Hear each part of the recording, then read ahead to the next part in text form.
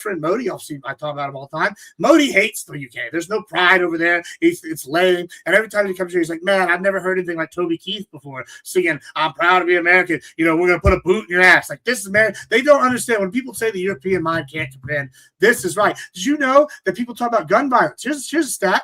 More people die from not having air conditioning in Europe than people die from fucking gun violence in America. Seriously? Right?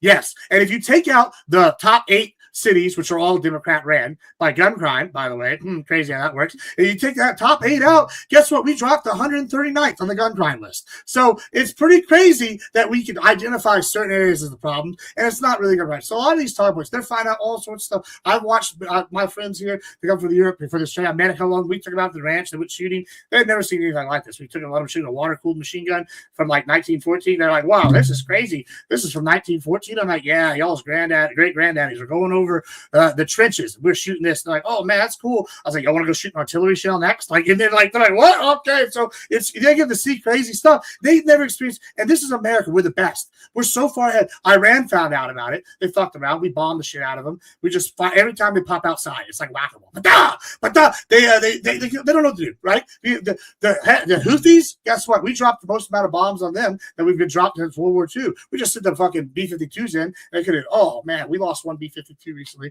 Spirit Aguilar. I feel for those guys. But that's because we have so many and we've had them for so long. Some of their grandfathers have worked on the same planes as the people that are piloting them now. We literally have pilots that fly B-52s that were flying when they ran. Now, people go, well, Gibbs, that's a sign that America's in decline. We're going to use old shit. No, that's a sign of American excellence that we've been able to revamp these bombers for damn near 100 years, and they're still flying and being top-tier weapons of destruction. We are the best. We can take our old shit that's better than their new shit. We're seeing this all over. This is the pinnacle, and we're only climbing. We're entering a new golden era on Trump, and I'm excited to see it. Aren't you, Sarah? I am. No, I am. I'm a big fan of kicking ass, taking names, and getting paid to do it. Number one, JD got his new membership. Shout out to you, JD.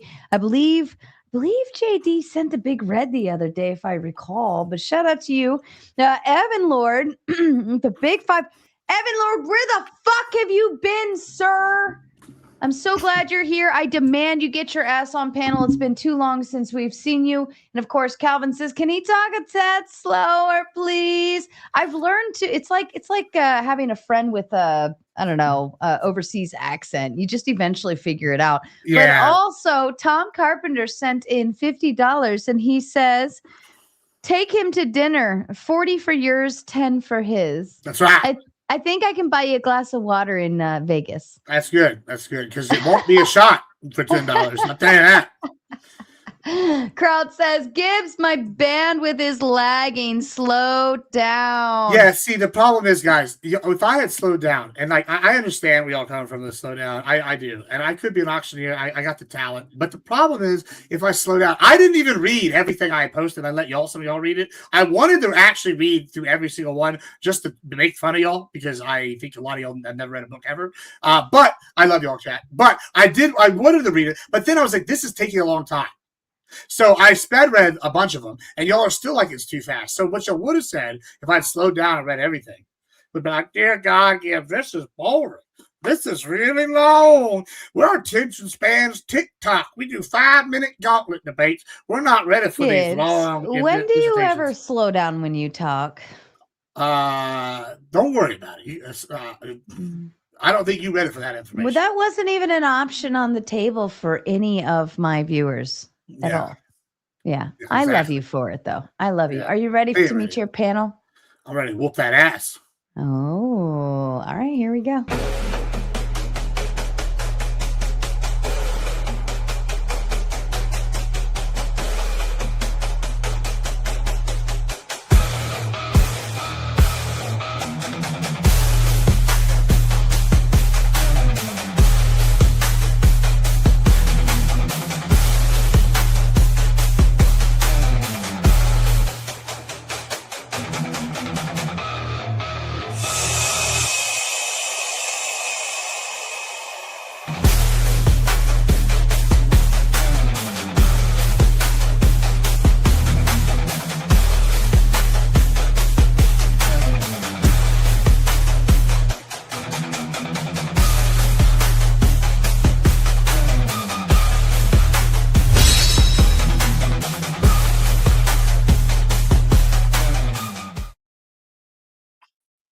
right. And Kraut's already talking shit from the chat, but I love it because he sends in another 10 towards the dono goal. So I believe you only owe 3 more to get to the full on gauntlet mode because Tom sent another that other 50. So he sent the first 100. He sent another 50. Now you guys can carry the water for Tom, so Tom can just sit back, relax, and enjoy the show. All right, so you guys need 3 more for full gauntlet mode. But Kraut says, I actually read about 15 books in my life. Fever Dream is my favorite book of all time. I know people that read 15 books in like over the summer. Well, I probably read 15 books this week, but that's neither here nor there. Sarah, you can hear me okay, right? Yes, sir, we can. Okay, I'm actually using my PlayStation app. I didn't misspell that. It's actually spelled like that, the book itself. It's from George R.R. Martin. It's literally I probably read more than 15 books, but I can only on the top of my head name the 15 books that I actually read. So I only stated 15. Read that book. I suggest anybody to read that book. Right now, I'm actually reading the Dune book. And Balderson points out a good thing here. He says, #Vegas all of your donos because Mr. Tom Carpenter is matching all the way up until we leave. So keep them coming in. I'll probably do Sleepy Tomato tomorrow night, and I'm thinking full open panel crazy gauntlet mode Friday night for shits and giggles is one final hurrah. But you have to hashtag, all right, so we can get that full 1K match. And of course, Frosty says $10 American. Gibbs, how much do you think the war on the West will succeed and the implications that regular people will ally themselves alongside? Well, I think that's really, really a key important thing, guys. And this I cannot reiterate enough. There's some people here that are gonna tell you to vote third party or don't vote for lesser two evils. I'm telling you right now, boys, this is a do or die time. If you're like independent or Republican and you're thinking about voting Republican, you get your ass out there at midterms and you vote, even if you don't like it. Like, I mean, now you don't gotta vote straight party.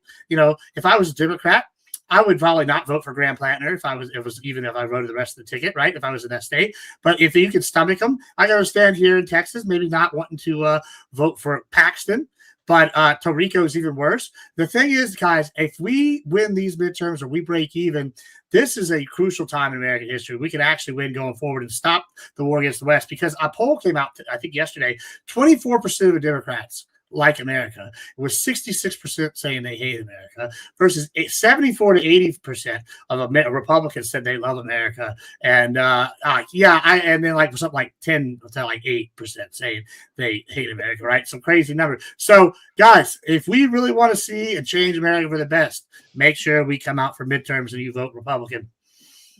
Okay, fair enough. All right, let's go ahead and kick it off. And you were first backstage. What are your thoughts towards Gibbs and Fortress America? Dun, dun, dun.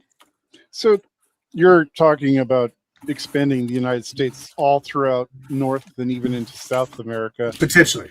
Yeah. Right. So that's the long-term goal. How long do you see this taking, and what do you think that's going to happen culturally within the country, considering you're blending all of these cultures as you go? And this is really the good news is right now is we're in the early nebulous stages, right? So a couple of things. First, this is a key one, right? Latin American immigration has been dramatically different to America than the current situation in Europe, right? There's a similar culture. We have similar backgrounds. Like Texas is basically got the same background as 90% of Central and South America, right? So does Florida. So these are cultures we already know have blended with America generally. We also know most of these people want to come here and work, et cetera, et cetera. I don't think it's going to take quite the cultural shift that a lot of people think they do. There's also large like colonies of people in these countries that are like from like Spain. There's Germans. There's former Americans from like the 1860s. Well, some of them maybe that were former Confederates, but even then they still keep American values or similar ones. There's a whole bunch of other groups of people down there that are keep similar to American values that are like, well, basically integrate seamlessly. The other thing is I see this taking a long time, right? Just for this portion. I don't have any idea, any illusions that it'll happen in my lifetime, but I could see some of the steps being taken, like in our lifetime. Like we've already seen the controls of the corridors, I think. I'm sort of seeing potentially him trying to get Greenland. I can see us taking Cuba. I could see us maybe like starting the process with Venezuela. Panama basically could get annexed at any time. Mexico, maybe not so much. It'd be a little more complicated. Canada, we can start with Alberta. I think the process is going to vary for each area. Alberta would probably come in as a conservative state, right? They would just come in as their own state, right? And then like after they left, Canada would be bankrupt. We'd probably see the French Quebec want to leave. We annex the failing part of Canada. Then French Quebec maybe tries to go back to France or something, and then maybe over time we annex them. Eventually, Cuba, same thing. I see this as an incremental process. I see the first steps being these countries I've listed, these areas I've listed, and then I think like we're going to take steps to start leading towards that. Now, also, I don't have like the exact idea of what that's going to look like for each country. Like for Venezuela, we can do something like a special economic zone where like after like 2 generations, maybe they're citizens, or maybe the next generation after this date is citizens, or like you have like 40 years where they like work a certain thing where they get special rights as Americans, but they're not immigrants, and there's all sorts of ways we can play with. We've done this throughout history with other countries. Maybe they're just like a petitioning part. Maybe we get Puerto Rico in as a state first to practice. That might be a good idea. I don't know. What else is there? There's another country I'm thinking is the Philippines. They broke away, got their independence, but they're basically needing our help again to stay independent from China. Maybe we re-annex them after their little dictator or Putin wannabe guy dies. But there's all sorts of scenarios where we expand, and I think that's the key part of this is under isolationism you can only expand so much, and like that was basically Canada, maybe Greenland, right? And now we're talking about taking all sorts of places and controlling the world trade corridors in perpetuity. That's like that in and of itself eliminates the idea that we're isolationists in nature. Thank you, Gibbs. Thank you, Ant. Doc, you're going to be on your best behavior tonight, right? Yes, ma'am. Okay. Yes. All right. So, Gibbs, I want to hear your response. I don't think Fortress America ever existed. And I would point to a couple things. So first, I would point to after World War II, most in the audience would agree World War II, really dark time in history. It was also maybe one of the most shining or brightest moments of America. But how did we end that, right? It was called the Bretton Woods era, right? This is Bretton Woods era diplomacy, completely based on peaceable trade, right? Peaceable trade. So no Fortress America. And this leads into American values. It leads to a period of global democratization. And then secondly, I would just say, what I think is disgusting is, I would say it's your reference to history and culture. If we actually go back to the 1830s, 1840s, 1850s, you start seeing many writings that are still recognized as positive, as being empirical, that describe the United States, such as Democracy in America by Alexis de Tocqueville. And this is all also stating that the national character of the U.S. is based in free market capitalism and peaceable trade once again. And so, saying that the United States isn't going to trade. I know these panels can be fun to discuss, but it sounded like you believed a lot of the stuff you said. So I just want to, I guess we would say in blood sport, I'm checking on you, buddy. Sure. I mean, maybe you missed, but I would agree. Fortress America didn't exist after the 30s. If there was after World War I, pre 1941 thing that we had. So 1985. So like 1984 isn't evidence, or like what I mentioned, the Bretton Woods era. That all falls in the neo-imperialistic era. Neo-imperialistic era. Okay, cool. Yeah. But that's new. I'd have to learn about that. I haven't learned about it. That's new information. Yeah, so I would say from the Great Depression to us, not even the before, like when the other countries were World War I, but us then up to Pearl Harbor is the day that I would say we left Fortress America. We were drug in and we officially committed to not being in the Fortress America. And then I would say World War II is the start of the neo-imperialist era for us, and then that ends. Kind of like things like that ends basically with Trump's first term. But you have several different sections. I've had the slide. If you want me to pull it up again, it is right here. So just to illustrate what I'm talking about real quick, I broke this down. I mean, you could break it down even further, like if you really want to get into this. But I did this just for is this? Yeah, here we go. Gibbs, Gibbs, real quick, it is just weird because you could you know, most people, if you have a passport, and I want to see the slide, but if you have a passport, for example, and you're living in 1960, you could travel to many places in the world that look like trade-oriented democracies. So I'm curious to see what this neo-imperialistic I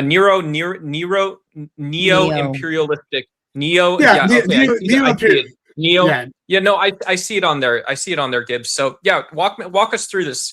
I'd appreciate your take.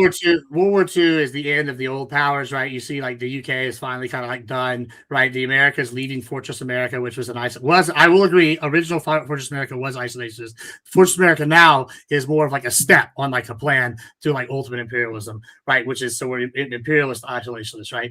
But imperial isolationism, so it's more like consolidating than it is pulling away. So we start with World War II, right? This is when I said that era. Yeah, ends. wait, Gibbs. What's the information source real quick before you go forward of this?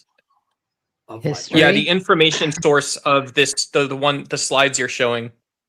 I mean, it's like 50, 60 different sources. I mean, I think you want a glossary. I mean, like I have like for the whole thing, but like, I feel like we can agree that World War II started December 7th for America. It started 1939 for the other countries, right? And then it ended September 2nd, 1945, when we finished off Japan. They signed the deal, right? I think we can agree with that, right? So the Cold War is generally decided for most historical things I've seen to go from March 12th, 1947. To December 26, 1991. Y'all can fact check these. Like, if y'all want to fudge the dates a little bit, like not a huge whatever. Now, this one, I think the peak of neo-imperialism is going to be the one that's the most controversial, because some people are going to argue the Reagan era is the peak. I would argue, personally, based off that the Bush, the Clinton-Bush W years are the peak, with the Patriot Act and the War on Terror and our expansion into other countries. I would argue that's the peak. And then Obama continued it successfully, but he didn't really expand it. That would be my argument. And then that ends when Trump is elected on the 20th and takes office on the 21st. And then we see Trump kind of start this dismantling of the neoliberal, neocon, conservative, the neocon, neoliberal world order, with like taking out the UN. He tried to take out the people in the United States that were like not his people. You see the shakeups. He kept some of them like bolting around, but then they kicked out. And then you see the rise of Russia and China during Trump 1 and Biden.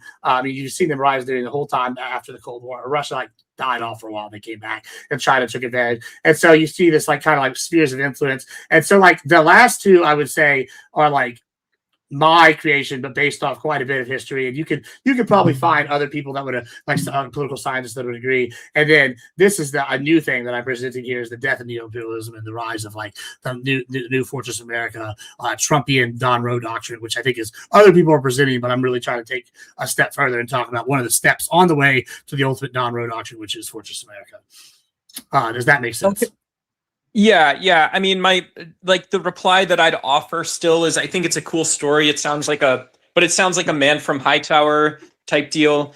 And yeah, I don't mean to be boring or a stickler, but I would say the presence of large multinationals, the fact that, that's one tangible or concrete piece of evidence. The fact that you can look at many different economic cartels, if you want to call them, or trade alliances, trade agreements, ranging that all falls under neo-imperialism. Like NATO, the UN. These are products of neo-imperialism. We set this world order up, and basically it's supposed to run with our influence. We are the liberal world order is running this, and that would be the neo-imperialism. It's we're running it through systems instead of us directly controlling it. Yeah.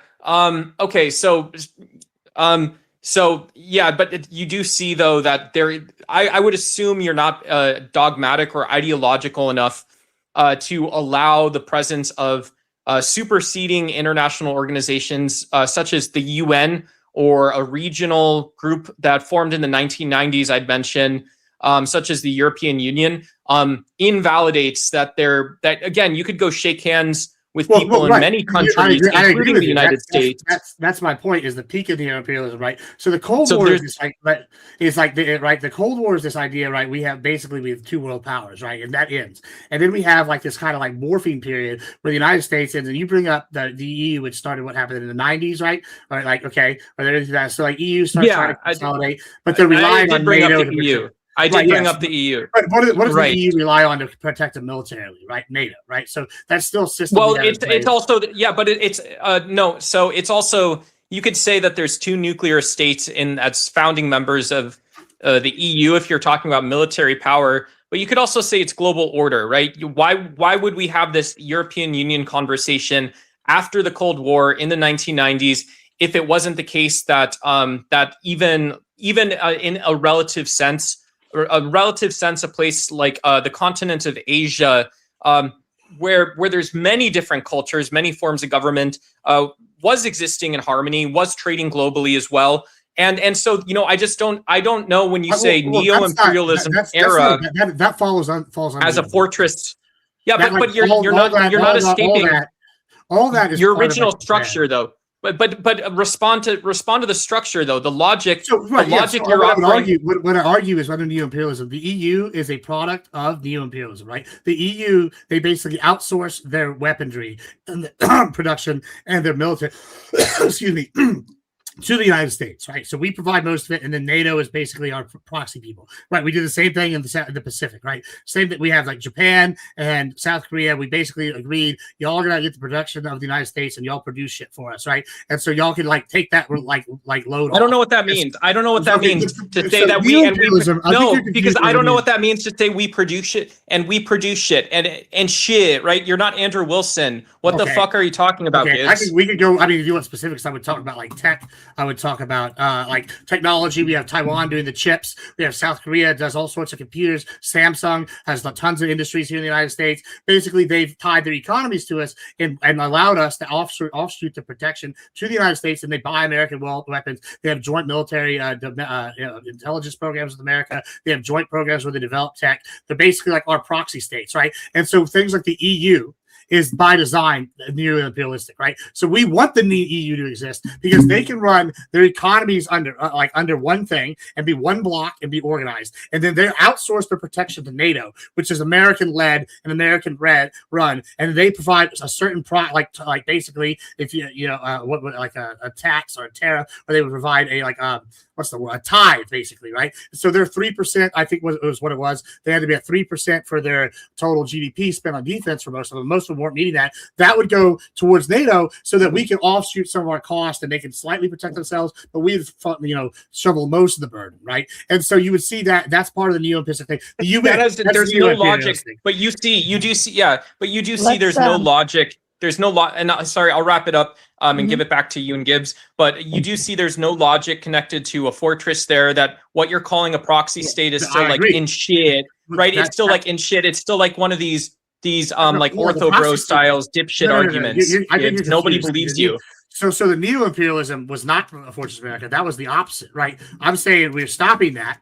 And we're going to this. This is the transfer, right? I agree. All during that period, after from this. What is the transfer? What is a transfer, Gibbs? What is a transfer? I did you not watch the show? I literally showed all the different economic things and taking over the straits and increasing our military. We're doing direct intervention, but it's short, not nation building. We do have I went through a whole 45. That doesn't answer what I asked about. What one word means? I don't understand what a transfer. What do you mean by a transfer? You don't know what a transitionary period is?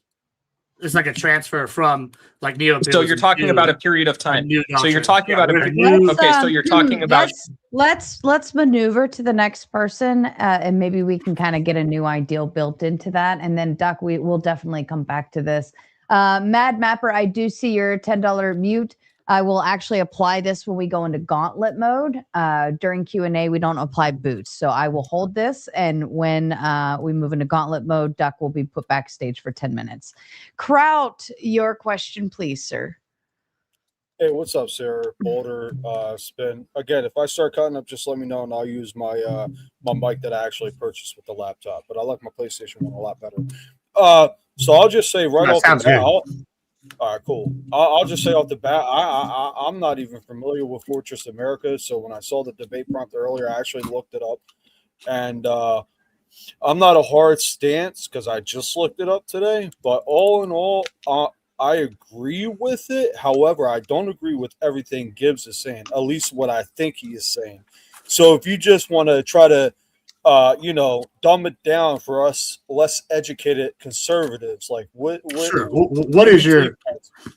Yeah, I mean, it's simple. Right? Here's like the layman's term is, We conquer all the shit around us that cuts off the other countries getting to us. All right.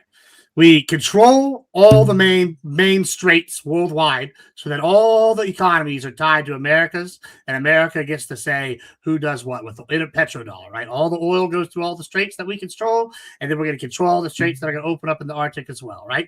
Okay, those are the two. And then 3 is we're going to be self-sufficient, right? So we're basically going to have all the stuff here in North and Central America that we have all our food productions here. We don't need to buy food from other countries except for luxury goods. We don't need to produce anything outside. We don't need to go to China except for maybe that bullshit. We have all the shipbuilding and everything here, all the manufacturing, whether that's beef, whether that's farming, whether all that's going to be here, whether it's military, everything here, and we're no longer needing it. And then we're going to expand our economic influence. That once we've consolidated and protected ourselves, we're going to sell all of our shit, and we're going to give exclusive rights to America. But things like immigration, we'll see like the $5 million plan, the golden plan, like Trump did, where we steal the best of the immigrants, right, who want to like come here and build businesses and have a lot of money to invest in America, and they do that right off the bat with the thing, with the 5 million thing. And then we also use things like we brain drain them with we take them from other countries, and then we redo H-1B visas, which we're already seeing them do. All these things. This is a fortress America, but it's imperialist in nature because we are using our power economically, politically, and militarily to intervene in other countries in order to benefit us both, whether those countries like it or not, because we're ensuring our success long term. Okay, yeah. I'll probably agree with you maybe about 70%. My hard press is, well, one of the reasons why I never really liked international trade is it kind of like I looked it up on my phone. Just give me 1 second. I actually have the page. I just got to type in my password. I actually read about American deficit and surpluses like when I was like fucking 20. Yeah, when we buy overseas products, it creates a huge deficit because we buy more overseas than American products. So that's one of the reasons why I think we just need to cut out. I'm basically in agreement with you. And so that's the goal. Yeah, my major disagreement, and again, stop me if I'm strawmanning you, it makes it seem like you kind of want to have a monopoly over everything over other countries. Yeah, that's right. We're America. You exist because we say so. Look, I'm for you, Gibbs. I think we agree on most shit, but I'm like the equivalent of how Malcolm X was pro-black. I'm pro-America, but that doesn't mean I want to see other countries get fucked over. I don't care what happens to them. They don't have to get fucked over. They could just get on Team America, or they get fucked over. I mean that's not necessarily true because there's laws in the United States to stop companies from having a monopoly. But you yourself just admitted. Yeah, sure, but that's different. Hold up, Skip. Hold on. You yourself just admitted you want a monopoly on America, right? Right, yeah, but hold on. I want America to be the monopoly of the world, and with all these other like corporate monopolies under us, right? I like it because right now, listen, what I have this argument. I get where people come from. Where I was an Iranian, I wouldn't want America bombing me either, right? Like, sure, I understand, and like, there's good to have a heart. And it's good to like want these other countries to be on a level playing field. But like, I gotta break it to you guys. These countries, like, they're out for themselves. We're out for ourselves. This is dog eat dog world. China's going to take every advantage they could get to like get stronger. And like, listen, I think America's the best. I want everybody to be an American worldwide. I think that's the secret is we eventually conquer the world. Everybody gets to be an American. It's the best. But in the short term, right, when I'm sitting here seeing hear these people say, hey, I don't want to like be a monopoly in the world. I want us to be a monopoly, right? And in the sense that I want us to be the top tier guys and that we don't have to worry about what these other countries do because these other countries are always trying to be number one. It's lonely at the top. And if you want to stay at the top, you got to sometimes be doing a little bit of bad shit. And I'll be honest with you, we have debates on these panels every night about religion and morality and all these shit. And I got to tell you something, all morality, even Christian reality, Norse, all boils down to might makes right. Guess what? The gods are in charge. They're all powerful. They are the most mighty. They made the rules, and therefore your might makes right. Guess what? We live in the world. We don't see the gods, but we all see humans. And guess what? America right now is the most mighty. So we're making the rules, and I want to make sure the rules stay to where we're always on top. And I know people won't like that, but listen, if you either do that or you eventually go by the wayside. All right. Well, I'll actually, no, I don't have anything more to say. I'll pass it off to the next one. Yeah, Gibbs, like I said, I'm not hard pressed. You might be able to change my mind. Somebody else might be able to make me go the complete other way. But yeah, I'm for it mostly. I yield my time, sir. Thank you, crowd. Excellent question. All right. Spin would like to pass on his turn per usual. Clay. Yes. Why are you not cammed up tonight? Are you naked?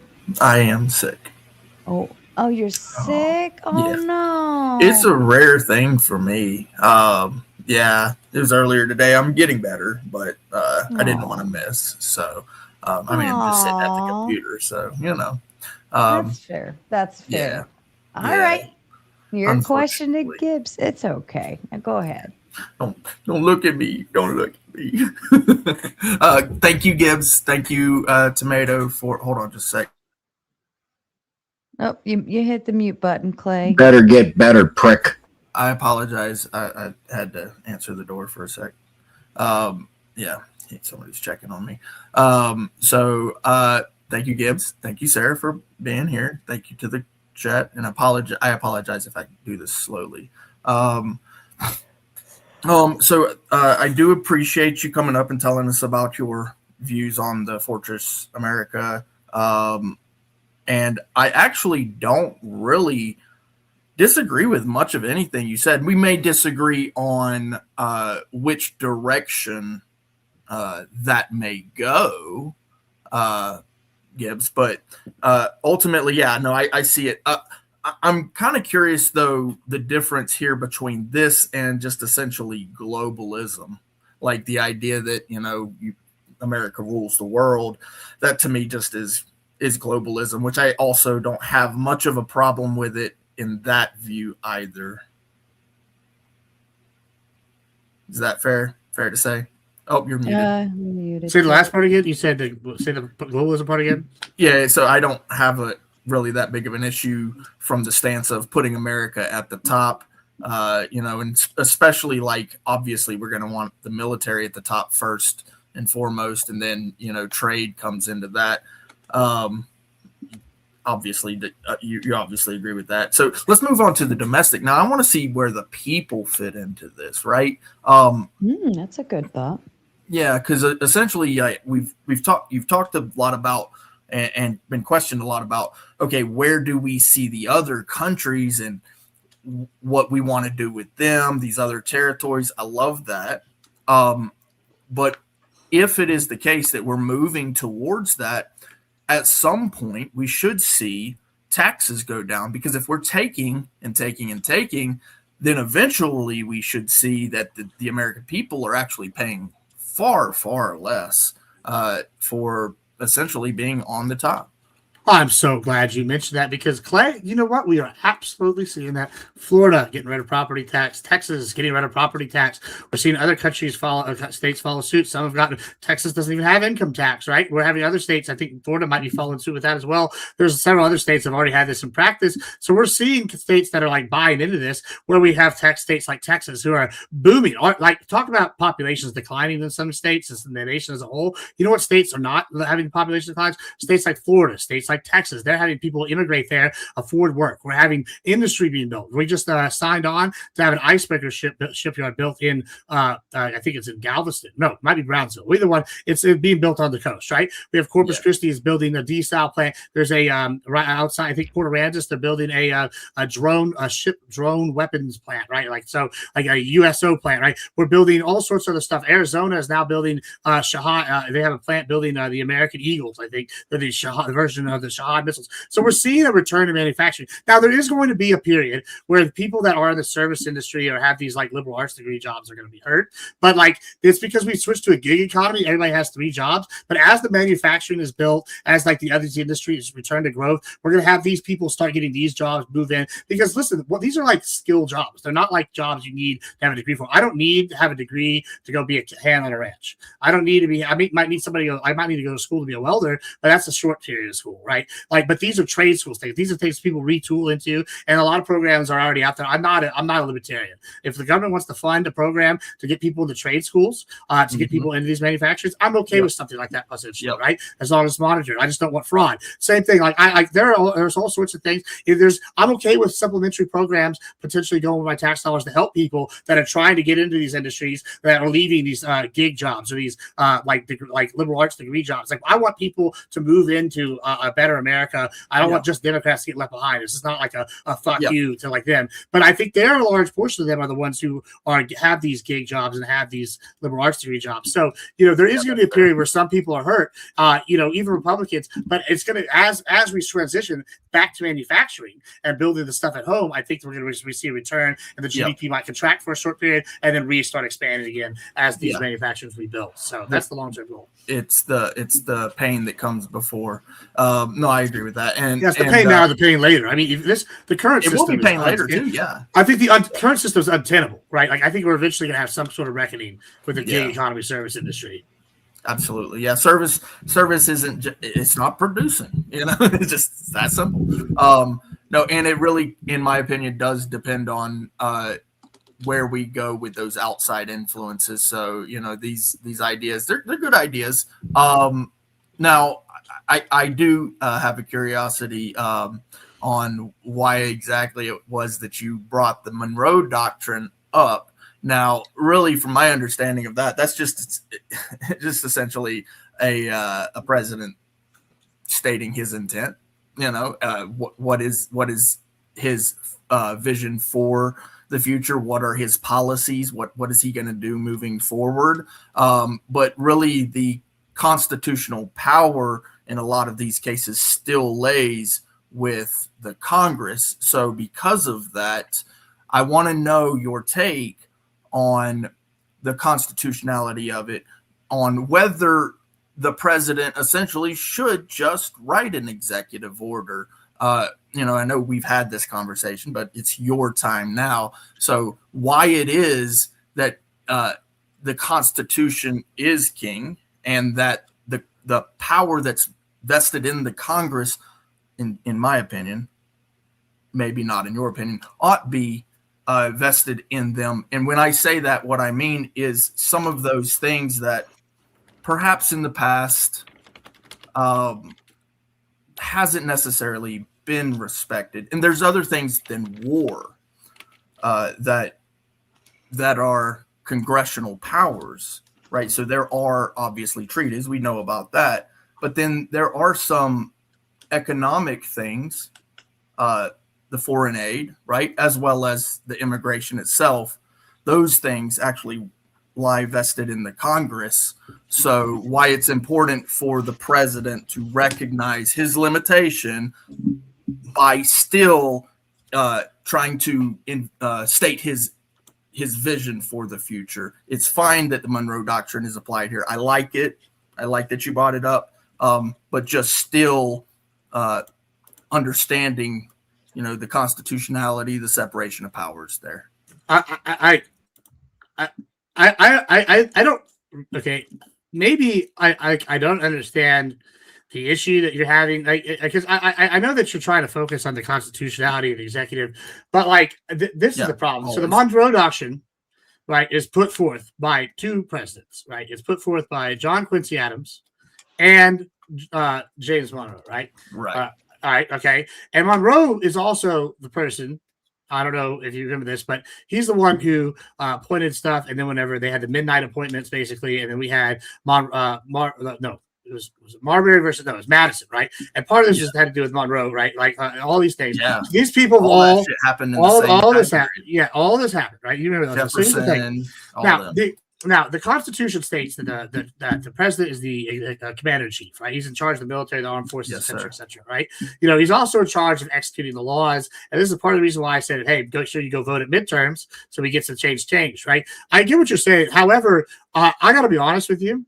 The Monroe Doctrine has been one of the most pivotal pieces of American foreign policy of all time.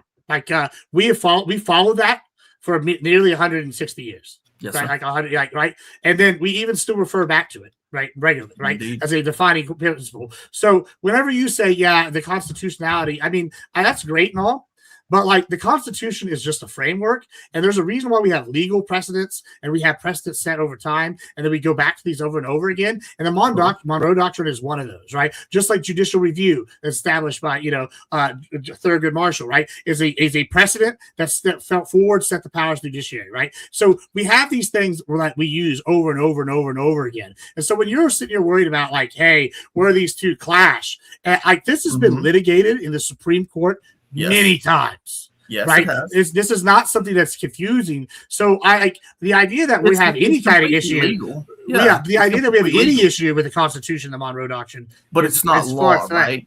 But it's not law, right? It's just a precedent. It's just something that happened, and now we. It's just presidents. It's political it's not theory. Law, right? Yeah, it's just theory. It's theory. It's understanding where the vision is. Yeah, it's like if you come in our backyard, we fuck you up. Like we did. Yeah. Which actually serves the purpose of Fortress America the way that you're talking about. It's exactly what you're talking about. It's the envisioning that you're explaining, which is exactly why you brought it up. I love it. But the Monroe Doctrine is isolationism in and of itself. The Monroe Doctrine is not. You talk about going whooping that ass. Right. Yeah, that's a key part there. No, that's perfect. I just wanted to make sure that people understood the difference between the Monroe Doctrine, because you did bring it up, and I love that you did, and why it is important versus whether it's legal or law. It is legal, 100%. It's it's like I said, it's a statement, and I love that a statement is there. I want to hear from these politicians, including the president, where he sees the country going. So this is very good. That's it. I'll leave it at that. And I'm gonna hang back. I appreciate it, Sarah. I'm gonna go lay down. Thank you so much. Yeah, I hope you feel better, Clay. I really appreciate you coming on, even though you're not well. All right. Thank you. Bye-bye. We love you. Better, all right. And by the way, to the chat, you owe 10 more bones. Get 10 more bones so we can go into full gauntlet mode. Bad Gemini. What's up, Dad? I also wanted to say to the chat, I see you. This guy complaining. There's pop up. Hey, this guy complaining about me talking, but I didn't know that being in the question and answer portion. I guess I could just not answer the questions. Right. You are the featured guest of the evening. The goal is for these people to come ask you questions. Bad Gemini, sir. I don't know what you're drinking, but it looks very tasty. Do you have a question or comment towards Mr. Gibbs on Fortress America? When I have questions, that's normally when I'm dating. But when people talking reckless, I have statements. So when it comes to AG, he can't put Florida in his mouth and be inaccurate. First off, I'm in Florida. These property taxes, they're not going anywhere. Just because they talked about it, tried to push it forward, all that, they said no. So we got these property taxes. It's here to stay. We got two years remaining. Governor's going to be out of there. If he couldn't get it done, it's not happening with a Republican governor. So for that, it's not happening. That's inaccurate. Now, when you're talking about state taxes, I mean, come on, Florida, they're not just adopting, they've been adopting. You know why? Because we got great tourism. You know why we have a high population? Because we got people from the islands which are a hop, skip, jumping away. They're pulling up to Florida. You got Florida with beautiful beaches. You got Florida with no property taxes. You got freaking Disney World, which people seem to love from outside of Florida. You throw Busch Gardens in there. You throw a little bit of cattle, a little bit of citrus, and all these things in Florida is the perfect mix. So that's why you have all this action in Florida. But it's not a matter of us having to even worry about taxes. 2 weeks each year, they do a no tax holiday for parents and their kids. It's like, hey, you can buy these items, and camping equipment is part of it, first aid, newborn stuff, because it makes so much money off of tourism that they can afford to give you a tax break. So am I ego stroking Florida? Yeah, because we get all these Florida man stories, but you have a lot of snowbirds and all that like the frequent Florida. So if you're gonna talk about Florida, you got to do better than that, AG. With that spiel, I'm done. So now back to you and your questions. You had some legitimate standpoint. And look, I'm not knocking the Monroe Doctrine, but let's be honest, we understand what was more impactful than that. It was the darn Louisiana Purchase. And also, since we're talking about Florida, yes, thank you, because he did his job in making sure Florida was part of the 50 U.S. states. So that is also another overlap with James Monroe. So with that, look, as great as the doctrine was, anybody's going to huff and puff. That's like Muhammad Ali. If you ask him what he would do, right? That's what he did. Before Muhammad Ali was here, you had James Monroe like, hey, y'all come here talking crazy, we're going to slap you in your mouth. But let's be honest, it was the Louisiana Purchase. That's what set everything off. And because we have more territory, guess what? You have more territory to protect. So it actually overlapped. You gain more. And you can't let people think they can come and take it. So because you have more to protect, you're warning people like, look, don't come over here talking crazy, because he understood what America was going to look like in the future. Did I ask you a question? No. Did I make a statement? Yes, but you're still a great guy. Thank you so much. I will say, though, Louisiana Purchase falls under Monroe Doctrine, though. It's the idea, because it's kick France out of the American area. We buy all their colonies here, which is basically all Louisiana Purchase, right? And then so that gets them out of our sphere, which falls in the Monroe Doctrine. And then it funds Napoleon to go stir shit up in Europe and keep Britain out of our area. And that was the goal, since we're about to go to war with it again 12 years later or 11 years later. I think we bought Louisiana in 1801. And Haiti, too. Yeah, and Haiti. Yeah, Haiti didn't work out. But we should conquer Haiti, too, and give them a better life, because they're people. struggling down there. Yeah. Haiti's nice, by the way, if you ever get a chance. I got fed to all my zoes, no lie. I had to drop a little Creole on you. But yeah, they did stir that up.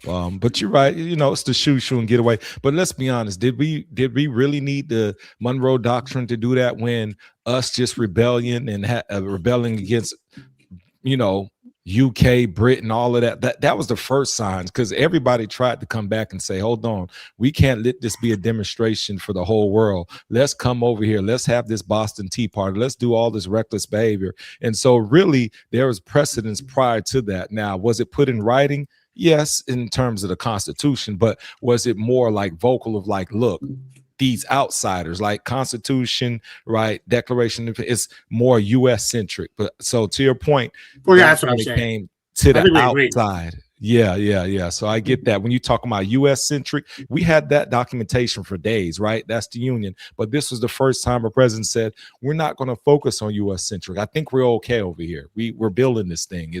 We're 250, right? 250 years this year.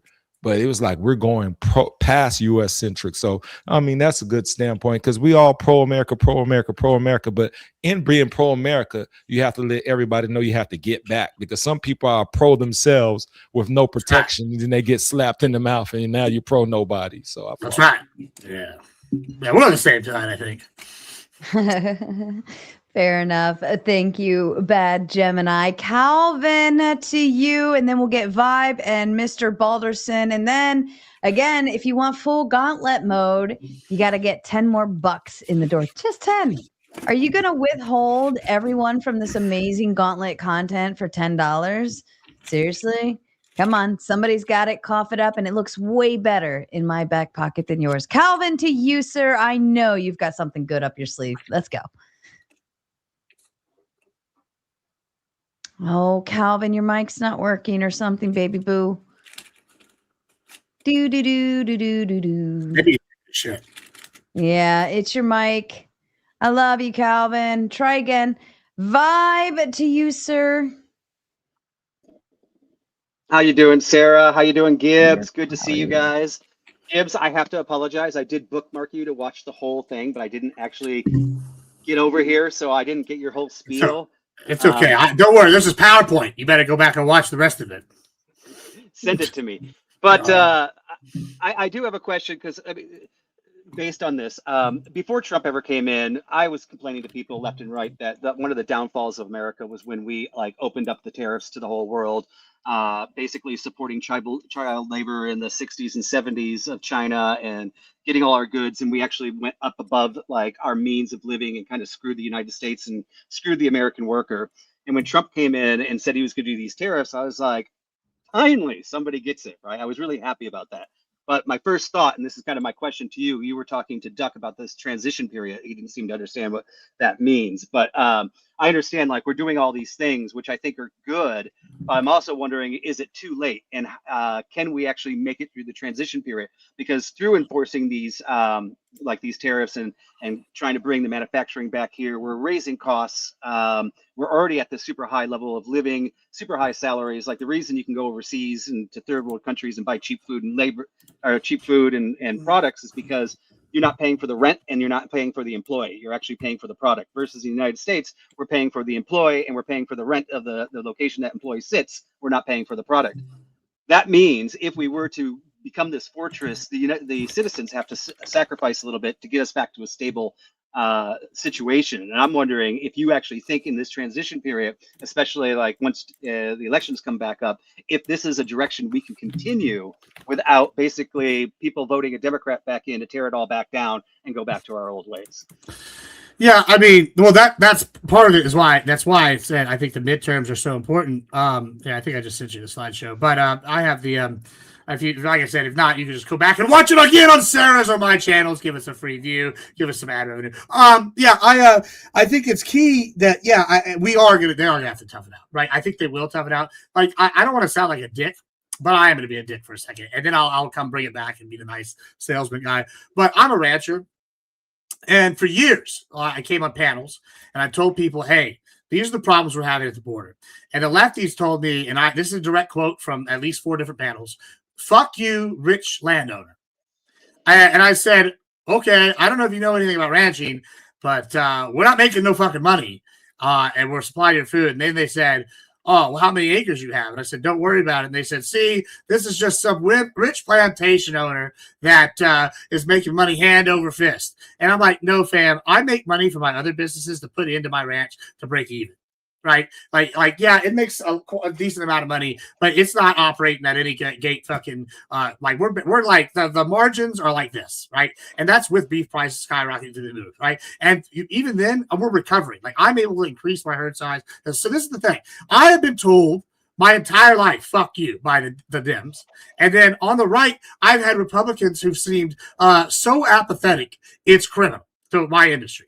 Like, they have not gave a shit, like, for decades. And finally, Trump gets in here in 2016 and starts doing some stuff. And Abbott and some of the local governors got stuff. So, yeah, I think that Americans can go through a lot of things when they put their mind to it. We went through worse during the Depression. And like I said earlier, there's ways that we can get these people from these liberal arts degree jobs, from these like gig jobs, into these like programs where they do welding or they do trade schools or they do coding, or we can do all these different things where they go into production or manufacturing. We're just going to need bodies, because, yeah, AI manufacturing is great, but you need bodies starting out, and then you advance from there, and then you need people to work on those things. So, yeah, I think that we will be able to survive transit. Now, will there be some contraction or slow growth? Yeah, I think there will be. Will some people be hurt? Sure. But the trick is, Trump's doing a good job of this. I'm going to use beef again. Like, I've not been a huge fan of him bringing Argentina beef in. Right. However, I understand the logic is he slowed the recovery of the beef industry in America. However, we're still improving. And while at the same time bringing beef in to alleviate some of the cost for the average consumer. So we're slowly growing while the consumers are like having some relief. Right. And he's doing this across the way with multiple different industries. Right. Like, he's allowed, the tapering of steel imports, like certain ways. We've allowed certain countries to deal with steel while we simultaneously encourage steel workers here. And we see this over and over and over again with different industries where he's pushing, like shipbuilding, I mentioned several times. And I think that, I think there is going to be a period where they hurt. But I think that that's like something they're going to have to deal with. And I think that luckily his base and the independents are the ones that are going to be benefiting mostly. Right. Because they're the ones living in a swath of life. People like in the Rust Belt who want to return to factory jobs. People like me who live are farmers, are ranchers, right? Farmers taking it back now that the corn subsidies have gone, right? Now that big Monsanto is bought by Bayer and they're failing. We're seeing these guys start in farms again. We're seeing people build farms at their house and just all sorts of different things. And we're seeing like a return to this agrarian manufacturing. And I don't want to go full agrarian. I want to have like industrial farming and ranching as opposed to that. But I think that this is like, we are seeing this already. And I don't think it's too late, as you were asking. But I think if we go too far down the line, we'll be like, I think we're actually uniquely positioned to take advantage of this, right?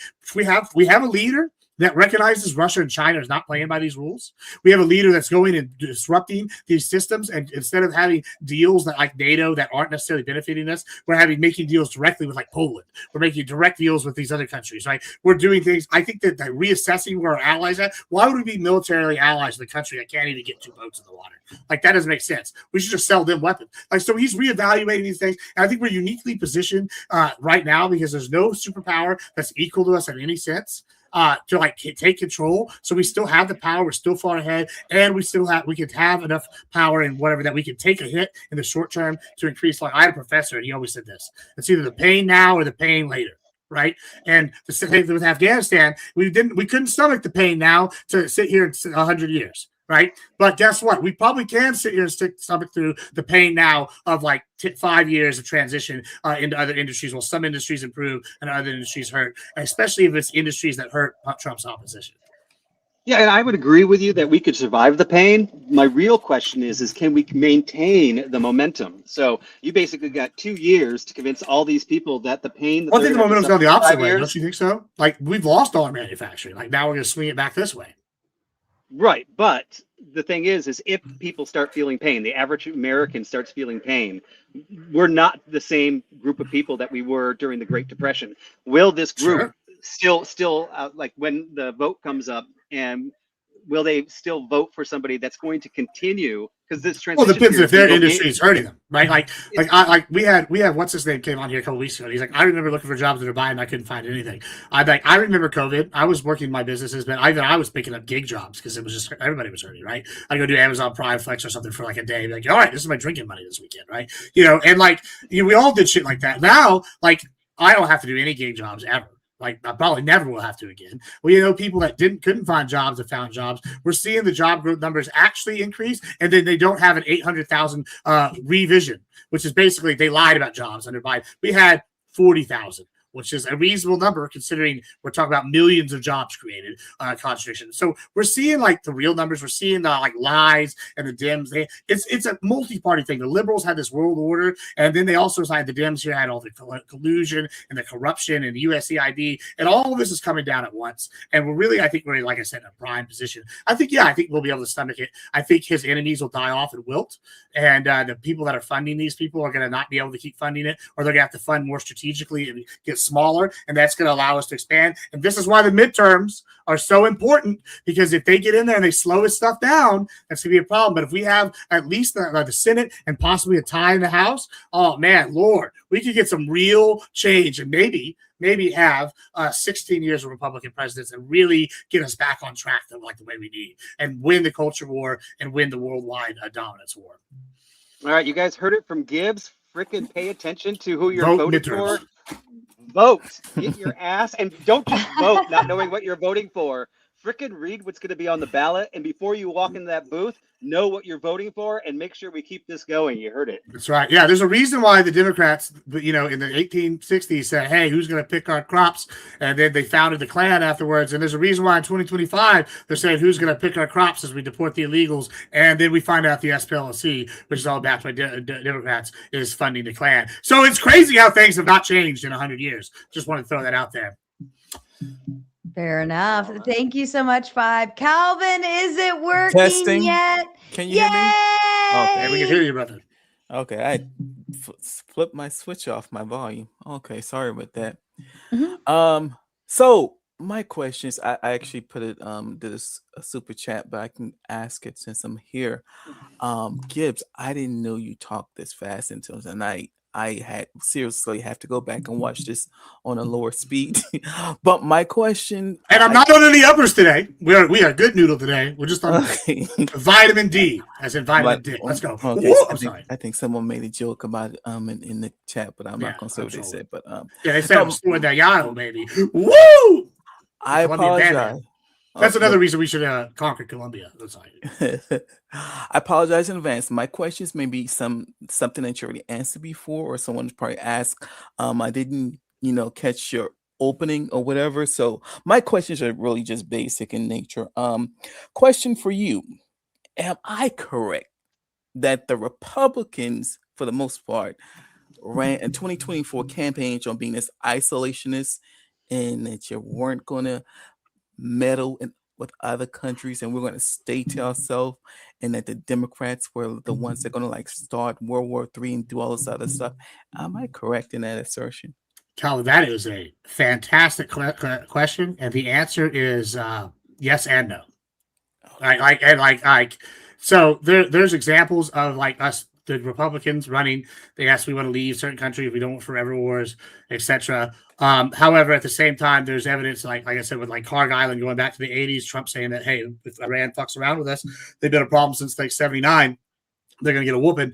I think that, Trump has been consistent on like doing surgical strikes as opposed to like, we had 13 people dead as opposed to how many people died in both Iraq and Afghanistan, right? These are like targeted. We didn't have anybody die in Venezuela. The idea that we're totally isolationist, I think, is a mischaracterization. I think people don't really understand what he was talking about when he was saying that. He was trying to get us out of wars and then not get us into like long, prolonged conflicts. And I think so far we've seen him be pretty surgical with the military. So no, I don't think he is. I don't think that is totally correct. I think it's not totally incorrect either, because it's more of, like I said, this idea of like what kind of wars we're getting involved in and how we use our military, right? Mike. So to follow up on that, surgical strikes, I can understand that, but you would agree that this current thing that he did is not a surgical strike, right? Sure, but I would also caveat: this is not a new war. We've been a proxy war with him since '79. So that this is not a new war.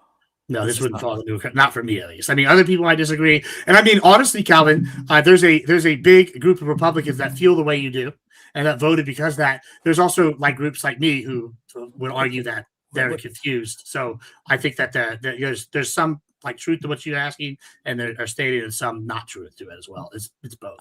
I think you're playing fast with the words a little bit. So sure. Well, I think we all do that. Well, so you saying this is not a new war? I mean, we weren't in war with Iran. Is that correct? Is that a correct thing? I mean, did we ever go to war with Russia during the Cold War? But no, but we were at war with him, right? It's the same thing with Iran. Gibbs, my question is not. It's not complex. It's not algebra. It's basic math. Okay. We were not at war with Iran. Is that a true statement? I mean, we were at war with Iran in the same manner we were at war with Russia during the Cold War. So no, we were not technically at war, but we were at war. So yeah, you're right, and you're wrong. This is news to me. I didn't know we were at war when we were. Would you agree that we were at war with Russia during the Cold War, like in a manner of speaking? I can't answer that question. I apologize. I'm not a good historian. I apologize, Gibbs. Sure, that's fair. I mean, the argument I would make is that Iran has been funding terror groups to fight our influence, whether it's Hezbollah, Hamas, the Houthis. There's other groups. Like the whole time they've been doing proxy strikes. They've taken American ships. They've used the military powers and like economic, coercion against us. I would say this is a Cold War at minimum. I would say it's probably a lukewarm war the way they fund terrorist groups to attack us. And so, yeah, I would say we've been at war with them since '79 in one war in a Cold War fashion. Gibbs, what was for the layman person that's out there, the person, the average. We've been at war with them since they took all the people from the embassy. The average citizen who was voting in 2024 and the average voter who was out there, we understood. Would you say it would be an accurate statement that we understood that we were not at war with Iran? Is that I would say that is an accurate statement, and it's disappointing because they don't know history. Okay. I was just making sure. We need to educate you all about we were being at war the whole time. Okay. My last question is, or my last concern is, I was hearing what you were saying about Greenland. I didn't hear a whole lot about your philosophy about what you did because I didn't hear your opening statement, and I could not follow out what you were saying. But I did pick up some things, and my concern with you and your rhetoric and Trump, you guys are making it seem like we are a bully on the global stage. We are a bully. Say it again. We are a bully. Okay. You agree. So, my question: nobody likes bully. Yeah. Okay. My concern, my concern for America is nobody likes a bully. Nobody likes a bully. They root against the bully. So, and we can't fight everybody. We can't. Well, that's debatable, to be totally honest. But okay, I'm saying we can't watch every door, every corner, every person in America. If somebody wants to get us, if the whole world teams up against us, it maybe it's probably like 60% likely. Yeah. We You don't would think we'll you don't think we probably can you don't think we we can would be probably touched? end the world before we lost completely. Like that's how You fucking can't. ahead we are, far ahead of We everybody else. can't. If someone can stop, put some minds up and mess up our economy all the way over in Iran, I'm certainly they can do a lot more to injure us by just, I mean, the whole world teaming up and against us. I don't see I'm how not saying that. we win. I'm saying it's like 40% chance we win, and then like higher percent chance we just take everybody else out with us. I mean, there's not Okay. gonna be anybody winning that war. Like, I mean, Okay. we're Okay. that far. But We to can your argument, though, we can even win against Iran. We was asking NATO for help, so I don't see how that's safe. well, I did cover that. We tested them because we knew they wouldn't do it, and they failed. And now we're Well, renegotiating our well, alliance with the right people over there that have well, the ability to fight, like well, Poland, well, aka right. At Little least Texas. if you sitting up there sticking your finger in your friend's eye all the time, every day of the week or whatever, you don't expect that friend to be there for you You're when you right. And win. they've been sticking their finger in our eye for years, living off our When fucking goodwill. that's And not the now they're truth. getting a taste of the dick. And No, they're not liking that. no, That's no, no, crazy. no. That's not the truth. That's not It, the it, truth. it's the truth. I mean, have you It ever is. talked It to a is. French person in France? They're like, fucking Americano. Like, they don't like you at all. These Oh, people think they know better than us. They're like, oh, you have a guns. We have a healthcare. I'm like, bro, you don't have AC. Shut the fuck up. well, that's, I mean, low light shade stuff like that. That's that's how people play. But on a global stage, I mean, I haven't seen this much contention since Donald Trump stepped in the scene. There was from my vantage point, there was a whole lot of harmony amongst NATO or whatever until Donald Trump stepped on the scene. So to say that, I mean, to get mad, I wouldn't get mad at these people for doing that, because if you're gonna talk disrespectful and do disrespectful stuff, like you said, you applauded them trying to take Greenland. I'm just saying you can't expect our friends just to be there for us when we want them if we're gonna talk trash to them like No, that. I think they've done absolutely what I'm prescribing the U.S. should be doing. Is they were getting all their military stuff, like basically supported by us. We were doing all the military work for them, and they had to do the bare minimum. Okay, they were able to have social programs because of that, right? That's benefits to them. More power to them. They were doing the right thing for those countries. However, now we're going, you know what? You've been living off the teat of America for too long. It's time to renegotiate and see who's talking about actually partnering up and doing the things that we want you to do, or who's getting booted to the curb. Okay, I mean, I agree with that. If they've been taking advantage of that, I don't have a problem. Even Obama, you would agree. Obama says, they weren't doing their 2%, all that stuff. You're more experienced or knowledgeable in this area, so I'll give you that. But I just wanted to bring that up. I guess you're not even concerned about being perceived as a bully, so that was my only. No, I think that back to the bully thing. I think this is the last thing I'll hit you with, is that, like, yeah, we are the biggest bully. We are the bully. But like, if you could tell me one sport or one organization or anything where everybody likes number one, no, most people want to take out number one because they want to be number one. Like, I don't blame other countries for wanting to do this, but the idea that we're all getting along is bullshit. Like, China's going to look out for number one first. Russia's going to look out for number one first. These are the people that are like carving up their spheres of influence. Russia proved, like, the annexing the Crimea and all the stuff in Georgia, that neo-imperialism is done, right? The idea of this world order where we all get along, liberal world order, that's done. China's been doing stuff with, like, this stuff in Nepal back in the day. They've done other stuff that's threatening to take Taiwan. They're moving their own moves. Like, they're trying to get stronger. Like, these countries look out for themselves, and this idea that we're all getting along is naive at this point. It's time to stop playing the game like we have competitors that are trying to move up in the rankings, and we do have Well, I don't want to hold up too much time, but Gibbs, I would say what you're saying is not altogether accurate. That's not, I mean, at least from my vantage point. Yeah, China is going to look out for China. Russia has been looking out for Russia. But in terms of our allies and whatever, we never had this. Is there a dog running around, Brian, or something? That sounds like somebody needs to put ice in a drink. That's what it sounds like. Look, let me tell that's you what something. I need to do as soon as I Yeah, finish like, here. I've never been ready for a video in my life. I gotta get some ice. Yeah. Take a piss. That is ice. That's what I hear. Let me tell you this, Calvin. Hush your face for a second. First off, when you talk about this bully, hold on, because we're almost done with Q&A, Gemini, and then we go into full. No, I was talking not going to disrespect him. I was going back to AG and staying No, on topic. I'm behaving. hold on. We're only doing just one at a time right now. We lost Brian. Something happened. Calvin, I wanted to give you a second to finish up your thought before you were interrupted by ICE or whatever it was. I wanted to say, Gibbs, I hear what you're saying, but prior to this day, our allies did not deny us access until Donald Trump came on the scene. That's just objective facts. So to say what you said really doesn't add up in terms of whatever. We are becoming a bully more so than ever before because we didn't have this situation with our allies until Trump stepped on the scene. And that's all I'll say.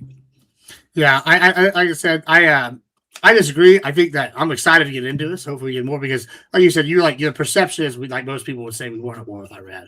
I would think that's a false perception, but I understand why most people see that. Most people, the average person says, "Oh, I don't see direct bombing." I get it, right? But like I'm sitting there seeing a realignment. Like I don't necessarily see the idea that we need to always be friends with the same people that we're always friends with, right? If we maybe came to a deal with, Ukraine now, they're the drone gods of the world. Maybe we make a new deal with Ukraine. Now they're military strong, right? They're pushing Russia out. They got position power. Let's negotiate there. Maybe we make deals with other people. India's making more deals with us than ever before. Like we're making deals with people that we never made deals with. Poland is dealing with us directly instead of NATO for the most part now, right? The Baltic states have their own organization that wants to deal with us directly instead of NATO. So we're making new deals outside of this. I think that we need to reevaluate alliances that I don't think have always been beneficial to us. I think they were beneficial in the past. But now it's a new era. I think neo-imperialism worked for a time, but the times have changed, and it's time to capitalize on this change in times. I think that's where we're at.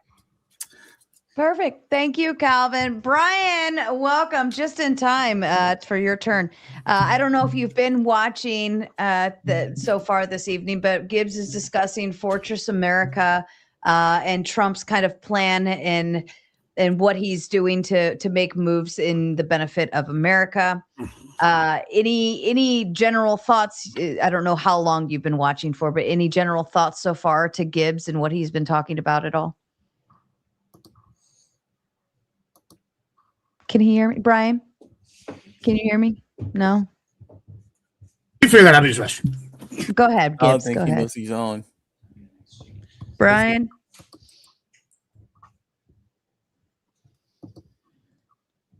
Earth to Brian. Earth to Brian. Yes. Hi, everybody. Sorry. When I take my laptop out on a trip and I change some of the modifications, I never put it back to the way it should be. So sorry about that. Yeah, no worries. I know all about that, especially when my power goes out and then suddenly all my settings change. So Yeah, and my ear set thing isn't working either, so it has to be charged. So I'm doing everything through my laptop right now. You got to get a pair of plugins for instances like this. It helps so much. But Brian, I don't know how long you've been watching for, but Gibbs, who just stepped away to use the restroom, has been talking about Fortress America and what Trump is doing to kind of set up America to build on kind of, they're calling it the Monroe Doctrine versus what would have been the Monroe Doctrine.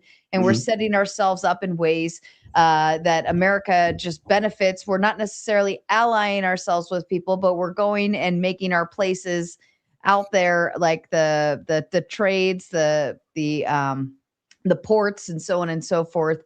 So I didn't know if you had any initial thoughts of anything that Gibbs has been talking about so far, or if you want to maybe add a thought in, or wherever you are on that. Well, to be honest with you, the last 24 hours, my focus has been on all the breaking news today. So I might be the wrong person, but today I've been talking, of course, about this deal with Iran and how Trump is continuing to fuck America, for lack of a better term. So I don't know if you guys have been discussing that at all. But that's Gibbs, what I've did been you doing tap into Iran? I think you tapped into I Iran. did tap into Iran, but let's go. Why don't I hear your take? Because I'm ready. I can read up and make sure I'm up to date while you tell me why I'm wrong about Iran, all these good jazz. Well, I don't even know where to begin.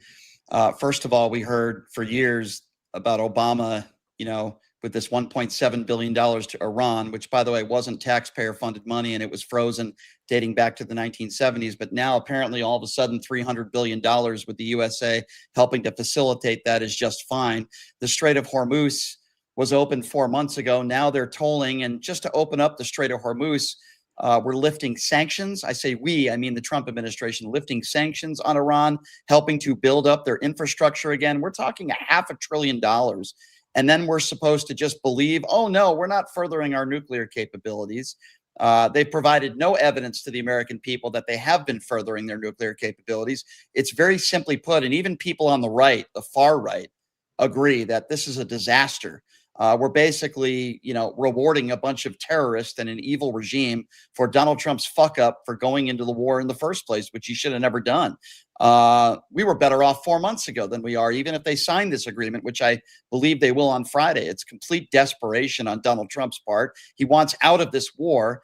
It was fucked up to begin with. They didn't think it through. And because of that, now they're going to have, $150 billion in infrastructure, which they're going to rebuild, and Trump helping to facilitate $300 billion for Iran, where I heard for years all these people complaining about the $1.7 billion. Well, Obama, you said that's a good question right there. You bring up $300 billion. You said it's the United States is going to help facilitate that. That seems like an interesting word choice. Is there any reason why you use those words exactly to help facilitate that?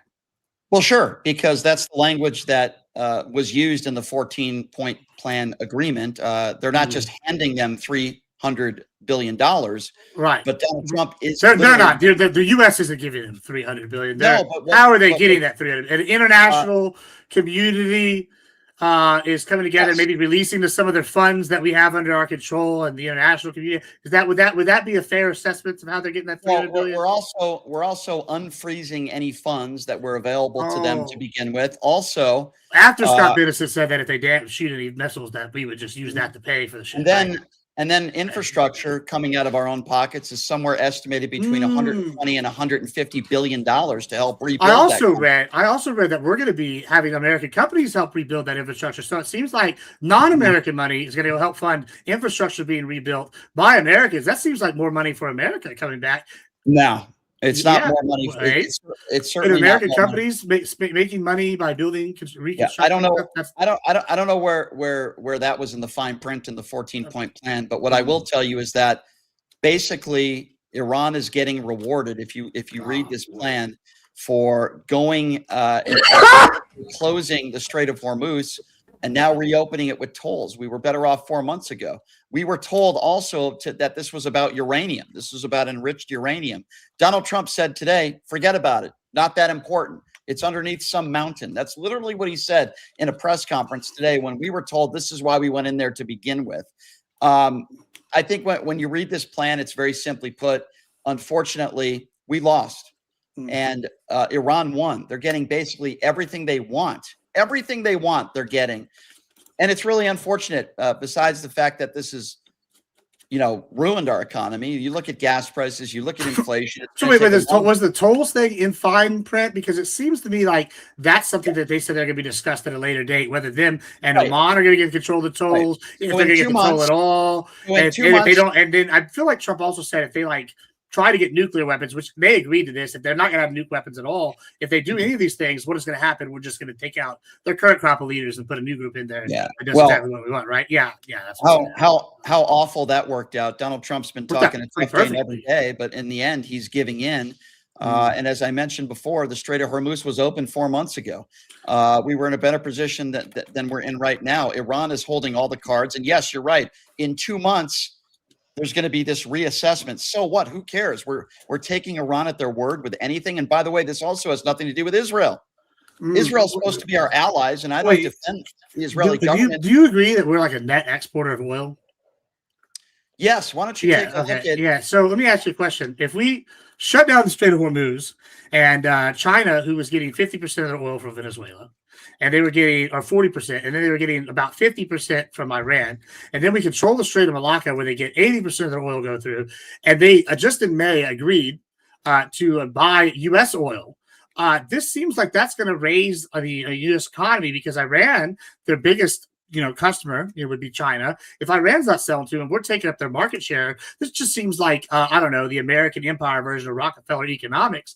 And we know that worked out really pretty good for Americans and Rockefeller. And I feel like, why would you not want us to sell American oil abroad? Why do you want Iran to have a bigger market share than America in this regard? Well, first of all, as I said before, Iran is holding all the cards here. They're in control of the Strait of Hormuz, and they have more power now than they did 4 months ago.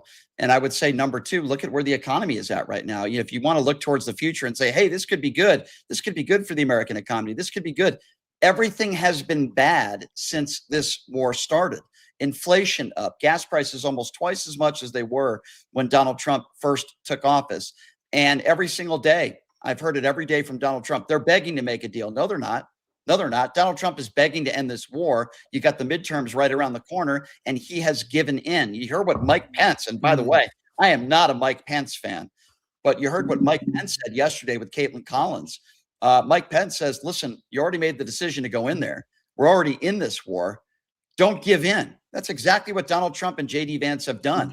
They have given in to this evil, murderous regime. Now, I don't think we should have been there to begin with, but this has been a complete and total disaster by every standard. I feel like, once again, I mean, by every metric, first, KD ratio, that's a metric most people use, but it's like 1,000,000 to 1. 2, we've just completely destroyed their conventional military, wildly successful. They have all their new tech that China and Russia supplied them has proven to be bogus between this and Venezuela, worthless. That's increased our sales abroad to other countries that are not even in NATO and whatnot countries. When we talk about oil, they're buying our oil, increasing our market share. We shut down a solid competitor and member of BRICS/Sync. This is wonderful news for us, and overall, like, it increases their power abroad. I don't know why that would be a bad thing. When you say that these leadership has been great, the leadership is gone. The Ayatollah's gone. Arguably, his son might be dead too. Yeah, Listen, we have this. We know that right now. This is a report from 3 weeks ago. This is a report from 3 weeks ago when they were getting attacked. We know that their military was in a state where they had their mid-level people operating autonomously because they couldn't get any orders from their higher-ups because we were bombing them so quickly. This was reported on in the Jerusalem Times. This was reported on the U.S. military stuff. This was reported on national. I don't know. I can give other sources. I don't know. I don't know exactly what right-wing publication you're reading that from, but let me just give you some actual facts. It's got to be a right-wing publication. This was some. I was about to name some foreign ones, but I guess they're all. I'm sure the Indian Times is definitely a right-wing foreign publication. One reasonable human being that can read this 14-point plan and look at me with a straight face and say, this is good for America. This is wonderful for America. This is a country ass whipping. Well, I think you're crazy. First of all, this is basically. I may be crazy, but I'm correct. So this is basically No, you're not. This is basically exactly what the JCPOA already did. But you could also make the argument that this is much worse, with now $300 billion to Iran for all the damage that they have caused. We've spent $200 billion bombing them, and now they're going to be rewarded with $300 billion. Not of our money, though. Now they've used the Strait of Hormuz as leverage. It's leverage for them. They hold the cards, and then we're supposed to be on an honor system. Oh yeah, by the way, in 2 months, we'll assess. You know what they're going to do with that money? They're going to continue to hate America. They're going to continue. I agree. The world. That's what's going to happen to this. They are going to continue to hate America, and then when they act up, we're going to bomb them again, and then $300 billion at them is going to make it worse. They're going to have more power. This is not our money, though. Listen, it's not going to be more powerful. How is it more powerful? They're going to listen. If they spend $300 billion, they won't even be back to where they're at right now. We have completely decimated. Like two of these radar systems cost like several, like 30, 50 million. Yeah, we know this is true. We know how much these radar systems cost. We know how much China and ever selling.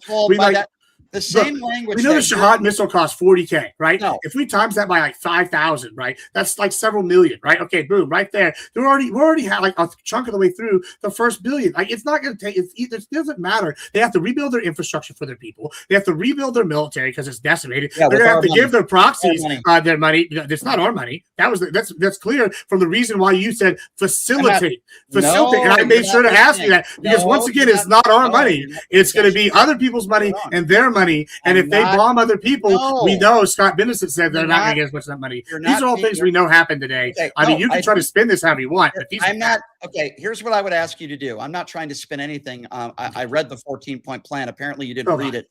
I'm not talking about the $300 billion. Other than the $300 billion, there's also around between 100 and 150 billion dollars that is going to help them with restructuring. That's what I was saying. And listen, that verbiage that you're using right now.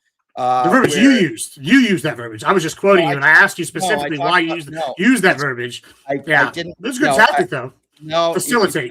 The facilitate word was used when it comes to the 300 billion. I'm talking about a completely separate entity, and I think you're confused.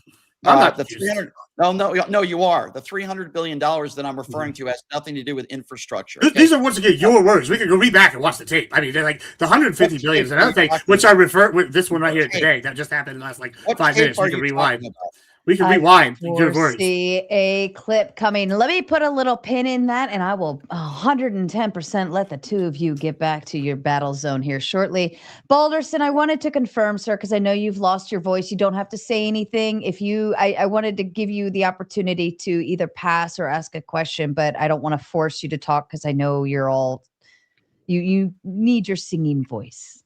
Yeah, my voice is wrecked. I was just going to say that was the best impression of Oh Father from The Boys that I've ever seen, Gibbs. Very good. Very good. Thank you. I was going for it. All right. You know what that means, folks. Number one, you have hit your dono go, so we will move to the gauntlet here in just a second. So let me read this. Bad Gemini, is it your birthday today? No?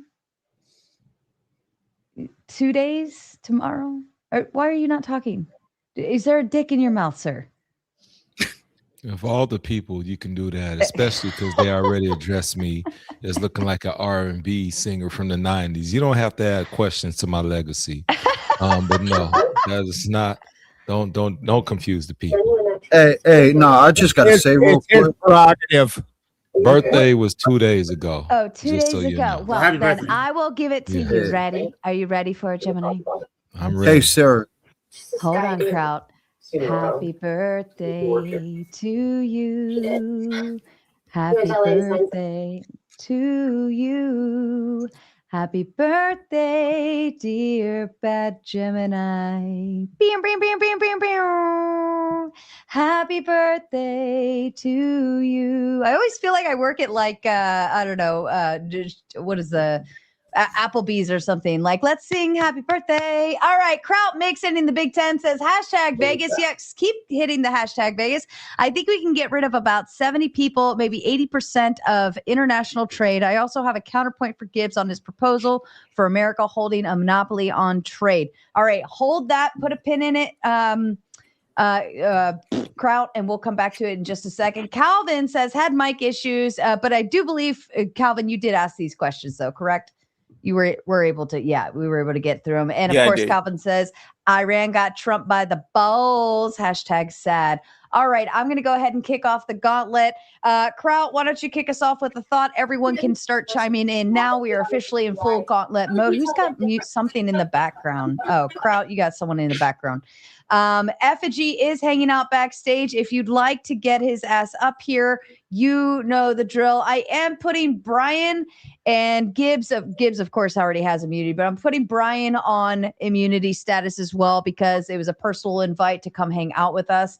And if I send you a personal invite, I imagine you would probably not appreciate you getting booted from the scene. So we also need lefties. I don't want to just argue with the righties all night. That's lame. True. Is that better, sir? What's that? Is that better in the background? Oh, yes. Thank you. I don't know. Were you watching porn in the background or something? Nah, my wife was home. She was watching TV, but her ass has to wake up at 4 a.m. So I told her to get to bed. But anyway, so two things real quick before I bring up my point I mentioned in that. First of all, Bad Gemini, May 22nd, bro. Second, you just made the cut. Yeah, bro. You look like Michael Jai White, bro. No lie. Anybody ever tell you Look, that before? I get called every black person, so thank you for adding me to the Every list. time Nah, he I ain't joins, gonna call you no every Shaq time or Gemini- freaking Flavor every Flav, time- but you do look like Michael J. More every like number time R. Kelly. Gemini 58 on my joins, list. it's always Thank you. like Denzel Washington. Like it's like they go down the list of black men to say that Pat Gemini looks like. Yes, R. thank you. Kelly.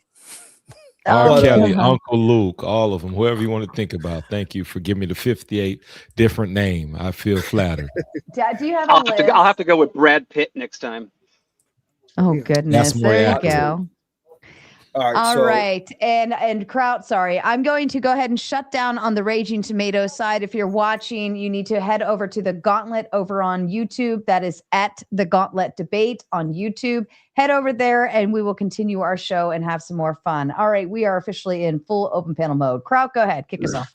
all right, Gibbs. So yeah, like I said during the Q&A, I basically agree with most things. My major issue that you said is the proposal of monopoly. Now, I was looking up online of how other countries can affect us negatively if we do institute a monopoly. And one way Be clear, is I don't literally mean a monopoly. Like that's not like that's like a business kind of thing. I'm not like I just want to control the trade. I believe in free commerce, but I want to be the ones in charge. Like, okay, your ships come through here. Daddy America owns this strait. Like that's it's a little bit different. Like it's than like a pure monopoly from a business stance. I just want us to be like have the control, have the power. so you're guaranteed. okay with other countries doing trade with each other? Like Sure. you're okay with And then China we're gonna take a trading little with tough. Yeah, but we're gonna have control. You go to the Pakistans, trade stuff like that? Malacca, you're doing it because we're allowing you to, And if we need to shut it down because China acted up, we need to cut off their fuel, then we shut down that strait, or we start taxing people going through that strait, or all sorts of shit. I want to have the no, option. see, I still can't agree with that. Like I mean, look, like I said in that super chat, I think we can cut out about 80%. Someone keeps saying like we need lithium and America can't produce it, whatever. But the only reason I say keep about 20 or 30% of trade is because I know, well, at least I think I remember, we do get most of our shit from overseas that we need to run our cars and everything like that. But as far as everything else, like we can. One of the great things about America is it's so diverse, like land, like geography or wise. Like we can basically get anything from here, besides a few specific things. But yeah, man, I don't think that's good, because if we hold that type of power, I feel like other countries are going to revolt against us, whether physically or economically. And I don't know, man. I think you got. I mean, they're already doing that. The point is, though, is like this is sure is like right. Listen. So China, right? They have a pretty big military, right? Do you think they could beat Indonesia in a fight? Yeah, probably, right? But this way, Indonesia, who actually controls the Strait of Malacca, right? They have the U.S. providing security that stops piracy, that gives them control. Then they can sit here and tax the boats that they now secured. That gives them money, and their economic prosperity improves. And then the United States improves directly because now we control the supplies to China. So China acts up. Listen, I'm not saying we need to go and be unfair with them, but if they decide they're going to do something we don't like, we can now tighten the purse strings on it, right? It's nice to have the options to be able to do things, as opposed to sit here and go, oh, I really hope that Indonesia can enforce our will abroad or our privacy. Like, it's much better when I'm like, hey, I don't have to worry about Indonesia having a rebellion by like some group and then them losing power, or then Indonesia having this, when I could just send in my troops directly, be like, yeah, okay, we got this, buddy. Thanks for letting us leave our shit here. Thanks for agreeing Also, internationally in the right to do so. Well, also, I think your idea, and thanks for clearing it up more broadly compared to Q&A, I think your idea can also make other countries force tariffs. And we already had a tariff debate, so I'm not going to go too big into it. But if you're smart and educated, you know what tariffs do. And we already know how to combat those tariffs. But that just defeats your argument of having like a but other countries already have tariffs against us. Like, this is the thing. We just decided we're going to start tariffing everybody else if you want access to the great promised land of the United States. Yeah, well, yeah, again, like it's all combative, but this brings me to my point. Just trade domestically. That's what I'm saying. That's why I'm agreeing with you most of it. It's just that international shit I really can't fucking get behind. And I gave an example of like, it's counterintuitive to like, with your position, because then they'll implement tariffs, and we can combat that by buying American. So why not just fucking buy American to begin with? You see what I'm saying? Well, yeah, it's twofold. It's that we control the overseas, right? But then, yeah, when they put tariffs on us, that also encourages us to buy American. We start producing more American, and so that's like a feedback loop. Then we don't need them, but we still have the power overseas to enforce our will. So, like, even if they reactionary against us and say, "Oh, we don't like what they're doing," even their best case scenario still empowers us in the long term. That's how good this plan is. All right. Well, I'll get back to you on that, and yeah, this is good talking points. But I'll let somebody else go. I don't like. You don't have to be nice. This the gauntlet. I haven't even been here in a while. Now y'all got me talking reckless. I haven't even had enough booze yet, and I'm glad AG he walked off. First off, let me tell you this: when people talk about some darn bully, one thing is I love a bully when you're on the side of the bully. See, people talking about the people on the other side of the bully who's scared, like, oh, we're going to get our tails whooped. I don't care about that. I'd rather be on the side of the bully, perceived as a bully, knowing that I'm on the right side. Everybody else, they're the one who have to go to sleep, wake up, have some level of fear and all of that. So when Brian Shapiro is on here capping and jaw-jacking about, oh my gosh, American bully, and Calvin earlier, bully, I want to be a bully, because let me tell you what makes America a smart America. I don't even need to put that on. What makes America a smart bully is this. When you defend enough people, they got your back. See, y'all acting like America is the bully that's just fighting everybody. You know how you have the new, but we're just going to fight any and everybody. No, when you defend all these other countries, have alliances with these countries, and have their back, they remember that. Not saying they even have the manpower, but what happens is you're not going to be an isolated bully that's standing by yourself trying to figure things out.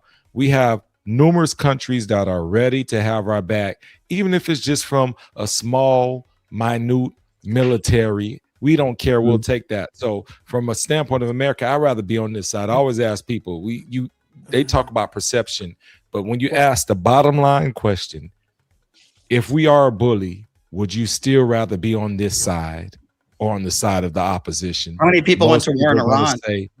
Most people are going to want to be on this side. I don't care what you say, Shapiro. Most people are going to want to be on this side. Well, that's yeah, a really because great if you're not dialogue. saying you want to be on this side, then that means you're ready to get your tail Okay, kicked. so what side are you talking about? Just because I disagree with you about the war in Iran, that means I'm not on the side of America? What the fuck are you talking about? Thank you for making my point. I didn't even have to say anything because you're not an idiot. That's all you proved to me right then and there. Because you understand that when it comes to it, you're gonna rock with America. You are, bro. Wrong or right? Fuck you are. Wrong or right? He was wrong or talking, right? You are. I What love it. side are you I talking love it. He was. I'm talking about you being pro-America, wrong or right. Oh, you don't That's, think I'm don't you pro-America? understand? Other countries enforce their will. That they say we know we wrong, but you will follow our will. America says we might be wrong, but you can choose to rock with us if you want. And most people say I'm gonna rock with America, except you. Is that okay? Can I ask you a question? What have I said ever, whether it be on my show or here, that would lead you to believe I am, quote, anti-American? Go ahead, sir. Everything. First off, you once you wore that hat, I knew you were anti-American. All right, well, you're an asshole. All right, I'll talk to you guys later. Hey, hold up, bro. I got a couple of hats like Ken. Don't beat this in the Irish hats, bro. Asshole talking to me about my hat, and you can't even answer a basic question. Hey, asshole, if you're going to say that I'm anti-America, say something a little bit more intelligent than my hat, you doofus, okay? I'm asking you a serious question. You said I'm anti-America, okay, dummy? Why don't you tell me what I've said that's anti-American? Look at all the names you're calling me. See, I didn't even call you. I was talking about your standpoint. You're calling me doofus and dummy. I didn't even talk about you. I talked about your hat. See, this I'm well composed at this point. So just relax. Simmer down, sir. Simmer down, sir. What you said is, okay, you settle down. I'm gonna tell you. First off, your standpoint was 4 months ago. Okay, Strait of Hormuz was open. Look what we did. We're making bad arrangements, bad deals. But basically, you're questioning our president like you have the right to. But you're pretty much saying our president's incompetent. But at the same time, you're saying at the end of the day, I'm still pro-America. So what are you saying? Do Okay, you sure. like Trump Let's or talk not? about that. Sure. So you think me saying that the president is incompetent means that for whatever reason I hate America? Let's talk about all the people on the right that said Joe Biden was in the bunker and he was incompetent. Are they all anti-America too? By the way, Donald Trump is the guy who said you need ID to buy bread. Donald Trump is the guy who said that Jeb Bush got us into the war in Iraq. Donald Trump is the guy that said he defeated Barack Obama in the elections. So don't spew me this bullshit just because I say why I believe Donald Trump is incompetent and I criticize a politician. That means I'm anti-America. Hey, dummy. Yeah, I'm going to call you dummy. I love America, and there's no other country I'd rather live in the world. But that doesn't mean we don't live in a democracy. It doesn't mean we don't have freedom of speech. And it doesn't mean I can't disagree with the president of the United States, who literally doesn't like people who look like you. It's make America white again, not make America great again. Okay, pal? So if you want to frankly, that's fake news. He's won a lot of awards from African Americans. I don't even buy into that. Plane, hold on. He helped you want to say I Jesse hate, Jackson tremendously. You want to say you hate my political opinions? That's totally fine. I'm happy to talk to people about that. If you want to say you don't like my ideology, totally fine. Fair game. Let's talk about that. But for you to say I hate America makes you an asshole. And then you bring up my hat and you're so upset because I called Donald Trump incompetent with all the Republicans out there and all the name calling of Barack Obama and Joe Biden. But apparently they're not. Neither of them in the office right now. Only Brian Shapiro hates America because I criticize your orange turd. Well, guess what? I'll continue. You're orange right now and shows your shirt. You're orange red. You did just turn into Yee when he gets insulted by his outfit. I mean, said Bush hates black people. That's how he you get any more upset, you're going to be my color in 10 minutes. 20 seconds. Last thing I'll say, guys. Sarah, it's good to see you. And then I got to go. Bad Gemini. This man developed the tan off of anger. I've never seen it before. Gemini, I'm trying to help you. Okay, instead of the angry tan, where's angry man? We have the angry tan let here. him talk. At least let him talk, Gemini. I'm sorry if you're upset, Gemini. Let me just finish 20 seconds here and then I'll go. Here's my advice to you. That's what she said. I think that's funny. Gemini, I think you should stop hating America, okay, pal? I think you should take off your Donald Trump knee pads, go to sleep, and stop being a Trump mushroom gobbler, okay? I don't hate America. I love America. I just hate idiots like you. Have a nice day. Hold up, Shapiro. Oh, boy, the fucking. I gotta say, Gemini, it was clear. It was clear, Gemini, that your cortisol was the one that was up, just from the skin tones there. Your cortisol was the one that was up, Gemini, clearly. Look, this is all I really want, he just copped the fuck out with that, bro, because I hate when people try to say America is racist. There's fundamental evidence to suggest the complete fucking opposite. Like when motherfuckers try to say ICE is racist, they deported white motherfuckers. White people they deported. I don't think ICE is racist if they're deporting white people. It's a dumbass argument. And he fucking left because he didn't want to be argued upon because he knew he would get fucking destroyed. Interesting. Sorry, Effigy. I got you. That was a dumbass argument because a racist cop could also go and be shitty to a white person. That doesn't negate the argument at all. No, hold up. You proved my point, Effigy. There are racist ICE and there are racist cops. But to say cops are racist or ICE is racist, ICE, the institution, it was literally granted by the Supreme Court to be able to profile people by their race. He's not saying that the individuals can be. They're saying that they're enacting racist policy. So are cops racist? Are cops individual racist? Cops? Sure. So your argument would have to apply to ICE too, because they're essentially the same organization, different system. Or I might have that around. Same organization at all. Whatever. I probably have that backwards. But you can't sit there and say ICE is racist. They deport white people. It goes against your entire fucking they were logic, literally bro. sanctioned by the Supreme Court to literally. I don't give a fuck what they were sanctioned for. They were fucking skin. Bro, they were sanctioned to deport illegal motherfuckers and people that overstayed they can do whatever they want to get to that goal, right? Doesn't matter about anything. Doesn't matter about the Constitution. Doesn't matter about anything, right? We can break all laws, all norms, all morals as long as we get out the brown people, right? I'm not saying that, Effigy. Listen to what I'm then saying. Stop saying it, dipshit. Do you want to dismantle ICE? Yeah, I think we want to fine without ICE because ICE was just created in 2003. Then you want to dismantle the cops. By your logic, you want to dismantle the cops. We existed for most of this country. I want to dismantle the ATF, but that's you're a fucking idiot. Racism is not a huge factor in America. You fucking liberals make it a factor.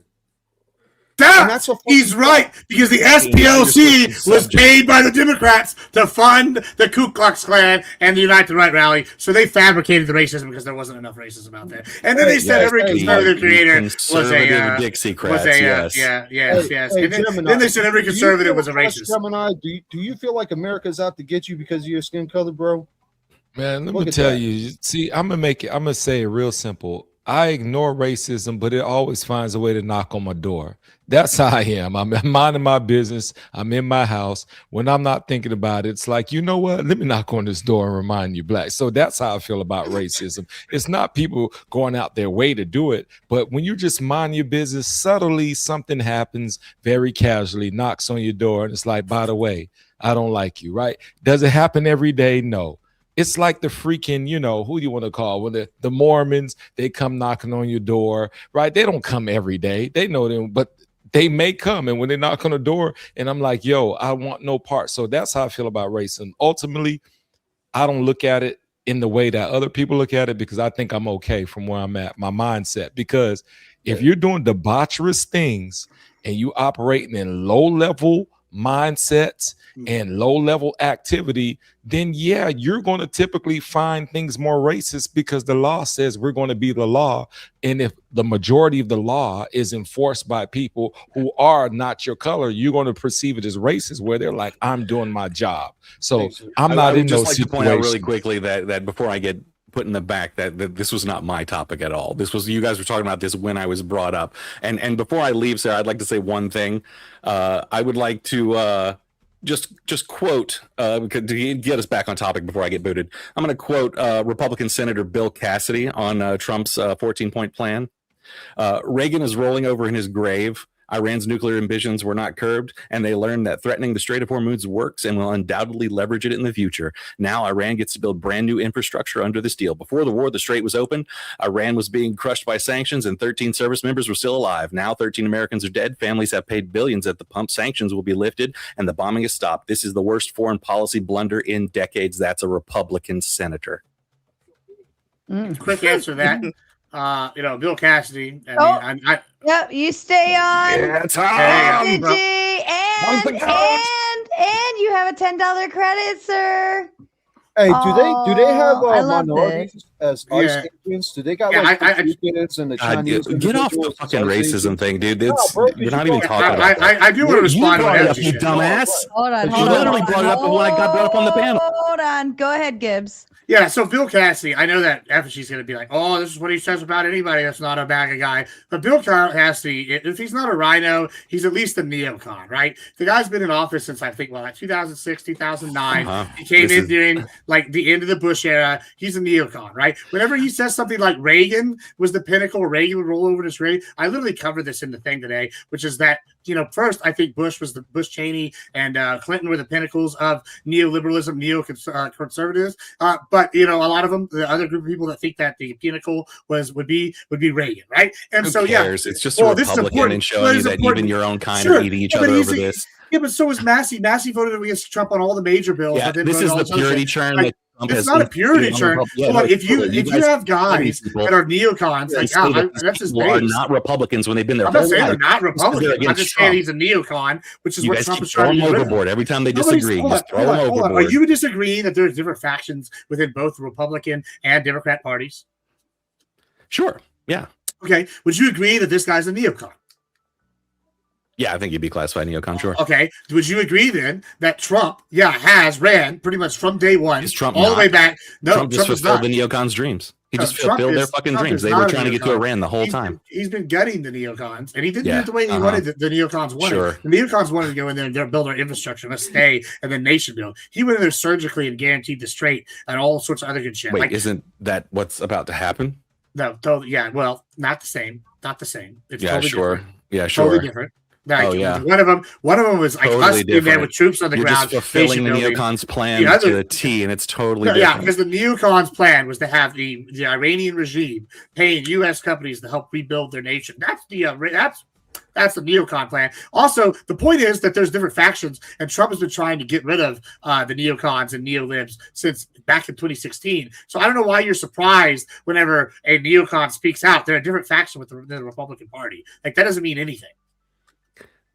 I'll just point out that every single time a Republican breaks ranks and criticizes, you guys throw them overboard and be like, they're just a rhino. They were never I'm not even saying he's a rhino. I'm just saying he's a neocon. Like, it's, you it's can happened argue he's so a many rhino. times at this Massey was a point, rhino. it's cliche. It's just cliche at this point. I mean, Hey, leave my Republicans alone. I'm a new Republican. I'm a baby Republican. All right. He's got to get the great time to join, buddy. I voted Democrat for probably what, like jumping on the Titanic after it hit the iceberg. No, we're more like jumping on Elon's rocket ships to the moon. Shout out to Tom Carpenter, because he can and will hashtag Vegas his own super chats and then match them later when we're all done with them. Because it's Mr. Tom. We made the rules. We can do whatever the fuck we want. Love you guys. All right, keep going. Effigy, I definitely don't remember Wesley Clark putting Iran in the countries that we were going to Effigy is being a hypocrite. Hold up. It's real quick. He's complaining that's all we do. We call Republicans to switch sides, rhinos. Bro, your entire argument is racism, racism, racism. That's all you fucking do. Stop being the racism think outside the facts, bro. No, I'm pointing out your hypocrisy. Not even being a hypocrite. That's not hypocrisy. Explain how it's hypocrisy. Your entire arguments are racist. Those are two completely different subjects. How am I being a hypocrite about not the argument you're talking about? Do you know what words mean? I know a lot more words. Effigy just revealed the racist that you are. That's what he's hinting at. For some reason, he must have some insider information. He's waiting for you to drop some N-words on me. He's waiting for you to just go Cold War. I mean, the Effigy's past that. He's like, you keep bringing it up. He would have already called me the N-word twice. And he may say it on a notepad that no one is reading, but he's not doing it now. So shout out to we're the real secret racists. Yeah. I mean, considering we're so good at being secret racist. All the black people. Hey, let me go fund the KKK's cross burning. That's not racist. Gibbs and I will be conservative out in Dixiecrats who are all now Republicans. ready to kick ass and take names. We're going out there to Digital Social Hour podcast for a debate. So be sure, because we have to fund this, okay? This is the only way that I get places and do anything is because of you guys. So fund it and continue doing hashtag Vegas and all your donos, just like the Darlene, Texas bully mom. Gentlemen, I really want a sandwich. Would any of you be bothered if I step away for a moment to go make a sandwich? Go eat. Hey, a greedy woman. Hey, go ahead. I don't mind a greedy woman as long as it ain't for money. For food, I can feed you, but I can't give you my money. I'll take it. I'll be right back.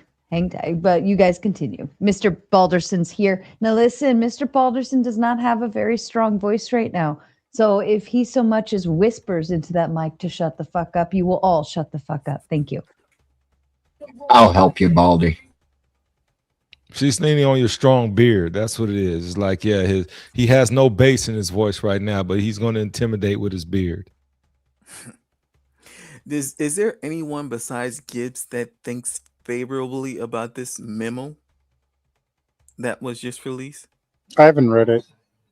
Okay. What about you, Vibes? Did you think we got the best end of the deal? No, well, so the deal isn't officially signed. There's still some negotiation in there. Where it's at right now, there is enough. Actually, it was signed 2 hours ago. Is what was it? Was reported, but no. I mean, I could be wrong. It's the agreement to negotiate the agreement. That's what was signed. Okay, yeah, and there, this could be really good for us, depending on how we decide to interpret it. But the problem is there's enough wiggle room in there right now that I don't like the 60 days. Where we can, without actually having, like releasing funds to them prior to actually settling some of these things in the 60 days, right? So this deal, the way I think it's structured right now, could go great for us. So in 60 days, Gibbs and I could be sitting here going, see, told you motherfuckers, but there is enough wiggle room in there where Effigy could be going, you dumbasses, you guys supported this shit. So I'm not totally comfortable with it. What do you expect to happen in 60 days? What do you? Yeah, I mean, I would like to see, like in the next week, that we do something on better negotiation on knowing exactly what the nuclear deal is going to be. And actually, I would like to have full control of and basically a seat on the board of the company on what happens with the Strait of Hormuz and not giving them the full control back on that. I don't really care about building their infrastructure. I agree with Gibbs. The amount that's going back is nothing compared to what we've already taken. We can always go back to war again, but I'd rather not. I'd like to get it settled up in this one.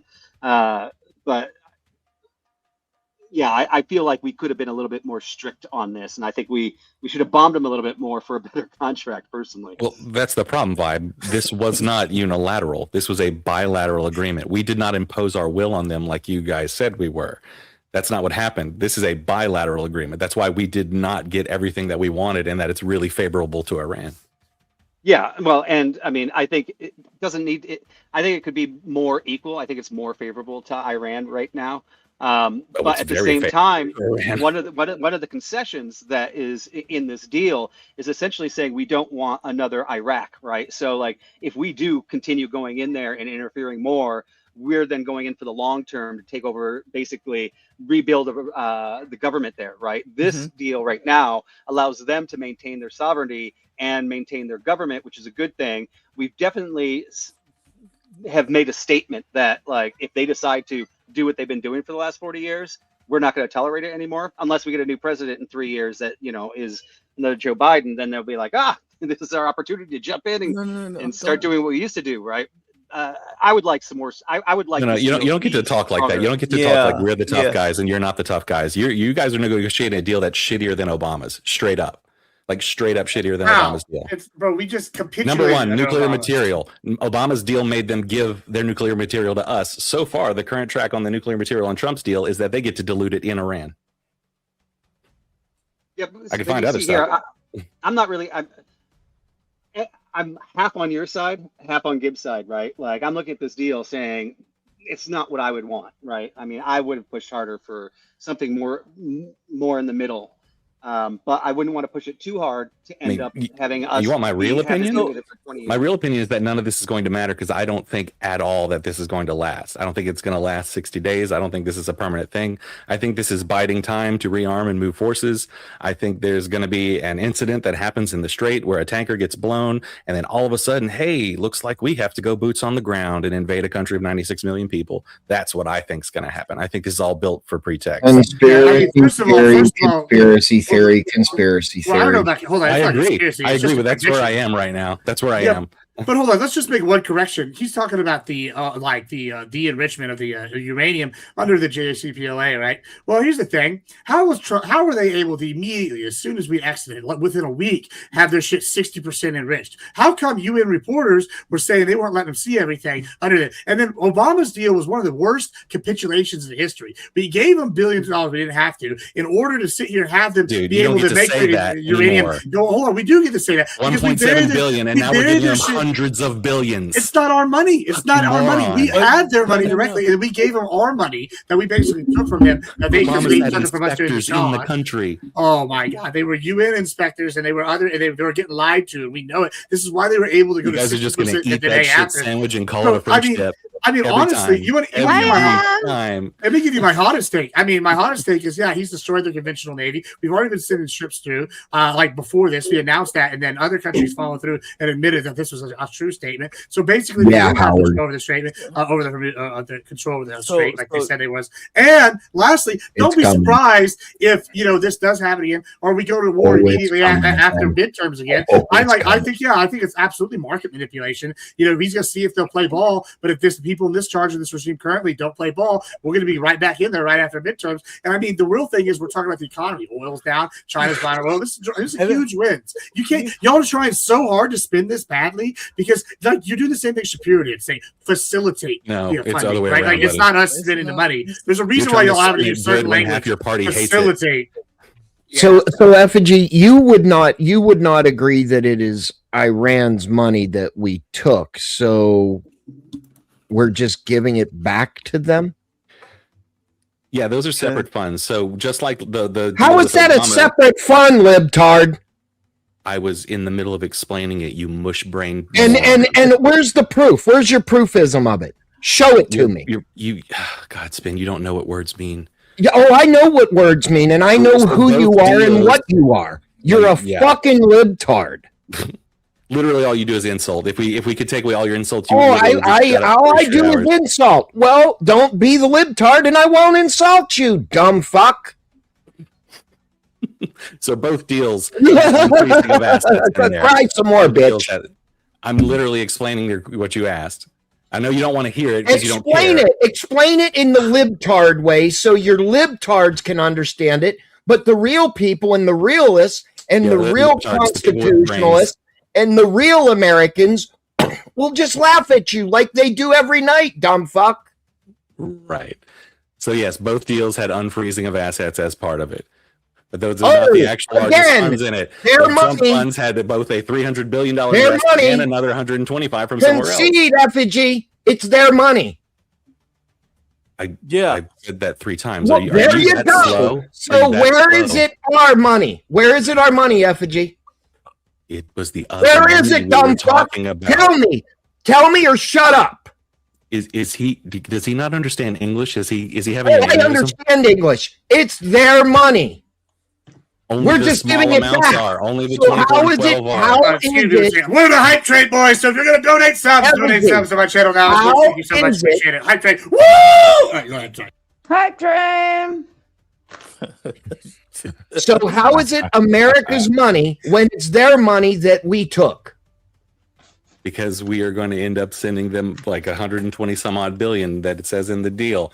And you can, Gibbs, you can say that the 300 billion is investment from other places, but that's kind of what he said about almost everything, right? Like we're not going to pay for the ballroom. We're It's not a going to pay for wash, the wall, effigy. like It's a all of it, wash. right? I mean, It's a a wash. Hold on. Iran is saying that too. So, like, are we? Because you're saying take Iran's propaganda. Even their propaganda is saying it's an international I haven't coalition of heard- partners I that don't are going to listen fund to it. what Iran says, so I'm just saying I can only say what I've seen the Trump administration actually do every time they say that somebody's going to pay for something. Well, and I it's not gonna mean, be I us. mean, whenever the opposing side that has the goal would have the advantage for spinning it a different way against you, says the exact same thing you do, probably could take it at face value. I mean, that's common sense. Okay, I so would so think. Gibbs, if we do end up having to like give taxpayer money to them through this deal, would you call that war reparations?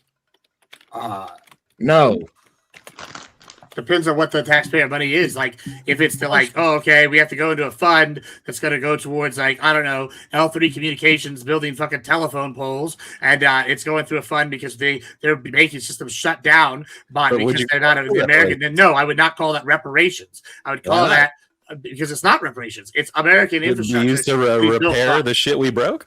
Yeah, because we're doing. Hold on, we bombed them. Reparations. We bombed the shit You out of them. call it the We're Marshall taking- Plan. We're taking You call it international the money cities of to build response. this, and it's being paid through ours. Like, yeah, I mean, It'll be the first time in history we've had to pay reparations to a war that we've lost. I mean, we didn't lose. I mean, we whooped their You ass. did not I mean, lose. You don't Stop think so? watching CNN and MSNBC and all your bullshit.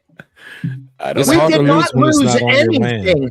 If my memory serves So me if you correctly, lose like 40,000, 50,000, the other No, country no, loses no. 13, you didn't It's win as that simple war, as bro. this. Like, it's that You simple. start a war, and then your negotiation to end it is a bilateral agreement. and not first a of all, unilateral agreement. we as the United States did not start the war. Israel did. We went in to back our ally. Get it straight, libtard.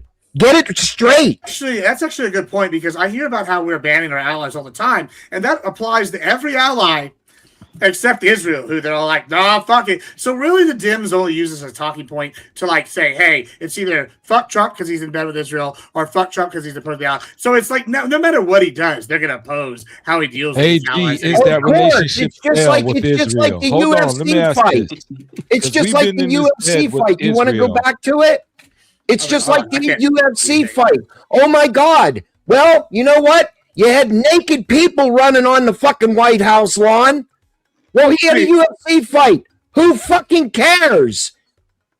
Yeah, I mean, let presidents. I do enjoyed whatever the they want fights to do. that night. Yeah. I watched them. I was up late. So Thanks. AG, so is the relationship with Israel still? Because that's always a sore point for people. A lot of people are all in Are we too committed to Israel? Yeah. is my So, question. by the way, guys, check out section 219. I told Sarah this earlier before the panel. It lays out the exact framework that we were debating all night through the night about 224, and it states out that the program that we were talking about with Israel would be Israeli origin technologies and joint produced technologies. They would not be getting our tier 1 shit, and it lays that out clearly in 219. So maybe y'all should have read up a little bit more before y'all said that I was wrong when I was absolutely correct. Not you, No, Jim, not you. sorry, I disagree. Part of the agreement was for sharing crown jewel tech.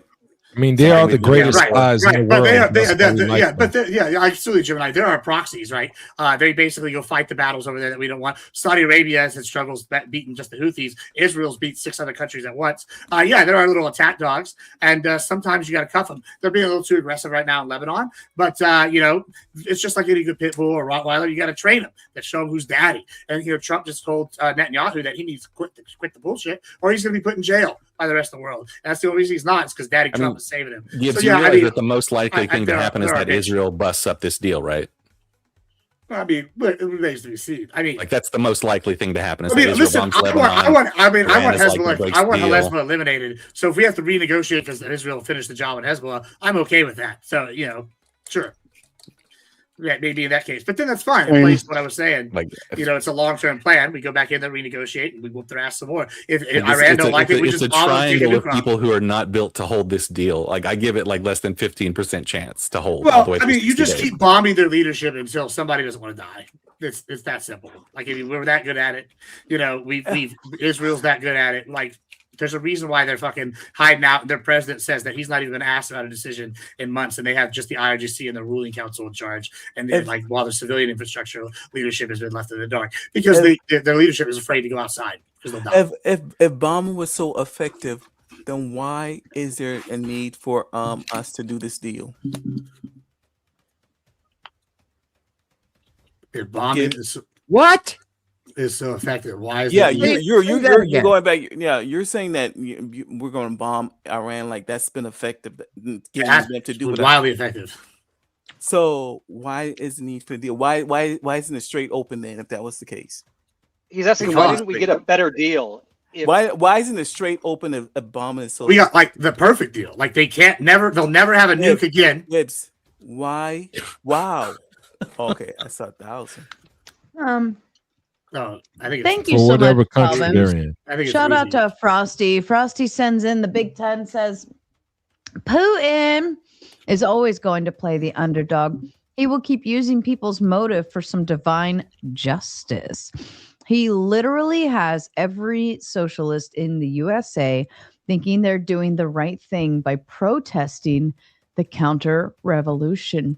Gibbs, he is the final boss. Yeah, I agree. I'm the final boss. I know he didn't mean me, but I am the final boss. But I would disagree. I mean, maybe Putin's doing some of that and Russia's just a racist thing. I'm not going to pretend they don't. But I would say China is the final boss out of the two of them. And they're probably even more intricately pushing the socialists because they're more socialist than Russia. But I mean, that's split hairs. They're both bad guys and they're on the same team. So fuck them both. I mean, also, you can't be the final boss if our Bradleys, which we're getting rid of, are beating your top tier tanks, like almost every fight. Sorry, get good, scrub. Like, your tank's not a tank unless it can kill someone from 3 miles away. Like, come on. Yeah, the Gulf War. Thought of that. Get with it. Yeah, unless it's World War II and we're using the old fucking Sherman method, which is, hey, we can take out 4 Shermans, but a 5th one's coming around that corner. Well, I personally don't like that method as much, but whatever. So what? So Effigy, your side of the aisle. Yes, and keep embarrassing yourself. Go for it. Keep embarrassing yourself. You just conceded to me. Shut up. You just repeated literally what I just said. Come on, much brain. Come on, you got it. Come on, let's go. You can be faster than that. Come on, use that wit. So your side of the aisle wants to give money away and just don't care where it comes from. That's so right. We just why would haul it in dump trucks into the street. We're like, dump it. Can I get the thought out after me? No, because you just are full of random straw men. You're like, your side likes to I am a random no one straw man. said. Oh, no, That's what I'm a straw calling man you out is. on You your keep saying bullshit things that other FG. people aren't doing, then you point to that thing as though it's true. That's what making a straw man is. That's all you ever do. Whenever you start a sentence with, so you like to, so your thoughts are, so your beliefs are. No, I tell you what my beliefs are. Every time you try to tell me that, you're making a straw man spin. I'm trying to help you. Oh, This is me helping you grow. Here, I'll buddy. help you out. Your side of the aisle wants to give money away. The conservatives are trying to save money and stop giving it to stupid Republicans people. raise the So deficit why would way you more. care Trump if is responsible we for are giving 1/3 of the national debt. reparations? 1/3 of the national debt is Trump. 1/3. Oh, and Jesus, 1/3 of people the are debt stupid. wasn't Biden either. No, Biden is nowhere near 1/3 of the national debt. Are you dumb? I am far from dumb, sir. Far No. from dumb.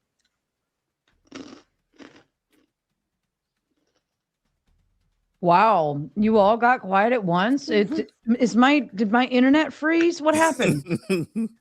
Everybody all right? Oh my God. Everyone's fine. Everyone's fine. Sorry, I need to smoke a bowl after that one. Hey, you know what? I'll do one with you, brother. Here, hold on. We'll be back one here. Yeah. Solidarity in our degeneracy, or whatever. I don't fucking know. Listen, I don't know about all this, but like it's interesting to me that like when we're looking at this, like we're looking at like word games for the most part. Like it's like, oh, the JCPLA was so good. Whatever, like the Republicans like Rubio, for example, said literally this was going to give them the bomb. Like when it happened, he like said, I want to say this on record, and like made sure that he was said on record because this is something he thought was going to happen.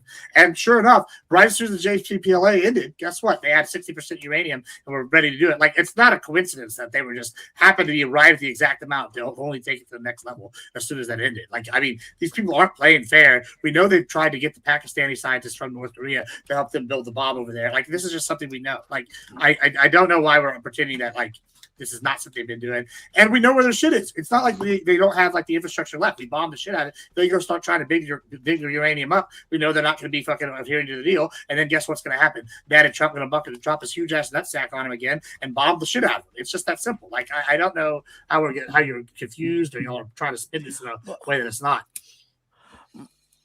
Gibbs, you keep saying bombing them like that's been effective because the strait is still closed. Sending ships through it the whole time is what we found out recently, confirmed by other countries after Trump announced it on the down low. Gibbs, that's not reality. That's not reality. The strait. It's confirmed by multiple sources. The strait is closed. Gibbs.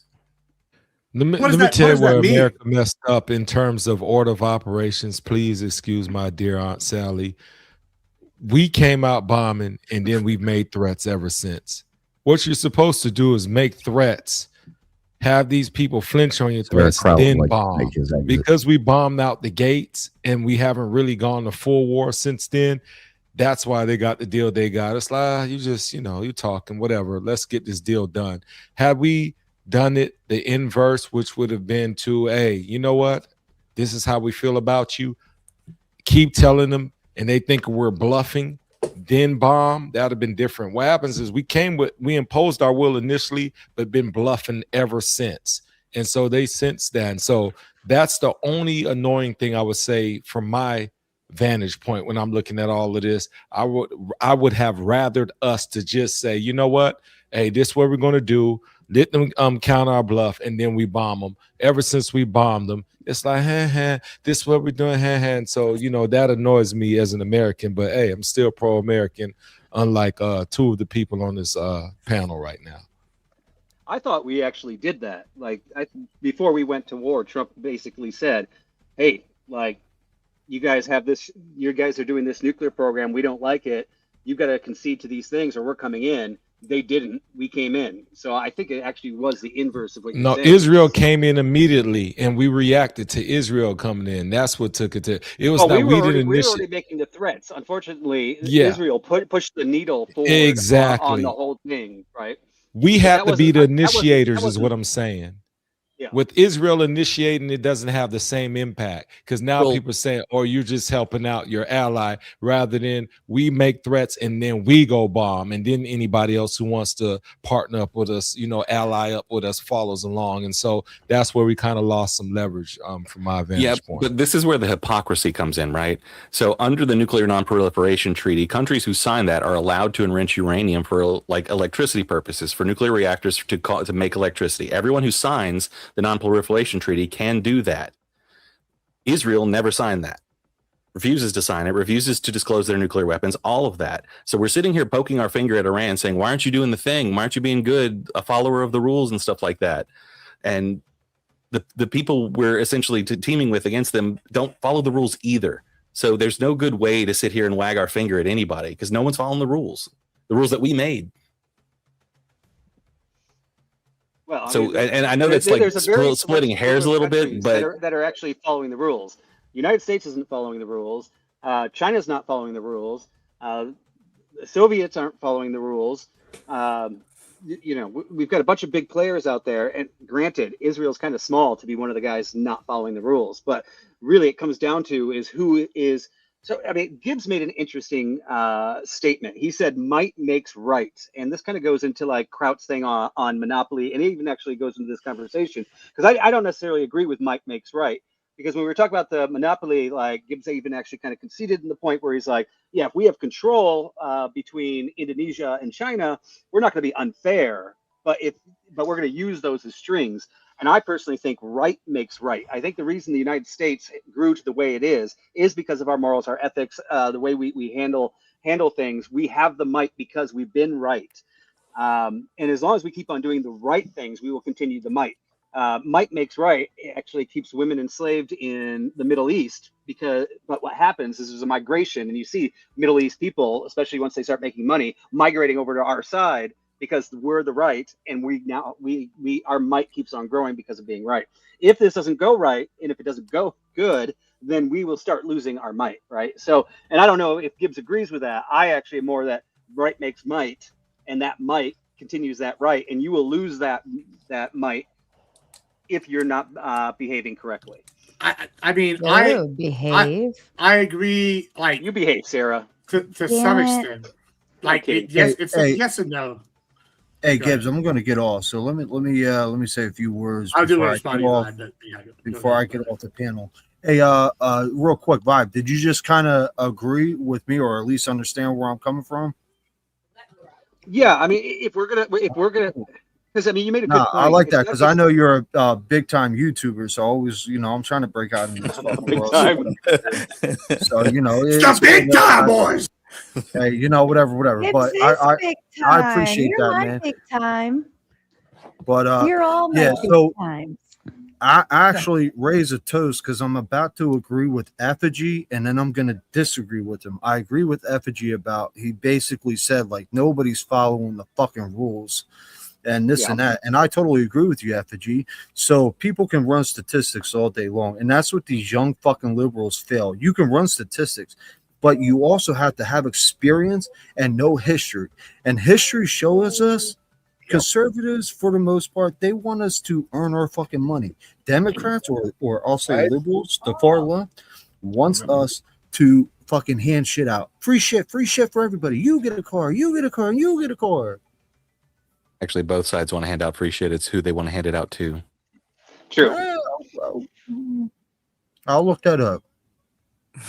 As far as what you were saying, though, Vibe, I agree in the sense that I think the system we've discovered is the right. Like I think the manufacturing, the logistics, there's no country we have examples from World War II and other examples where Rommel, I think Rommel, one of his aides, said, "Oh, I knew we were going to lose when we were scavenging for food and taking it from areas." And in the United, we saw some kids, and they said, "Where did you get those candy bars?" They said, "Oh, the U.S. soldiers were just giving us candy bars to get our buy our goodwill." And he goes, "What do you mean?" He goes, "Oh, they were giving all sorts of stuff away." And he goes, "Oh, if they have this kind of logistics, we don't have a chance." And same thing, we have other examples where throughout times where they find our logistics on the other side, and they knew we were going to to win once we got there, right? I think that we've created a logistics and technological monster and a professional military that's put us ahead. In that sense, yeah, I think that is the right. Just like the Romans had the right where they would adopt like other countries' tech, like the Iberians, where they would do the exilia and they send them. I think those were right systems, right? Mongols had a very liberal style of like leadership. You could be any religion under the Mongols, right?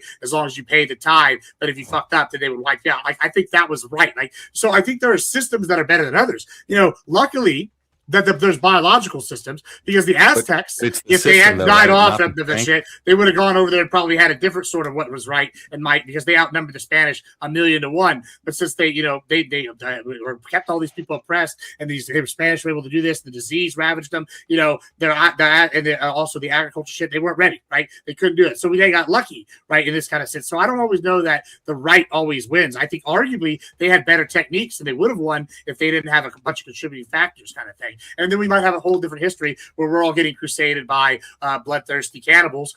You know, that would be totally different. So I think right now we're having like a kind of an example of like what is right. And I think right now the United States, our morals are getting put on stage, and our morals are America plays by the rules until we don't, and then we just whoop your ass. As all these other countries find out, you fuck with our boats, we'll unleash the sun on you. You fuck with our pipelines, we take out all your fucking shit, and we bomb you until the new leadership agrees to our shit. Oh, you try to which creates a more chaotic world.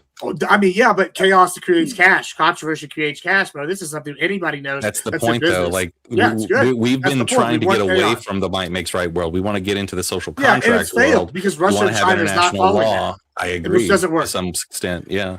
So I mean, ultimately, that's where we're going. We're not going to revert back to the might makes right world. We have to We are have doing some that. kind of no things. Russia's things annexed more land than almost any other time since the Cold War, right? Like, and then they're like, they've taken parts of Georgia, they took Crimea, they've invaded the Ukraine. They weren't going to just give the Ukraine under a different leadership. They were just going to annex it or put a puppet in. No, what's happening is like you're not going to go into this like big one world thing. What's happening is like the regions are starting to solidify. Like the region around China is solidifying. Yeah, I agree with you.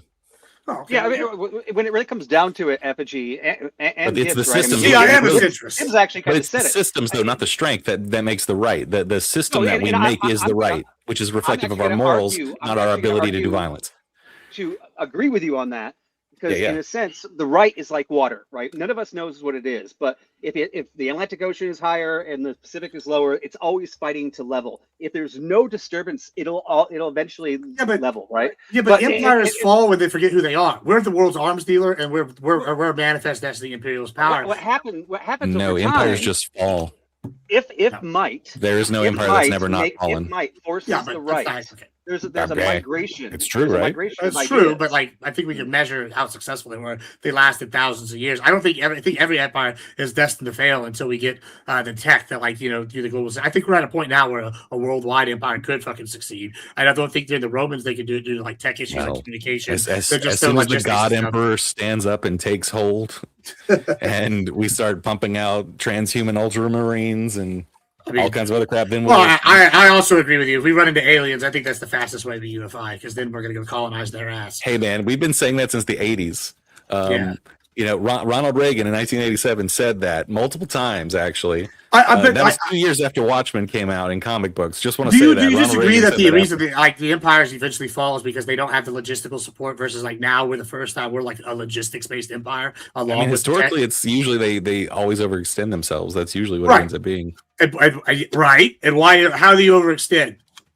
Rome, you don't have the Rome logistics. It's built in.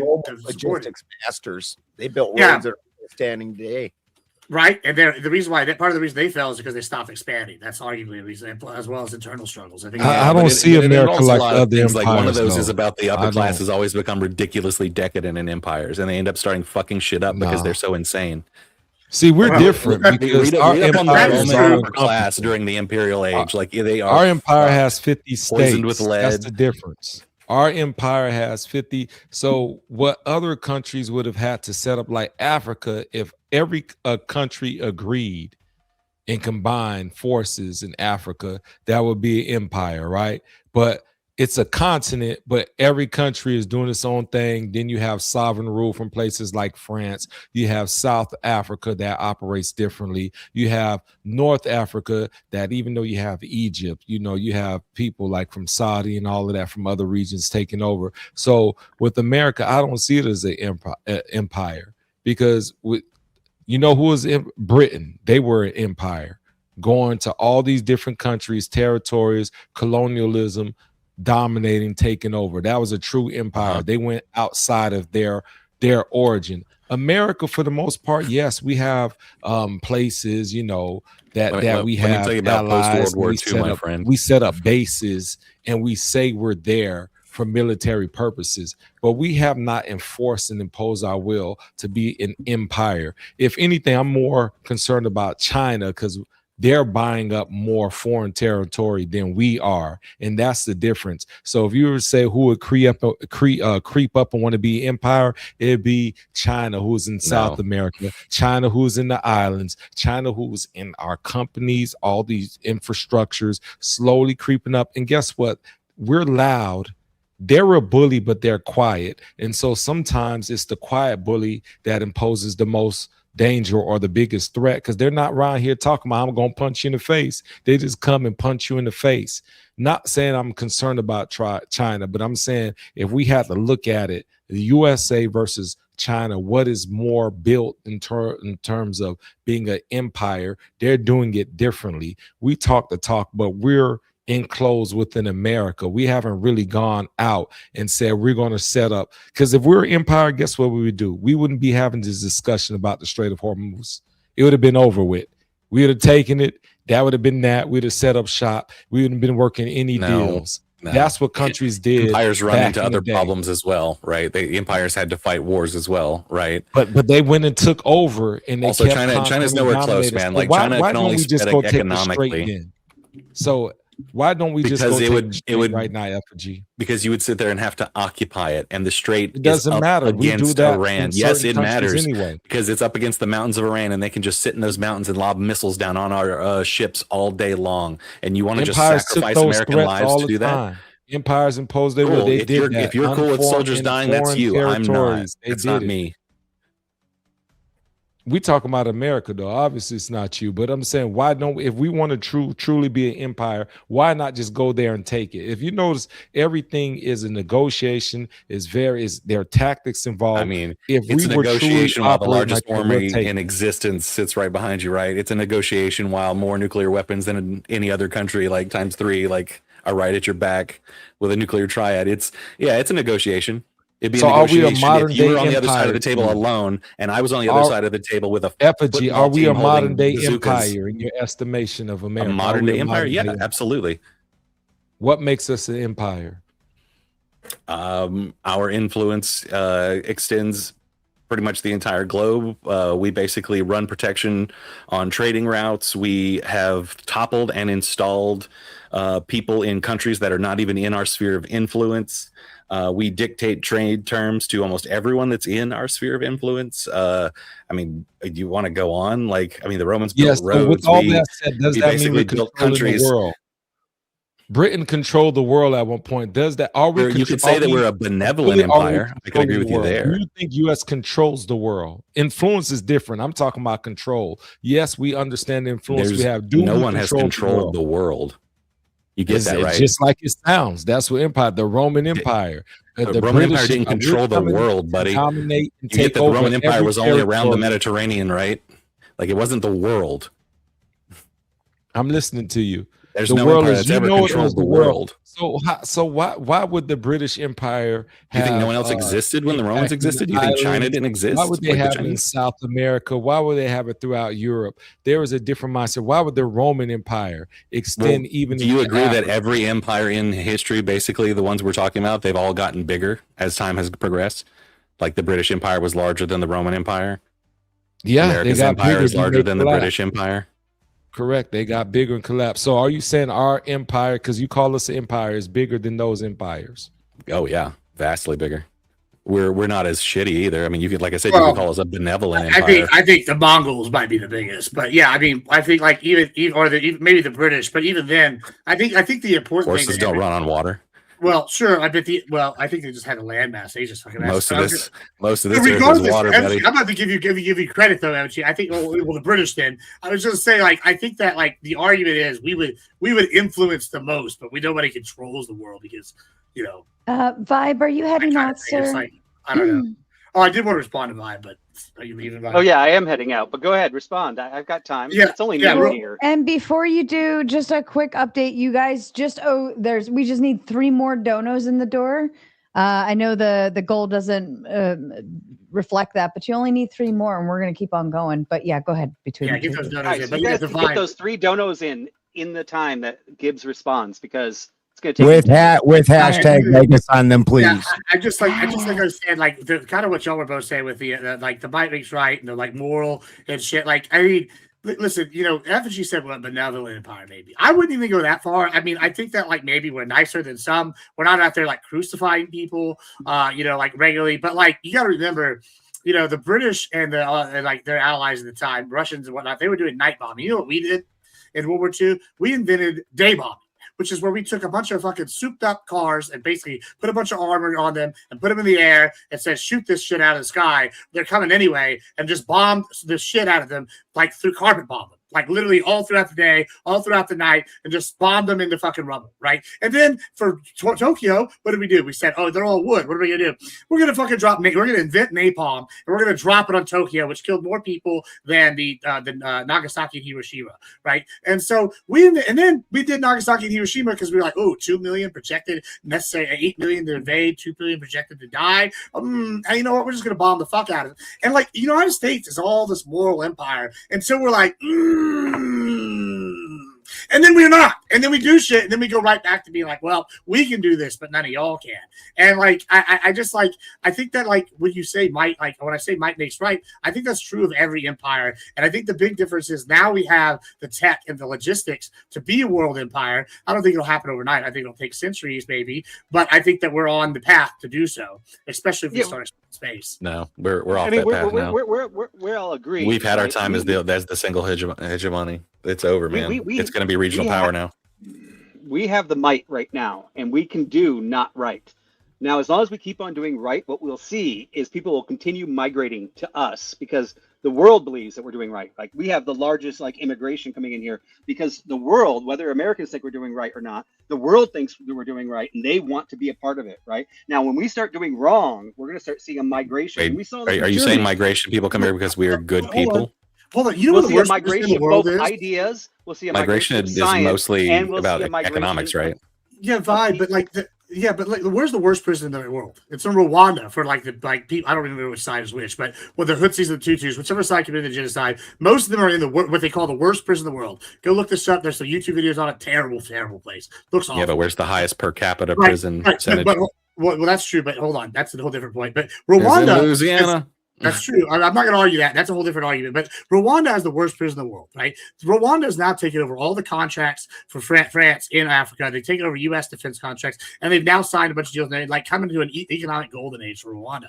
These guys are basically just they're not the side that committed the genocide, but it's the other side that got was genocided. Then they took power and they basically, instead of killing everybody, they just locked them all up and they funded a bunch of terror groups. But there are pieces of shit. So you see, like time and again, we ally with awful groups that like are basically like, hey, you're on our team, and then their might gets stronger and it makes like them like empowered, and then they write the history books, right? Like, but over time, there is a time period where that will fail. So that's not might makes right. That's might makes.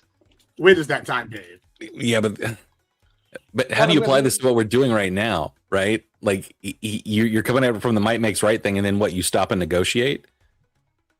Like what is that? Like what is that? What's going on right now? Like how do you think it would have gone better if me and you had to negotiate something? If I just talked to you face to face and negotiated it, or if I punched you in the face, broke your nose, and then said, "Hey, let's sit down and negotiate"? Yeah, which one would end up better for me? But this is like market manipulation. He like controlled the oil. He stopped China. They're buying from us. He stopped the thing. Like this is like a long-term goal. And then on the way back, he's already saying the troops are going to stop at Cuba. So like this is like all part of like a long-term plan. It's like since we're over here, we get the market on our side. We're going to get these deals done. And then on the way back, we'll take out another enemy. Like it just seems like it's all planned. It's all organized. Yeah, I would say it's been planned for quite a long time. There's definitely a bigger plan since before Trump. I know Calvin needs to leave. I know Vibe wants to leave, but you have 2 minutes to grift. Bad Gemini, tell him really fast, super speedy. They owe 3 more. Hurry, Hey, we don't have a lot let of time. me We gotta get tell around the y'all room. something. Run Sarah. Look, let me tell you, this woman, she cute, she fine, she do her thing. She out here in these streets, YouTube streets, Spotify, Apple. I don't care if she's there or not. Just look for her there. She'll be everywhere you want her to be, because that's what a great woman does. Run us this money. We need it ASAPidly, right? That's right. I added a whole extension on it. Run us the money. Vibe, tell them they owe 3 more. Let's go. I already said it and you guys failed. So that really sucks because I had higher expectations of the maters out there. I know you guys have it. You can reach into your wallets and actually you don't have to reach into your wallet. Click that freaking little button. It's just a button. Just click the button. Donate. Click the button. Click the button. Spin, are you taking a shit? 3, 2, 1. He's taking a shit. Calvin, tell him real quick before you go. Calvin's taking a shit too. Everybody taking a shit right now? Is this a shit break? Effigy, I know you won't fail me. Tony, give me that money. Give me that money. I know y'all get that money. Give me that money. Give me that money. Right now. Give me the money. Money's mine. Give me the money. 30 seconds and go. Oh my God, 30 seconds? Nope. I can't even say money that many times. Money. Just money. I don't know. Money. I came on here and debuted my theory crafting segment right here. Y'all got my first theory crafting special. You even got a slideshow. Y'all better open up them pocketbooks, boys, and give money now. Right fucking now. I'm tired of this shenanigans. It'll take it too long. Too fucking long. Gibbs doesn't want to go anywhere. This is his show tonight. I'm gonna whoop that ass all night long. And we were supposed to have the show last week. Oh, they failed.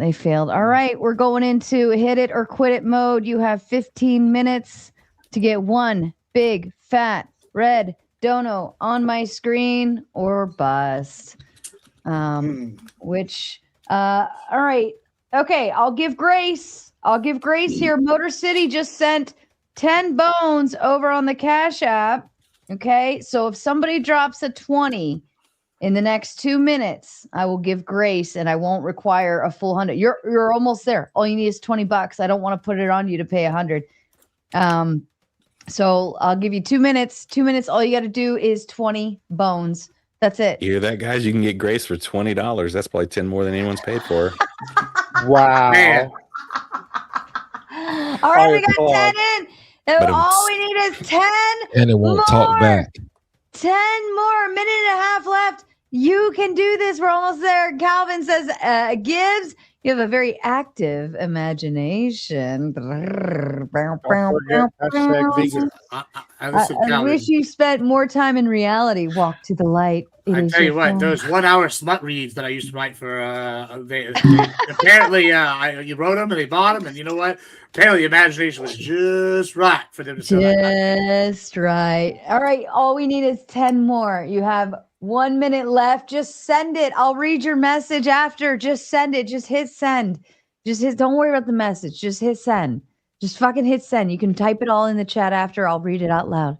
Just hit send. 10 more bones. 10 more bones. Probably less censorship that way.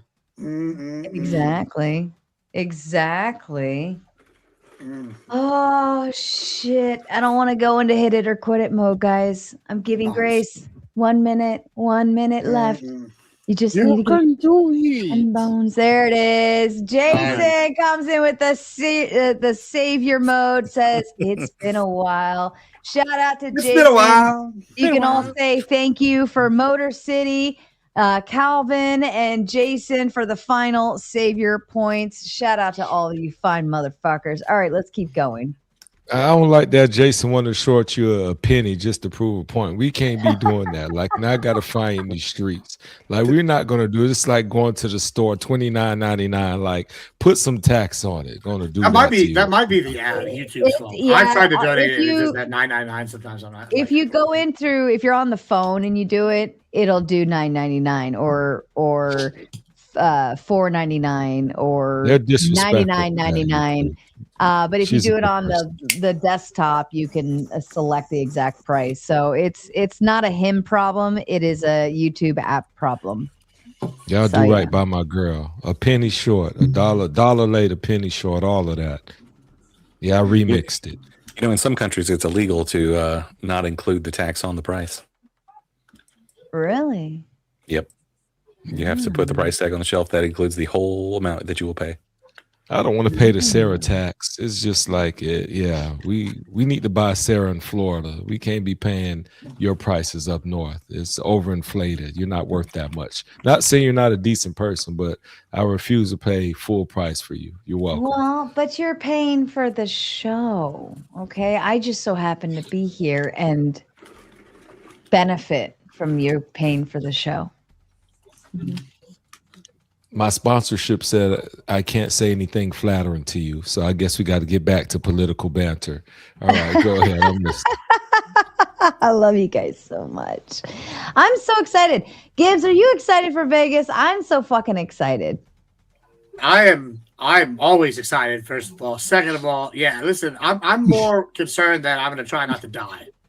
Like you know, I've been doing good. We've been working on the weight loss. We haven't drank in like since Memorial Day. I'm like, man, I'm gonna go ham in Vegas. And I know once I start drinking, I'm gonna be like, oh, this drink sounds like I'm gonna be out till 6 a.m.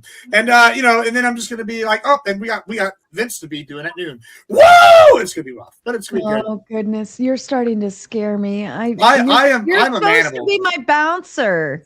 Yeah, you'll be fine. We'll just throw you over the shoulder and carry you around. Yeah, don't worry about her. She's all right. All right, we got and then we'll like have to like hotel rooms to get you in the room, just like dump you in the room, and like code leave. All right, you'll go check on her in like a few hours. You know, it'll be all right. Oh my God, kids, I'm so concerned. Have Uber Eats come check on you. Hey, knock on the door a few times so she wakes up hungover. Yeah, we got food coming. I was less impressed with Vegas than most of the people I know.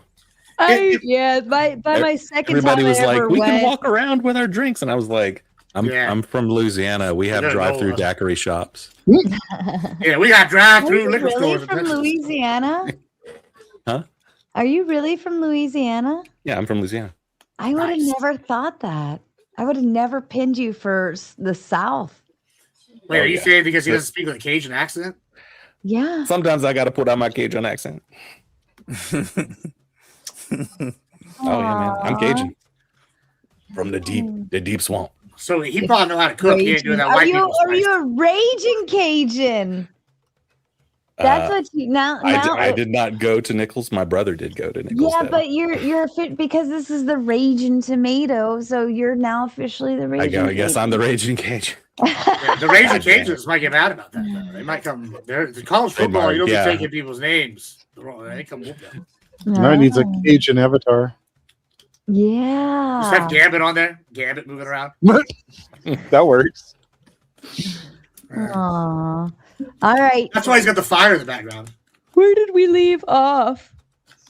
I know. See, Texas Bully Mom, she's catching me. It's so weird to know. Never would have guessed. Neither would have I. Like, I would have never pinned you for the South, Effigy. Oh yeah, deep south. Really? Souther than south.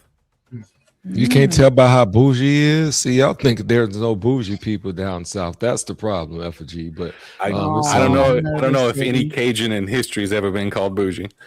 Well, you are now. That's why. That's what Yeah, the confused swamp her. people. She was like, "You're going. You're not. There's no humility there. This guy's not meek or humble. He's a turd, and half the people can't stand you." So she's like, "There's no way you can have Southern hospitality." So I you know what? I can agree with you not being confused in that instance. Yeah. So I have to agree with Effigy though. Fucking Vegas is such a piece of shit dump now. Like that place was awesome in the 80s and 90s, and you felt like a king when you were there. And fucking now Vegas is just a hellhole. It's like Escape from LA. When we were there were fucking helicopters every night searching for people. There was cops having shootouts from on top of the Walmart into the parking lot and shit with guys every night. We had to duck down behind these big cement walls at the hotels and shit. And you can't walk between two casinos without getting like 100 cards for escorts. Well, Yeah, I mean, to be fair, you get those just at the casinos too. You just sit at the bar. They're gonna just come up to you if you're a single man. I didn't even see any of that when I Oh was yeah, in Vegas. but I was- like That was your just point- recently. My fucking truck got stolen out of the casino parking lot. And then I found out that the casino said that their fucking limo had gotten stolen. And I'm not talking about like a little casino, one of the big ones with the parking garage. Their limo had gotten stolen out of there even.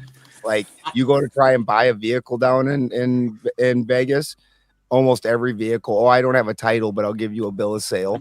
Every fucking vehicle is stolen that they're trying to sell. They said that I like the gangster owned Vegas was awesome. The corporation owned Vegas sucks ass. I like in the there's some casino, truth to that. the top restaurant in the casino, and this was one of the big it's the one that's supposed to be the best casino that's not on the strip, the one that everybody votes is Sam's, what was it, Sam's Club? Sam's Town. And fucking TGI Fridays was the big restaurant in there.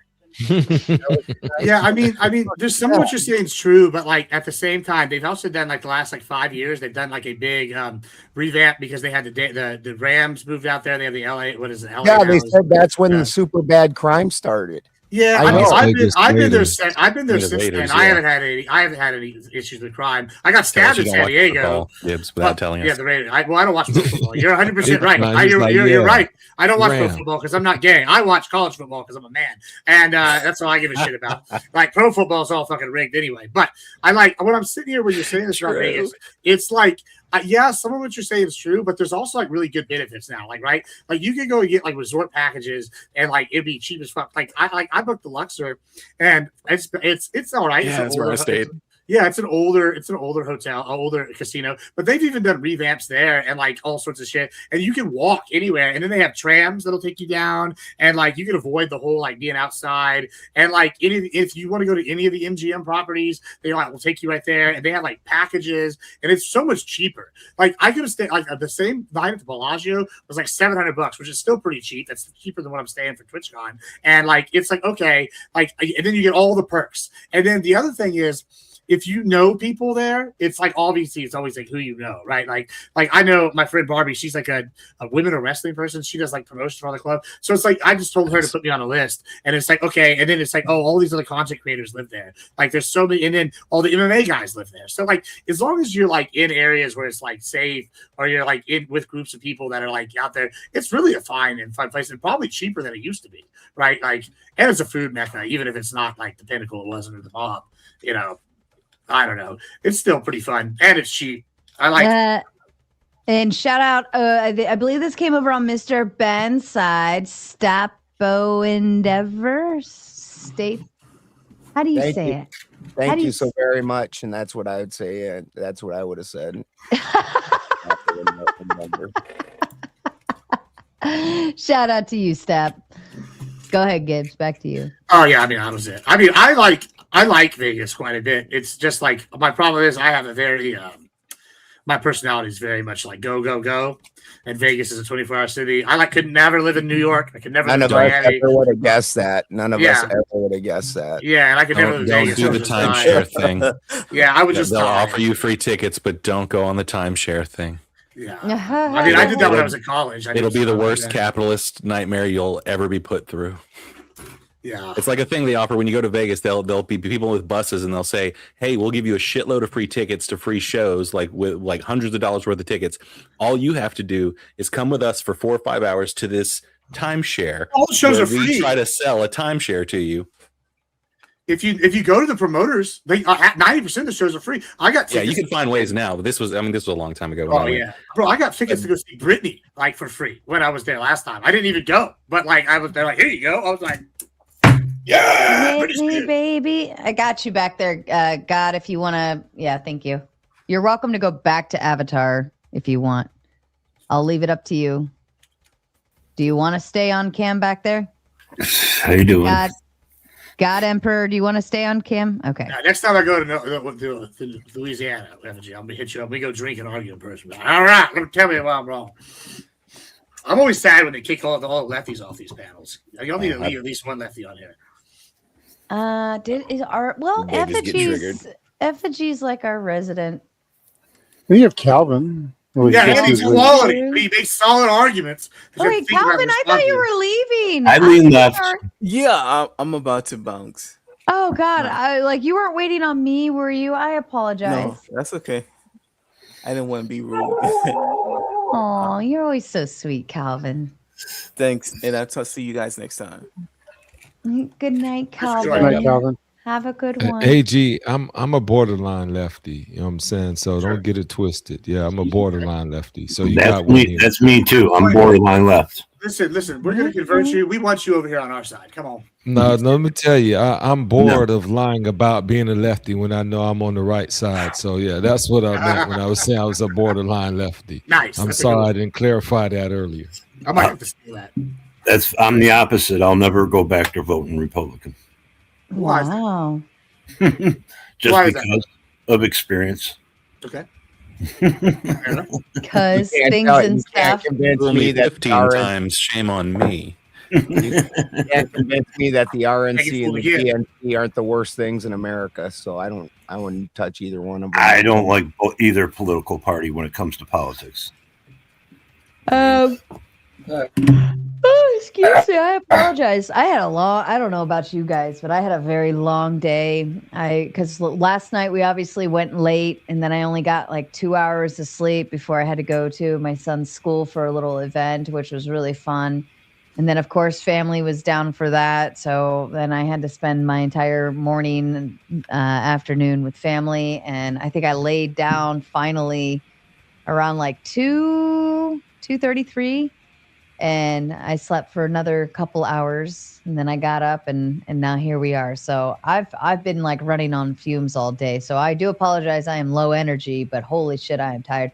Lawrence with the big Well, five. that's you didn't have to say anything for an hour. had a I whole know presentation you where made didn't it have to talk. so easy for me. You have no idea how much of appreciation I have for that, because my brain did not have to be like functioning at that time. I This is thought crazy I was because gonna. like a typical woman, you lied to me. I was gonna research and be ready and press you. Well, I And wanted instead- to ask to be honest, like I wanted to ask questions while you were going through stuff, but you were on such a good pace. I was like, I'm not gonna fuck up his flow. He's got his own. He knows what he's And doing. you never His- stopped to breathe, so she couldn't find an in. True. That was This a- is very true. But Very Lawrence says, hello, Yeah, lovely lady Sarah. Hail to Lord Gemini, the king of all that is cool. I am all that is man. Shout out to you, Lawrence.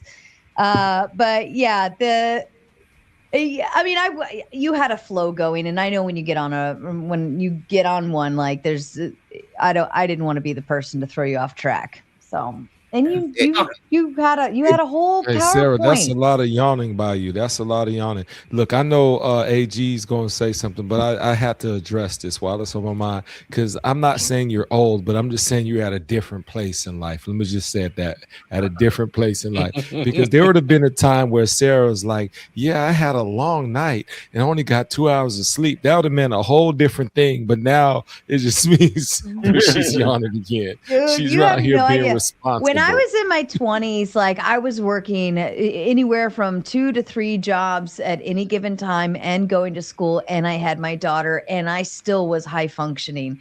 Like I could get 2 hours of sleep, write an essay at midnight, and still get up and go to work the next morning without a blink of an eye.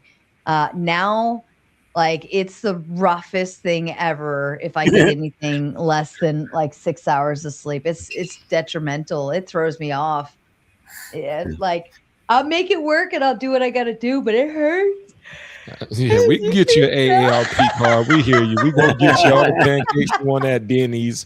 We're going to get you everything for cheap. Just let them know. Just tell them you're 65, but you look this great.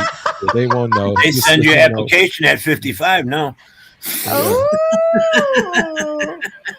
Oh, Yeah, you're my God. 85% of the way there, Sarah. Keep pushing. We got your back. I'm Get all okay the with free it. I'm okay pancakes. with it. I'm all and right with coupons. tapping into old people benefits. Like if I feel old, why not just get some gain from it? Enjoy what I your mean? sugar-free syrup. We just want Enjoy to it see while you that part can. of life. Grapefruit juice. Trust me, I worked 10-hour job and then bounced at night. So I know the Oh, long God. hours. That's a lot. Yeah, it was just a long day, and I didn't mind it because it was family stuff, and that's my favorite kind of thing. And it was a special day for my son, so I was just even staying up late last night with you guys. We still kept going. I was okay with doing it because I love it, and I didn't mind kind of biting the bullet on that one. So, but yeah, just how much I love you. If you didn't know. Except for Motor City, he takes Metamucil. Stand up late and all that. I'm against all drugs. I smoke weed. That's it. Super old stuff. He said Metamucil and he says drugs. Hey, you know when you're actually old. You know when you're really old, when you can actually accept that you're old, when you know why people need fiber. Oh God! Or you drink cranberries juice and shit like that. And with that, today's episode is brought by. With that, today's episode is brought to you by plums. They clean you right the fuck out.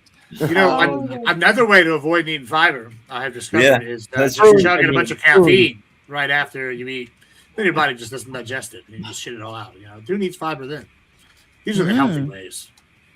Yeah. Coffee does its job. I will give you that, especially after having a cold glass of water. You wait a little bit, then have the coffee. Yeah, that's science. Or if I have like a real upset stomach and like none of this stuff's working, then I'll go chug some coffee and we'll just like shit that bad boy out. Rage mode. Yeah. Yeah. Dude, magnesium is really what most people's problem is. If you took magnesium, then it would clean you right out. That's what we used to do for the MMA and wrestling. We would get magnesium pills, and we would take them the day before, and we would just be like in there in a sauna suit and run into the bathroom and just shitting our brain out, and then sweating, and then shitting, and then sweating, and then there's a reason why kidneys fail sometimes when you do weight cuts, but definitely didn't know that. Shout out to Vibe gifting out 10 Gauntlet memberships. Congratulations to you, lucky lottery winners.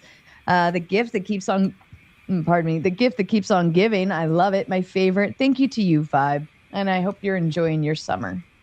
Balderson, I know you were raised by your grandma. Because any grown man that has dried plums, this is not a casual buy. Nobody's pulling up at their local grocery store and saying, "Let me get this bag of dried plums." So shout out, back in the day when you were a young kid and your grandma raised you, because you grew up in the potpourri, sitting on the back of the little toilet, all of that, dried plums, prunes, all of that. So you had a great life. Used to make rhubarb everything. She was actually my great grandma that I hung out with all the time.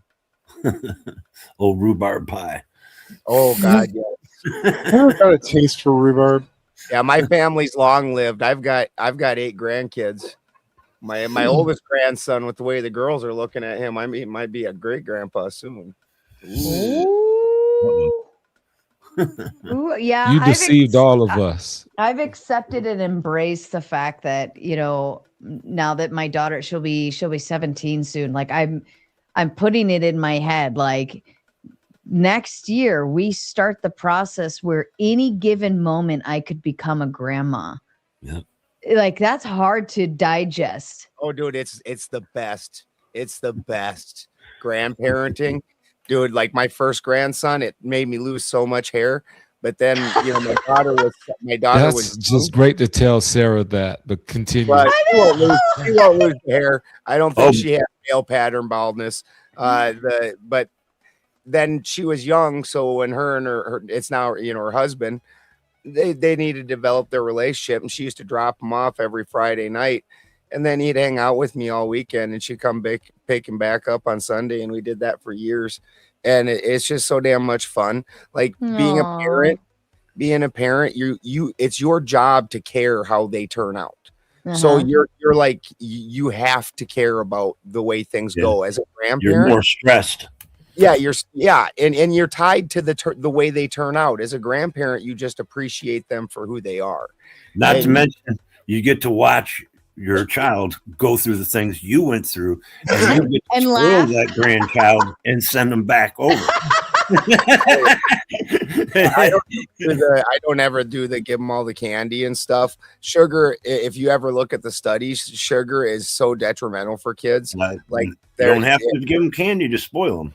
But Just- yeah, I get they come over and have a real great time. And I've had my other grandsons have stayed with us and lived with us. And Sarah's seen pictures of my one granddaughter calls us all the time. Like if her mom calls, she'll steal the phone and then just leave. Aww. Yeah, she is such a just a doll, and yeah, something else. Yeah, I don't know. I mean, I just don't know how I feel at the it's not about having a grandchild. It's the fact that I feel like I'm pretty young in today's day and age. Oh, it's great. You still For are. someone to say grandma. Grandkids, but you get to play with them and be active in their lives. That's fantastic. Yeah. You No, know, I mean, and- I agree with the concept. It's just the idea of like there's a grandma in front of the name Sarah now. Sarah, Right? relax. The fact that you said it was a concept, stage you're that in, let right? me know how you feel right there. Like it's a science project. Like, you know, the concept, like it's not real life and people are grandparents around here. Your problem is this. No longer can you be out in public. It was like, oh, is that your older sister? And you just all giggling, feeling good. That's my mom. It's like, no.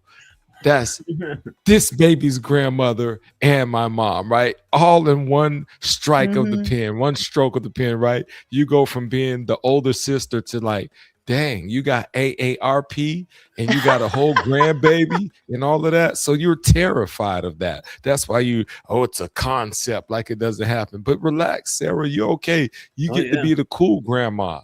Everybody doesn't have a cool grandma. You'll be all right. I've had the reverse happen. As I've like got older, I've started to look closer to the age like I'm supposed to be. Because since I was 14, people thought I was 44. So like, I mean, now we're getting closer. They're like, hey, you're 30s, 40s. I'm like, hey, yeah, right, you're right. So I'm hoping I hit that age. I stay looking at that age. Born with a full beard. Yeah, I'm hoping that's what happens. He probably was. No, I did. They literally had a rule in my middle school. So my middle school didn't allow beards, right? And they literally, my senior, like not my senior, like when I went to freshman year, like high school, they put a rule that it was called the Gibbs rule. And it was because I had my sideburns like down to like here, and they were like, "No, you can't have sideburns." I was like, "All right, bastards." So I just looked like Bobby Hill, but athletic. So that's a bad time. Nobody. Straight monster. They had to put a muzzle on you at birth. That's right, Gibbs. I know they did. That's It's right. like you will not do this to your mother. It's like, look, let's go ahead and my mother's worse than me. You don't want none of that, bro. I feel sorry. Maybe my dad's gonna be the cool grandparent. My mom is not gonna be the cool grandparent. She'll be like whooping that ass. She'll go out and pick a switch. It's gonna be pretty funny. I had to wear a shirt during wrestling because they didn't allow tattoos in high school back then. Mm-hmm. Yeah, that makes I sense. got a tattoo when I was 17. I got more when I was in the army, and they wouldn't. So when I wrestled, I had to wrestle in a shirt. Nice. Yeah, me Balderston too. is like Forrest Gump. No wonder he's like, yeah, I was a granddad at 35. Like I lived the whole life, military, did all of this. Like, and he got that mountain strength. He's over here like, come here. I fucking wrestle alpacas. Yeah, and the Bulls. We're getting. I'm telling you. He said I was an early grandpa. My oldest grandson's about the same age as the child that Sarah's talking about. And so when she's looking at grandma, I could be looking at great grandpa, which would just be crazy. Like, oh my god. Yeah, but see, that's more feasible to see that when the younger generations are reproducing at younger ages, right? Between like 18 and I don't know, like 22. Then it is more viable and more likely that you'll be able to have a great grandparent, mom, and baby. yeah, these people that are having kids when they're 50, and then the kids that their kid doesn't have a kid till they're 50. There's only like 2 generations. Like I've got 5 or 6 generation pictures with my family. Mm-hmm. Like I knew almost all my great grandparents. Like I have very intimate memories with them. Like my one great grandpa, when he died, they gave me a spittoon because that was my spittoon, because him and I used to sit on the front porch, and he would put it in Copenhagen, and he'd buy me them cans of ground up beef jerky, and I'd put that in my lip, spit in the spittoon, and he'd go drive around on his lawn tractor for a while. And he worked for the railroad for like fucking 60 years. So he had a train set, and he was fascinated with railroads, and he had this super intricate, his whole basement was this super intricate train set, and it was 5 different tracks. And Oh wow. yeah, some of them trains when he died, like the cabooses and the engines, were worth tens of thousands of dollars because they Yeah. were. Yeah, we have a train table thanks to Pop for Tomato Jr. He's got a nice big one down here in the basement, with all the mountains and shit on it. So that's definitely a like family hobby that's being passed down, and I have to make the space for it. I enjoyed Fuckers. trains. I enjoyed trains more till the first year I got invited to speak at Flattoberfest. It was in North Carolina, and Christy and I took a train over to New Orleans, and then a friend of ours loaned us a van, and we took it up to North Carolina. Well, it was a couple trains, you know, because we had to take one clear south, and then that one took us east. I've taken many trains out of New Orleans. Fucking dude, the train we were on ran over a semi and killed the guy. And we were stuck on it for like fucking 6 hours with no power out in the desert. Amtrak of death. Yeah. What then we get to the hotel, and the train that's replacing that train doesn't come because it ran over a guy. Oh my god! And then the hotel where we were checking in, we checked Drive in home after that. and walked upstairs, and a car ran through the fucking hotel, the front lobby of the hotel. Then Death is following you. oh, dude, You're talking about my bad luck the other night. I don't know, brother. yeah, it was horrible. And then the other train that we were on killed somebody. Fucking, and I was like, do these things run on human souls or something? Sacrifice. There's crossroads. I was gonna say, I knew some women that like to go down to NOLA and go to the sex clubs and ride trains, but I think it's a different kind of train. Ben thought he was on Ben thought he was on vacation. You didn't know he was in a final destination. Those New Orleans trains, they also ran on souls, but it was soul sucking. Not, If you look at my Facebook, my friends are like, don't get on a plane, dude. Don't get on a plane. Oh my god, seriously. Like at this point, take horseback. Right? Yeah. There is literally a picture of me on a donkey with solar things on it from this. That's fucking hilarious. My friends are teasing I'm gonna have to ride a donkey with solar panels on this. Shit, I wouldn't get on a plane after this past week that we've had so many planes falling out of the sky. Oh, really? Yeah, there was like two B-52s, and then there was one B-52. Well, there was another plane that was supposed to be like able to carry nuclear weapons that crashed as well. Then there was a Spanish fighter jet. There was another fighter jet for a different country. Yeah, planes falling out of the sky this past week. That tech is older than me, though. You know. I think there's a commercial airliner too that went down somewhere. Those B-52s are older than me. Yeah, it's the aliens. You would think they keep them maintained, right? Hey, Well, yeah, but you all think that we would try to hours on an deport airplane. if like an alien from space landed in America, would we try to deport them? These are the questions I can't really put loosely over right now. I think they're smart enough not to show back up. No. Maybe. What do you think, Spin? Are we going to deport the aliens from space? Fucking deport them all. Fuck them. Also, I want to claim victory. I think that with my fantastic PowerPoint presentation and the fact that we moved on to talk about grandkids and other shit, that Gibbs whooped that ass so good tonight that nobody wants these hands. That's probably why I'm so fucking tired. Death by PowerPoint. It's all your fault, Gibbs. That was an amazing PowerPoint with wonderful political cartoons. With you talking at 1,000,000 miles an hour. Frosty sends the Big Ten, says, you know, they had a rally here in India a couple of years ago celebrating the music artist Prince. It wasn't even teenagers, just Hindus. I should have known this shit was coming.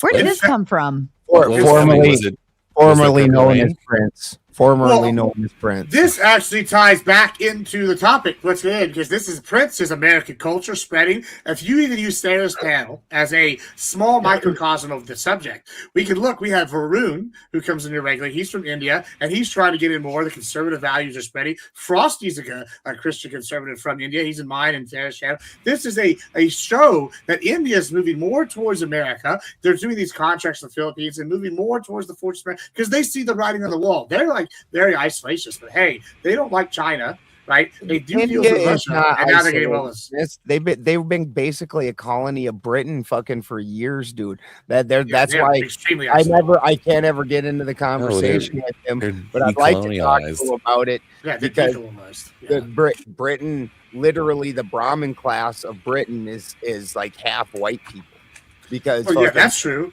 Colonized. I mean, that doesn't change the fact they're isolationists now, though.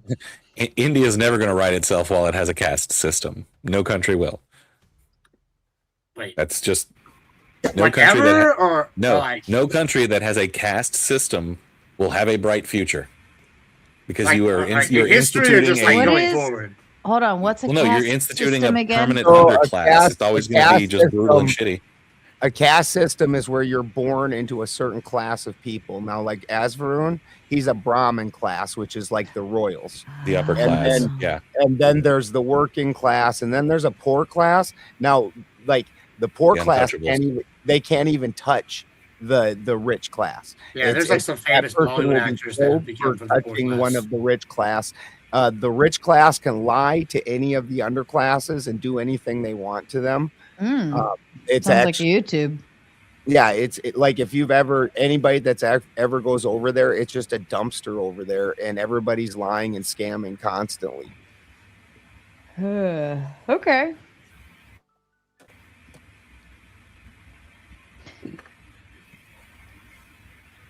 Pick your ass up. 2 weeks in a row, I'm feeling the no love for Gibbs. Last week, I'm sick, Gibbs. Just push it back. This week, Gibbs, I'm tired, but I'm not tired. Guys, someone give her more money so she's more excited right now.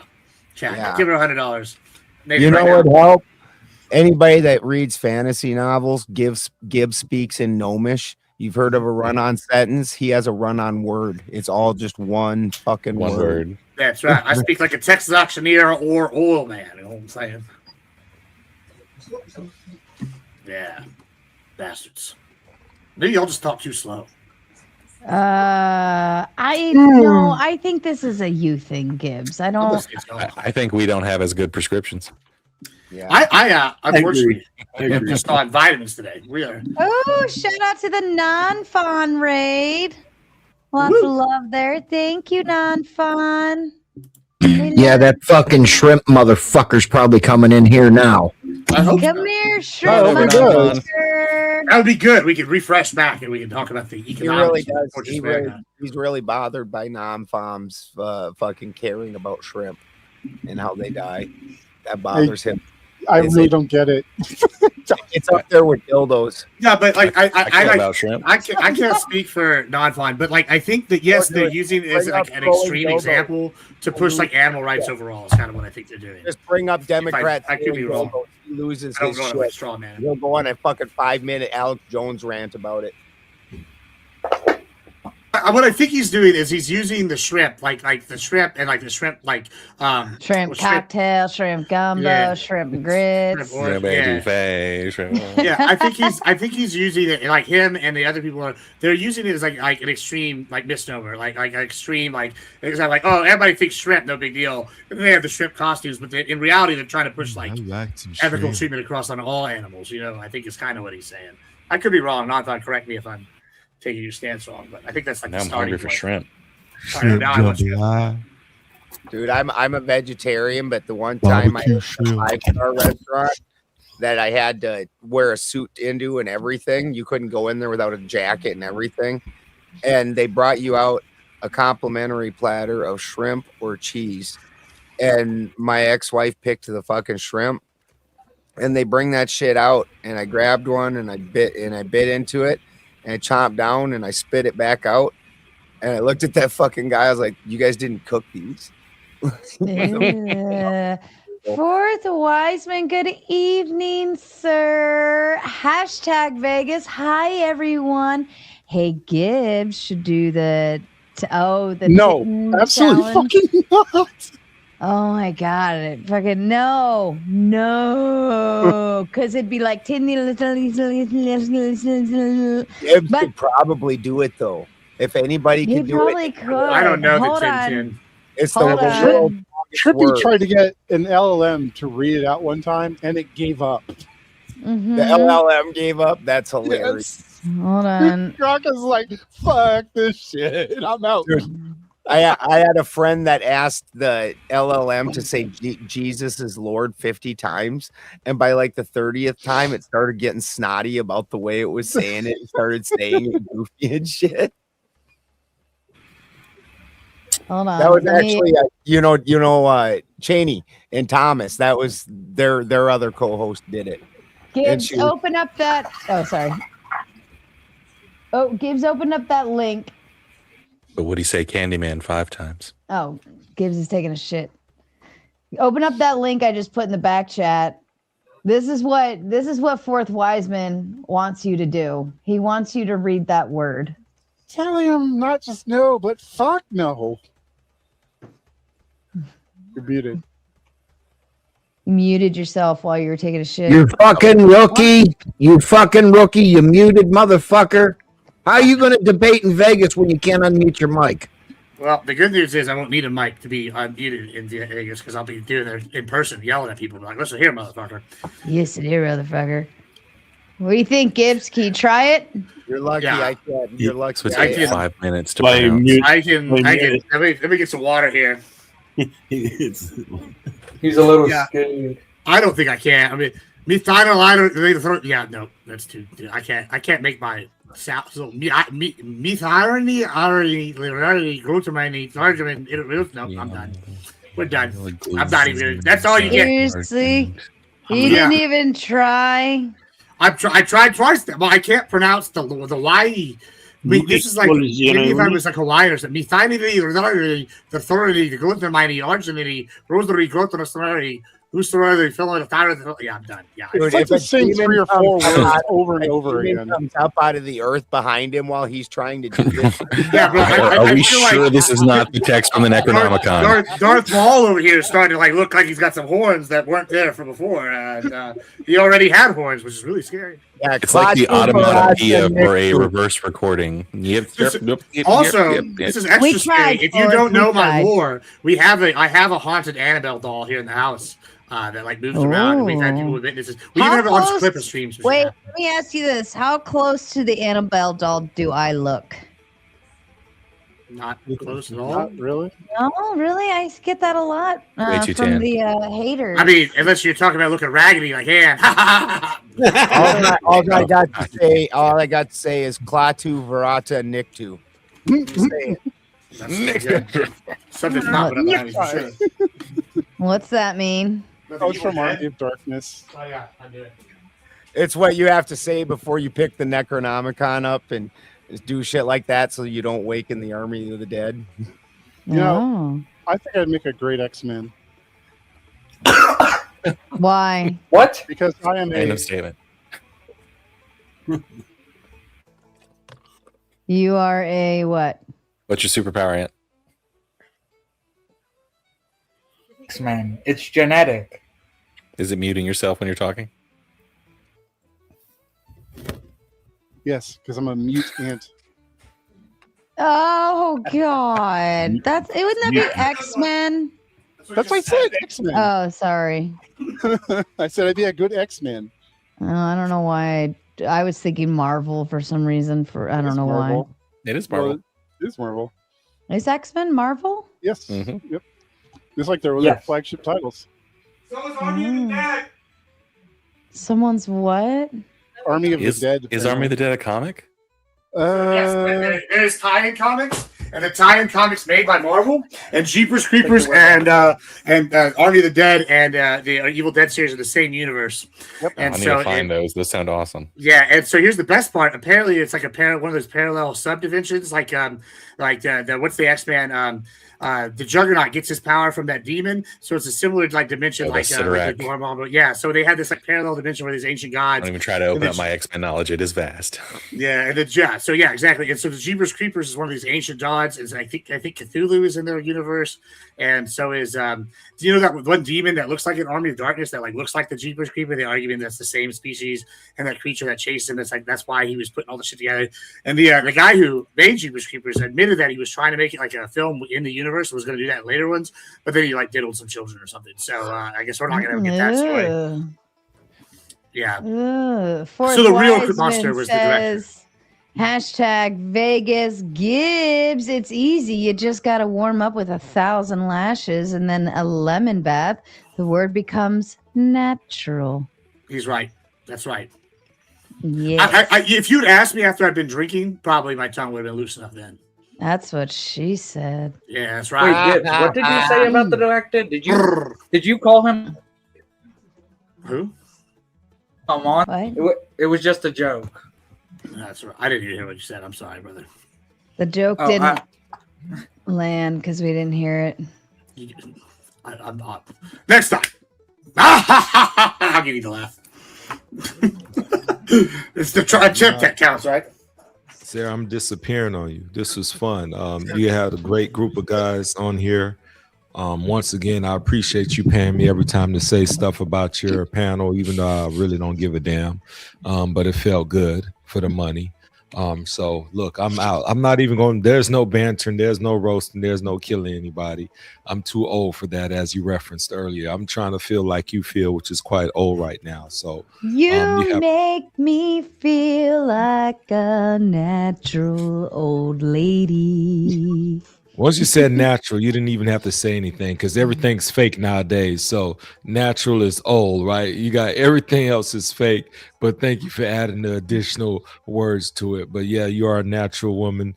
Only one thing is paid for on you, and I'm not going to bring it up because you said don't do that live. But just go look at her medical history. Other than that, hey, just have a great night. It's been pleasant.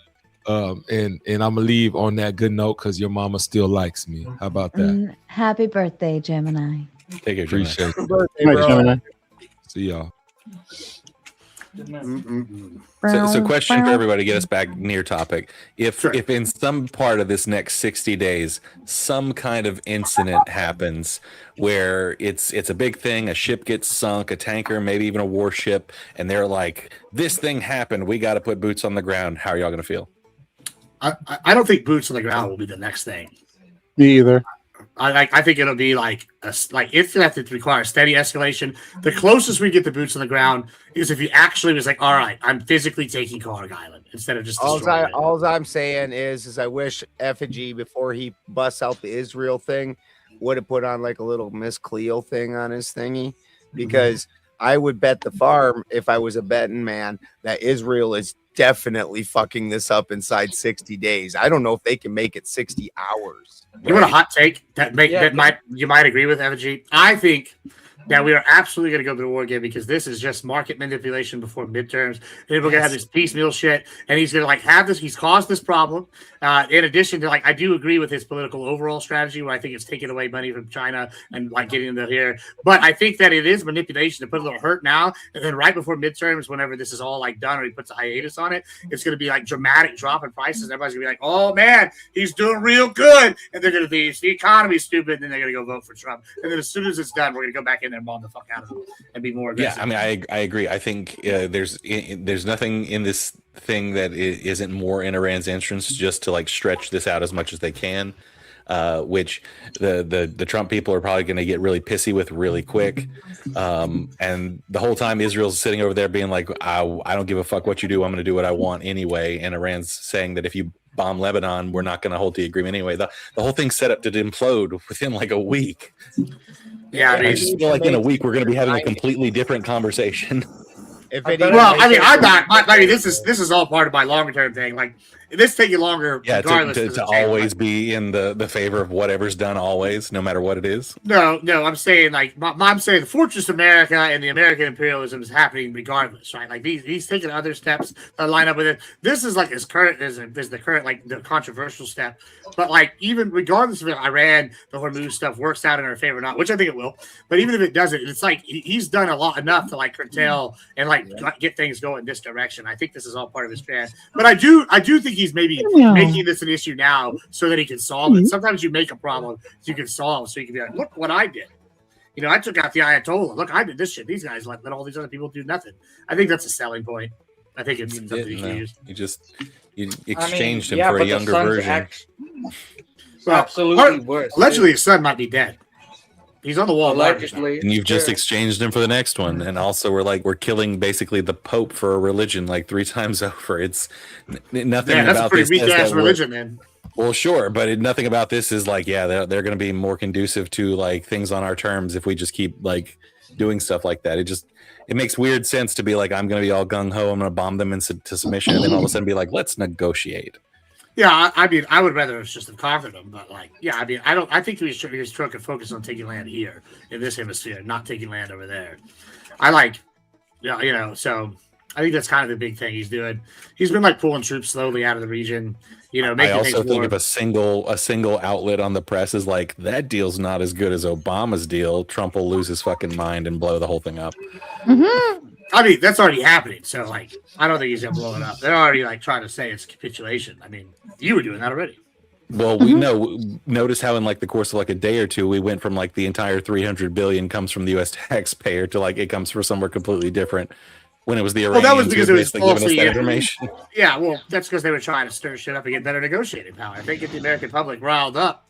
Or they were just reading out what they had because the U.S. hadn't put it out yet, right? Nah, I don't believe that. Frankly, I wouldn't believe a word of what I Ayatollah says. Because they never waste money. We didn't just waste 14 million repainting a pool. The Ayatollah, more like, oh, I a lion. That's what he's doing. Let me tell you. Wait, I don't know how you call them liars when Trump's been saying the war was over since like the second day, but here they are calling it a war at all. He said it 39 times. Their power's never been taken away. We're actually making an agreement that is very much in their favor, including part of the reason that oil prices are going to drop is because Iran's being let out into the open market again, which always drops the price of oil. This isn't Trump doing something amazing. This is just the way that fucking works. Yeah, because the sanctions are gone now. Yeah. It's wild, but everyone's like, yeah, they're in a worse position. It was like, but all the shit that was wrecking their shit is gone now. Like, I get it. We bombed a lot of shit, but like all the actual things that was like suppressing their economy and stuff, it's all gone now.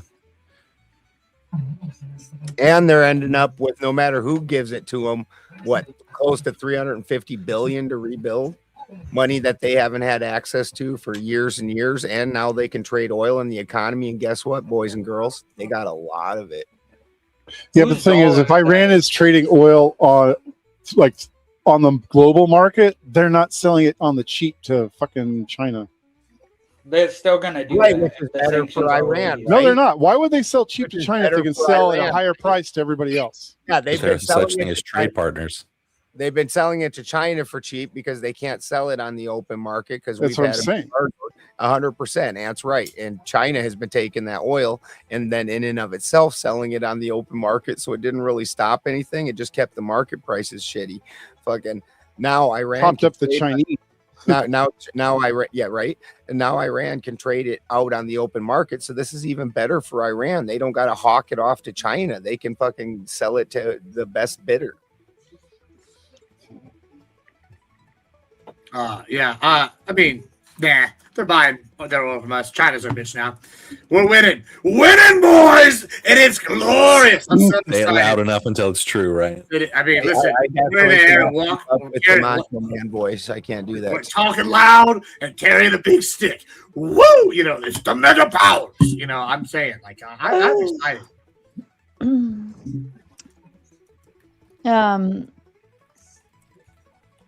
I think I'm getting tired, boys. Me too. Yeah, that's a bit of I'm good. trying to hang in there. Too bad. Yeah. Listen, so I'm going forward, guys. Whenever they do these throwdown shows, they present an idea for an hour. Remember, guys, the new golden standard is have a PowerPoint where Sarah Bailey has to talk the entire time. I did like your PowerPoint. Never mind. I'm not going God anywhere. damn. You ain't going nowhere. I got you for 3 minutes. I can make the great escape quietly. I was like, okay, I think it's time to shut down. I wasn't gonna push the goal. That's right. It's about time to hit the old dusty trail. American man. Go, fourth wise and said, bitch, you ain't going to bed yet. But I do need to go make some coffee then, since we got another hour to go. And don't feel obligated to stay if you're tired. Oh, no, I'm okay. She just tried to pull an American dream on us. She's like, Dusty may be the son of an American plumber, but he's the mother of a boy who's got shit to do tomorrow, and I'm going to go to bed. And fourth wives said, no, ma'am. I didn't even say anything. I was just over here like, okay, like nobody's really hit the goal. We got like 10 minutes left. This is a good time to make my great escape.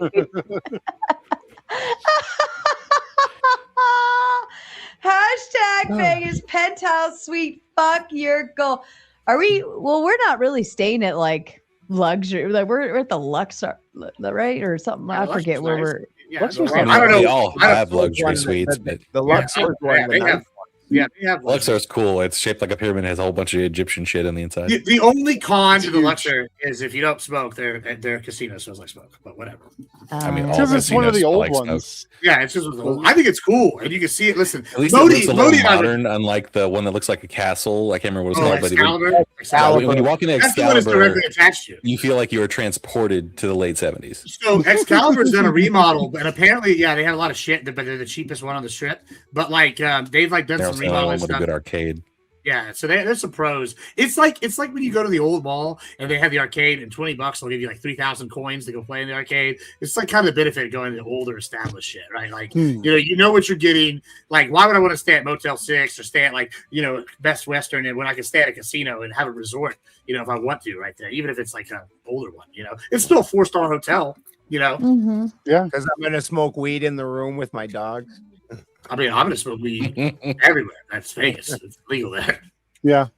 You said, why would you stay at Motel 6? Is it because I smoke weed in the room with my dogs? That's a good point. I think you actually get better luck at the hotels than the Motel 6. Most Motel 6s don't let you smoke in the rooms. They have the world's nicest Motel 6. Almost all of them. Almost all of them I've ever been to do. Oh, do they? Okay. Yeah. The ones I've been on to, like up and down like the coastal highway. California, it's a state law that you can't. Right. Well, even in Oregon.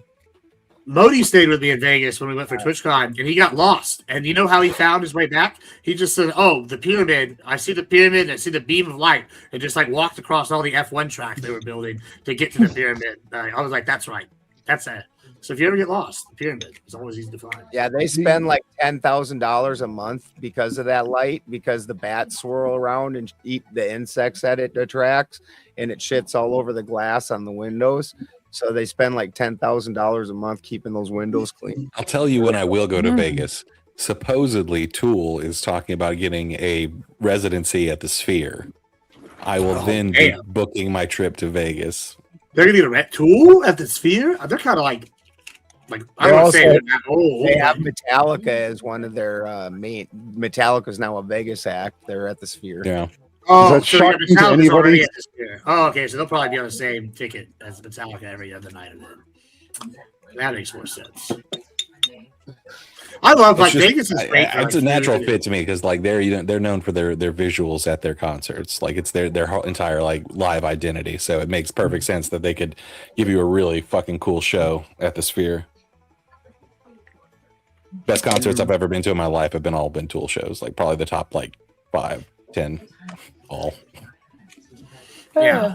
I'll be right back, boys. Fuck you, fourth wise, when I gotta go make coffee now. Yeah, I saw Metallica with this was in Houston. This had to be like 2015, 2016. I went and saw Metallica and Greta Van Fleet. Right when Greta Van Fleet was showing up. Oh yeah, I remember that tour. They're good. Who's the band he sounds just like? He sounds like Plant. Robert Plant. Led Zeppelin. Yeah, he sounds just like him. That kid, like I'd say reincarnated. That's still alive. It's probably intentional. Well, yeah, of course. Yeah, but I mean, he's really good. Like, I mean, I every time I hear him, I'm like, oh shit. Like, it does sound like he's channeling Jimmy Page for sure. It also doesn't feel like he's trying to be that guy, right? He's like doing the voice. He's like, these are my own songs. It's not like he's like, it doesn't feel like a tribute band. You know what I'm saying? Mm-mm. Those true tenors, man. I always feel like they sound like they have the notes cut off. They can hit those notes, man. What do they call that? Castrini. The castrato. They twist. You ever seen that? No twist. Oh, you've never seen that? Yeah, I have seen that. The Saturday Yeah. Night Live. Yeah. That shit Ariana was Grande. That's a good one. I haven't watched Saturday Night Live in ages. I want to say I think I knew after Shapiro came in, for the record. I hope he watches this and it motivates him. I knew after he came in, he got mollywopped that he was going to start looking for a way out. And sure enough, it didn't take him one more interaction before he left. That's called whoopins, boys. I didn't even get a chance to unmute. This was the man I was talking about, by the way, who was talking about his jobs under Biden versus jobs under Trump. We had anecdotal examples in here the other night. Yeah, How much point was it? opposite. Gibbs, it's mirrored. You were pointing at me, not the new guy. What's up, Gibbs? How's it going? We're living the dream. Yeah, I'm pretty excited. Under Biden, 2 jobs under Trump. I have more money in my pocket under Trump than I did under Biden. So, I mean, and my monthly average has stayed roughly the same. So I'll fluctuate depending on the busy season and the holiday Personal season. anecdote. I get a lot more work, but Yeah, but enough personal anecdotes becomes fact.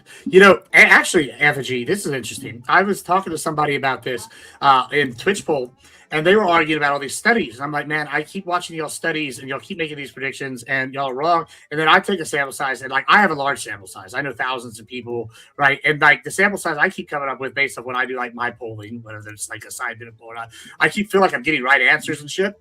And on voting locally and voting nationally. And so at some point it's well, which source of polling is better, right? I feel like if you get a good enough anecdotal sample size, then you're going to be doing well. That's the guy who made the sample size with his method a while back that didn't make a president wrong until Trump, and then he did it 3 times wrong, right? And so he had the sample size everybody followed, the sample method, the methodology. And I think that it really, as long as you have a method, you can be legitimate.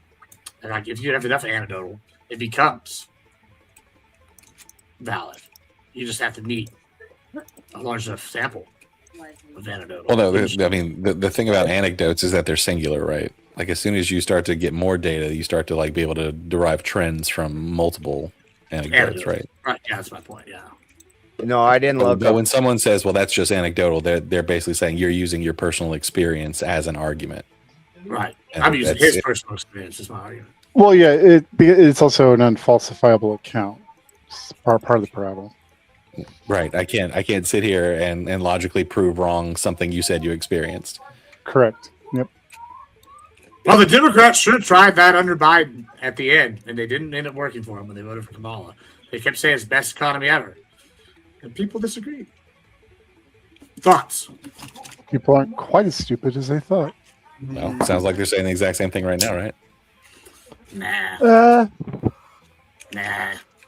We'll see. I'm hearing it. Best economy ever, breaking all the records. Yeah, as for the Vegas thing, I'm pretty excited. I got they have the 2 different kinds of rooms at the Luxor, where there was the pyramid room, which is the classic slant, and then they had the tower rooms, and then they had suites. I was I'm not getting a suite. I'm just gonna get the fucking fancy. I'm gonna get the old. I guess the tower rooms that are fancier, remodel ones. They remodeled them all, but I wanted the slant. I think I'm gonna set up all my. I bought a whole bunch of new streaming equipment for all these live events. I have the computer. We got the mic. All the rooms at the Luxor have floor-to-ceiling windows too. Right, yeah. Glass pyramid, yeah. Well, not at the tower. They said the tower was normal windows, but I wanted those. That what you were just talking about. So I want to put that as the backdrop, and then maybe do a IRL podcast, with whoever's That'd there, be cool. maybe. Right? I think so. At the nighttime for one of them. Yeah. I think that'd be interesting. It's got a good view, depending on the angle, which side of the pyramid you're on. I mean, we always going to do a podcast. And also, the other thing, the Luxor's pool on a Monday, I'm assuming won't be super overcrowded. We can always set up in front of a Sphinx and do one day of the day or some shit. All sorts of possibilities.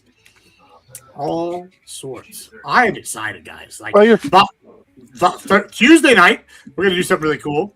There's a Young Value. Shout out Young Value. If y'all don't know Value, he's a streamer who does stuff with a bunch of rappers and rock stars and stuff. And he owns a bar called The Nerd in Vegas. So he's going to do a streamer event for us Tuesday night in Vegas. And it's a Star Wars and other theme. They have giant real life Jabba the Hutt, and they have a UFO that's floating in the middle of it. It's going to be pretty cool. So there's a lot of exciting things that's going to go down. So all y'all's donations have been very helpful in making all this happen. Excellent. Yeah. And all your support coming in these channels has allowed Sarah and myself to grow and get on shows. So yeah, I know we're all fans. Yeah. Want me to zoom in? It's like golf claps. Yeah, I think see it works No, out. this is more like when little kids pick their boogers and then do this between their fingers. Crazy. This is the quietest I've ever Alderson, been. I got a Jim's bone to pick question with for you, you. sir. Okay, never mind. I'll let him go because he just Yeah, got go it. ahead. I'm gonna get this way. All right, it's not gonna get too heated. My voice is out, but pick away. No, it's just I am permanently scarred from the shit that I saw on your channel the other day because you weren't fast enough. Just a heads up. Oh, I know you're I talking have had about. sleepless fucking nights because of that I was shit. so pissed off. Santa We were like, put stop in it, the- stop it, stop it. Like, Yeah, dude. before Oh it my happened, god. right before that happened, if you happen to go back, well, it's gone now. We all deleted it, but right before it happened, Santa said, "I put this in back. Look at it," and I did. I wasn't even looking when this happened, and all of a sudden I heard everybody's voices, and then I get over there, I'm like, "Oh fuck!" I'm not good with computers, and People fucking suck. It's good, man. I'm just fucking with you. He went to another stream that he went to another panel I ended up joining, and luckily the other guy was very quick to it. So the moment I saw that asshole, I literally was coming back from the restroom when he was doing like I saw him like switching to something, and I was like, "Oh no, this sounds sus," and I hit something, and so sure enough, it was like whatever. And I was like, "Yes," switched it on the Twitch side, but I don't have a way to switch it on the YouTube side. So I was like, "Damn it! Thank God I had restarted my stream like 8 minutes before, so I didn't miss like 90% of that." I was like, "Yeah, we still got 4.5 hours of." no, Dingo. Sarah got asked to be a mod. There's a Testy says what's up, baby. Sorry. What's the who remembers what the guy's name was? Sean Kelly. Yeah, he's got a show that's got like 1 million subs on YouTube and like 12 million on Instagram, and he's shit. wanting to start a debate platform. Switch his thing to debates, and he asked Sarah to come mod. So this is why we're putting hashtag Vegas on our on the super chats and stuff, because Tom Carpenter generously offered to match any donations that say hashtag Vegas up to $1,000. And then he puts that in her Cash App, so it's basically like getting a 2-for-1, and it's getting Sarah to Vegas to do this event. Yeah, it should be good. There's a lot of us going. I think Shaman's going. I think Dragon Fist might be going. I'm going. I know there's a few others. There might be the worst person in streaming. Connor Counterpoints is going. So there might be some kind of heated word said there. Fuck that bitch. All sorts of people are going. I was good. I would go, but I can't leave the farm until harvest season. Till harvest is over. Yeah. I said me at Christmas time. There we go. Uncle Guns has got it. There we go. Hell yeah. I am looking forward to it. I think that's gonna be cool. Yeah, it should be good. I think it'll be fun. I think people are gonna be excited to see like content they wouldn't usually get to see from their favorite people. That's always like I know that right now like Streamer University is going down, so we're seeing this huge influx on like Twitch of all these like new people that have like are trying to get like sponsored for Streamer University and shit, and they're all doing IRL content. And it's like funny to me because these people don't understand that you have to have a base. Like none of y'all would care about like, oh, I was just doing IRL content, but like all of y'all would care now that we come on here all these months and get like Sarah's for years, and y'all made community. They're like, oh, what are these people going to be like in IRL? What are they going to do? I think that's like a big key thing that people starting out don't understand. That like IRL meta only works if you have an established base. So it's interesting all the timing of all the stuff that's happening right now. It's funny you bring that up because there's some of us that have been on the panel that are going to Washington, D.C. for the 250. Well, specifically one person on the current Stay panel. safe. Yeah. Currently me, I'm going. What'd you say, Avery? Apparently, the fucking FBI stopped a terrorist attack from happening at the UFC event at the White House. I saw that. I heard about that. Yeah, I saw it. planning on using drones to bomb people and snipers to pick off the people that were fucking running. So I want to know who these people were funded by. Well, and then when here's you the go bomb thing. them. You don't need like crazy funding for Project drones. change. Right. Well, also, fourth I we got the can't see message. it, Gibbs. Drones, rifles, and ammunition That was a are hyperbole. widely available. And That not comment was a expensive. hyperbole, but Oh, I'm sorry. I thought that's what it said. We're going to be there the 3rd and the 4th. Nice. I can go as early as June 25th and be there until the 4th. I'm just like, no fucking way. I can't be gone that fucking long. But DC is not going to be that fun that time of year. It's going to be hot as fuck. Exactly. And it's Like, gonna I be did hot a- as streets. It's I going to be did a hard to get around with all projected this weather. stuff It's going going to be in the fucking 90s, or it's projecting it's going to be in the fucking 90s every that's a day. typical day in Texas, my guy. It's fine. No, You're- I live You're in not Florida, gonna bro. die. You're not gonna die. I You'll be live in all right. Central Florida. You're Okay. also going to have a hard time getting around. Speaking of Guaranteed Texas, they're going to shut down all kinds of streets for. Oh, that's true. well, speaking of Texas, the It's gonna thing be a is, nightmare to navigate. the thing is, they have specific buses that bring the media in, specific parking lots that Well, if brings you you're right smart- there. If you're smart, you'll stay in Virginia or Maryland and take the metro in. No. There's specific hotels that the media stays in where the Department of Interior pay for, like, tour buses. They're paying You know for what I it. mean? Like a Greyhound bus. I see. And they have a specific time they pick you up and take you back. So Just means if you that's get a the that's bus, a doesn't good mean thing. you stay at their hotel.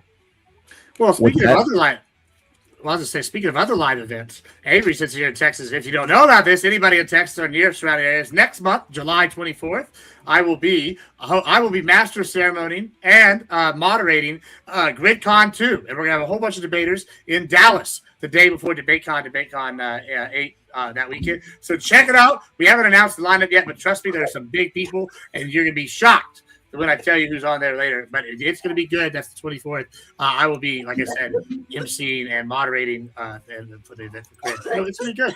We're all moving up, boys, to the moon. Who's losing a lung?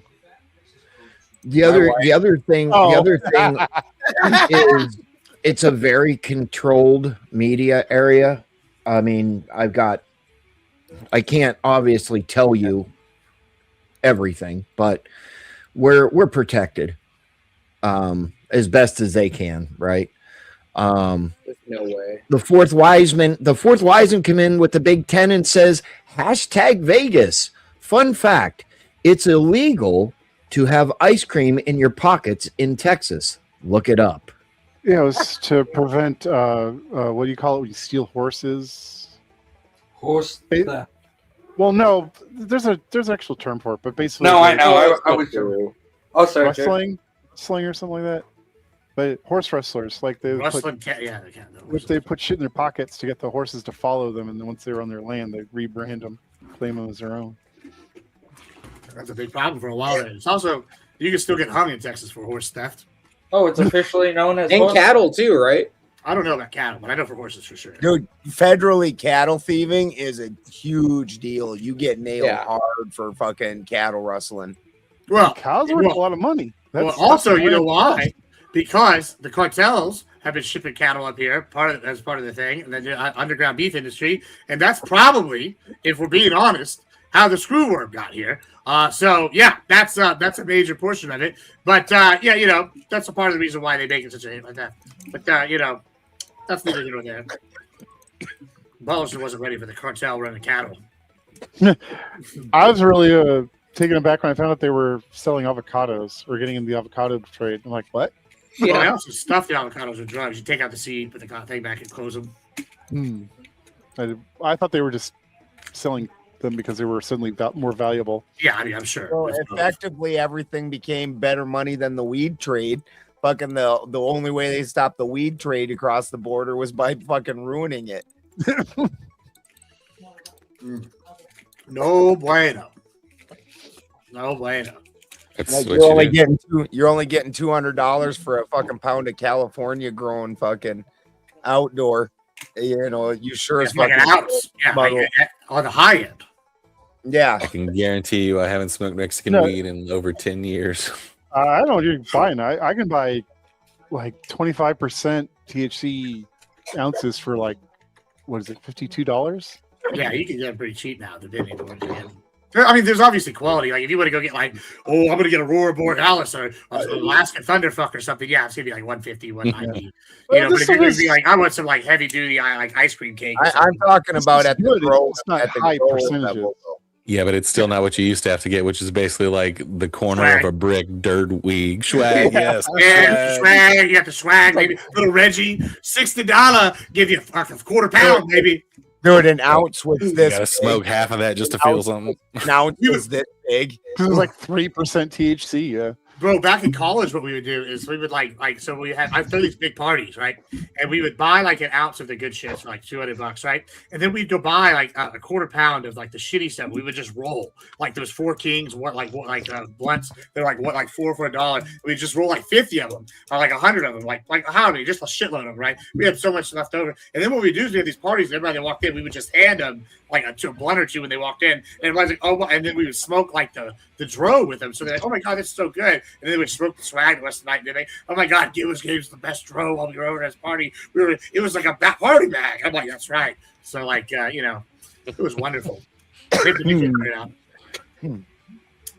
Yeah. Yeah, back in the swag days, I smoked blunts also. We used to get White Owl blunts, grape, because it would overwhelm the taste of the shitty swag, and you could fucking put like White Owl, fucking right? one of those blunts. It took a lot, but you got high eventually. They would also dip them in like what was it? We had this problem when I was like leaving high school where they would dip it in like PSP or whatever. They would sell it, PCP. yeah, PC, there you go, PCP. They sell it as wet. I got this one time. My grandmother Willow was No, going to kill no me. one did that. Come on. Yes, they were doing it all. It was a bad thing. In They Corpus. dip Yeah, cigarettes they used to do it. now. Mhm. Yeah, it They was dip a major cigarettes issue. in it now. That's how Dealers do people not get it. waste profit like that. No, you would literally buy it. They would sell it as wet, and you like. So we didn't understand that it was not like dro. We thought it was just like higher level than like Reggie. We're like, oh, it's dro. It's wet. They're like, yeah. If you ever got sold weed that was wet, most likely, what I've seen people do the most over the years is basically dunk it in a little bit of Coke, put it in a microwave to where it still has a sweet smell, but now it has more weight. That's what they would usually do. That's not what I was having down. It was bad in Corpus when I was growing up doing that thing. And the other thing that was real bad when I was growing up was they would get the paint. They would huff the paint. We had like 2 or 3 kids die in our high school from that shit. Like, Down to crackhead level shit now. No, I was in the ghetto growing up. Dude, in California, one of the biggest problems, like if I'm driving to town, any pull off will have like 50 of them fucking Whippet cans sitting there. Used Whippet cans. Fucking people sit in their fucking cars and just nod out doing them Whippet Sitting there with the Wawas. Yeah. Like it's bad here with that. Wiseman even gave more money since you were gone, Sarah. He said he was slacking. Sorry. Yeah, I don't know if you could hear while we were gone. Did you hear what I said about what Vayu told me? He's going to do a special streamer event for us. Yes, I did hear that. It's exciting. We're going to go ahead. We're going to have to get some pictures with Jabba, and I'm not talking about me. That's a fat joke. I'm Gibbs, gonna dress an up as on-topic Princess question. Leia, like in the gold thing. Yeah, wear the fucking then you can be like, look, the abs are real. Oh, dude, Jesus. Yeah, we do have to make it to the pool at least at some point. Yeah. Is there? I'm assuming there's a pool at the Luxor, right? Yeah, it's a nice one. Oh yeah, there's a full indoor, half Olympic size outdoor. Yeah. Yeah, I mean, and Oh, I've already got wow. the invite for the day club on Tuesday as well. If anybody wants to. Giant hot spas. Yeah. Luxor is pretty good. Yeah, the Luxor used to be one of the big main Decent buffet. I'm not going to Luxor buffet. I'll tell you that right now. Fuck. Why? Because there's way better buffets at the same price. There are. I'm gonna let you just lead me around. How's that sound, Gibbs? Don't worry, I haven't missed too many meals. When it comes to food, probably gives you a pick there. Yeah, look, that's the thing. Vegas is a buffet town. I'm going to be honest. I'm probably not going to buffet unless like somebody else begs me to go. I mean, it's like $100-something. Yeah, I would like. Yeah, that's the part that's gonna probably bother me is going to a buffet, paying so much money, and I just eat such small portions. Well, you don't go to it every day. You go to it once. I mean, your hotel's still going to have like a McDonald's and all like normal shit in it.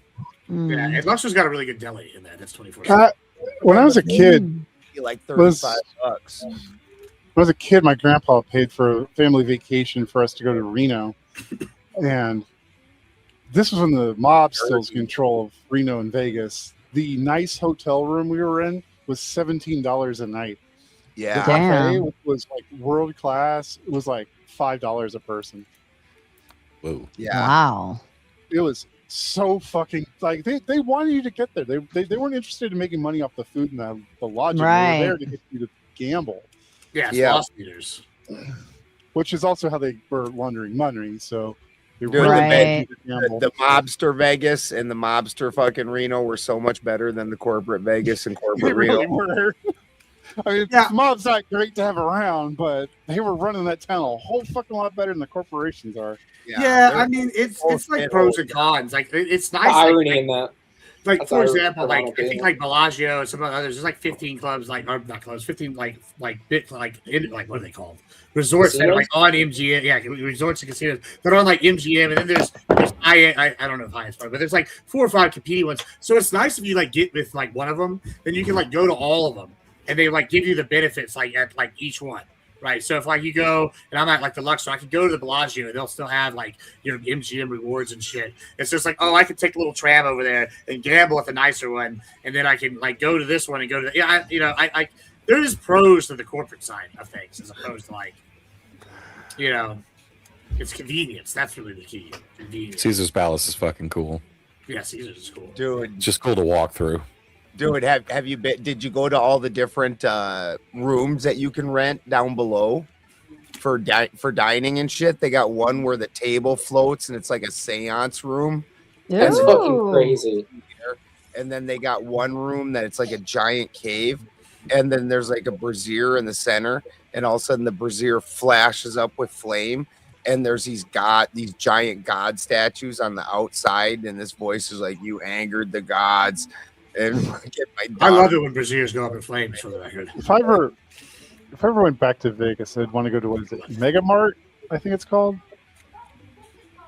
It's like this big kind of weird theme thing. It's like it's supposed to be like this big box store, right? But it's not. There's something going on that's not obvious until you kind of go through like these little rooms of the store.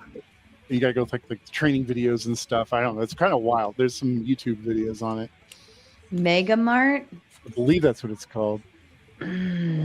Mega Mart Vegas. there's a lot of cool stuff. There's like speakeasies and hidden bars and shit. Oh, it's Omega Mart. Sorry, not Omega Mart. Meow Wolf Las Vegas. If Mega Mart was a slight typo for Omega Mart, you were thinking of the famous interactive mind-bending art installation by Meow Wolf. The experience, it is a massive multi-level fake supermarket full of bizarre products that serves as a front for hidden pass. Gibbs, can we go? All of a sudden, you're the chaperone. I don't know. I think Gibbs is gonna get stuck in one of the corridors.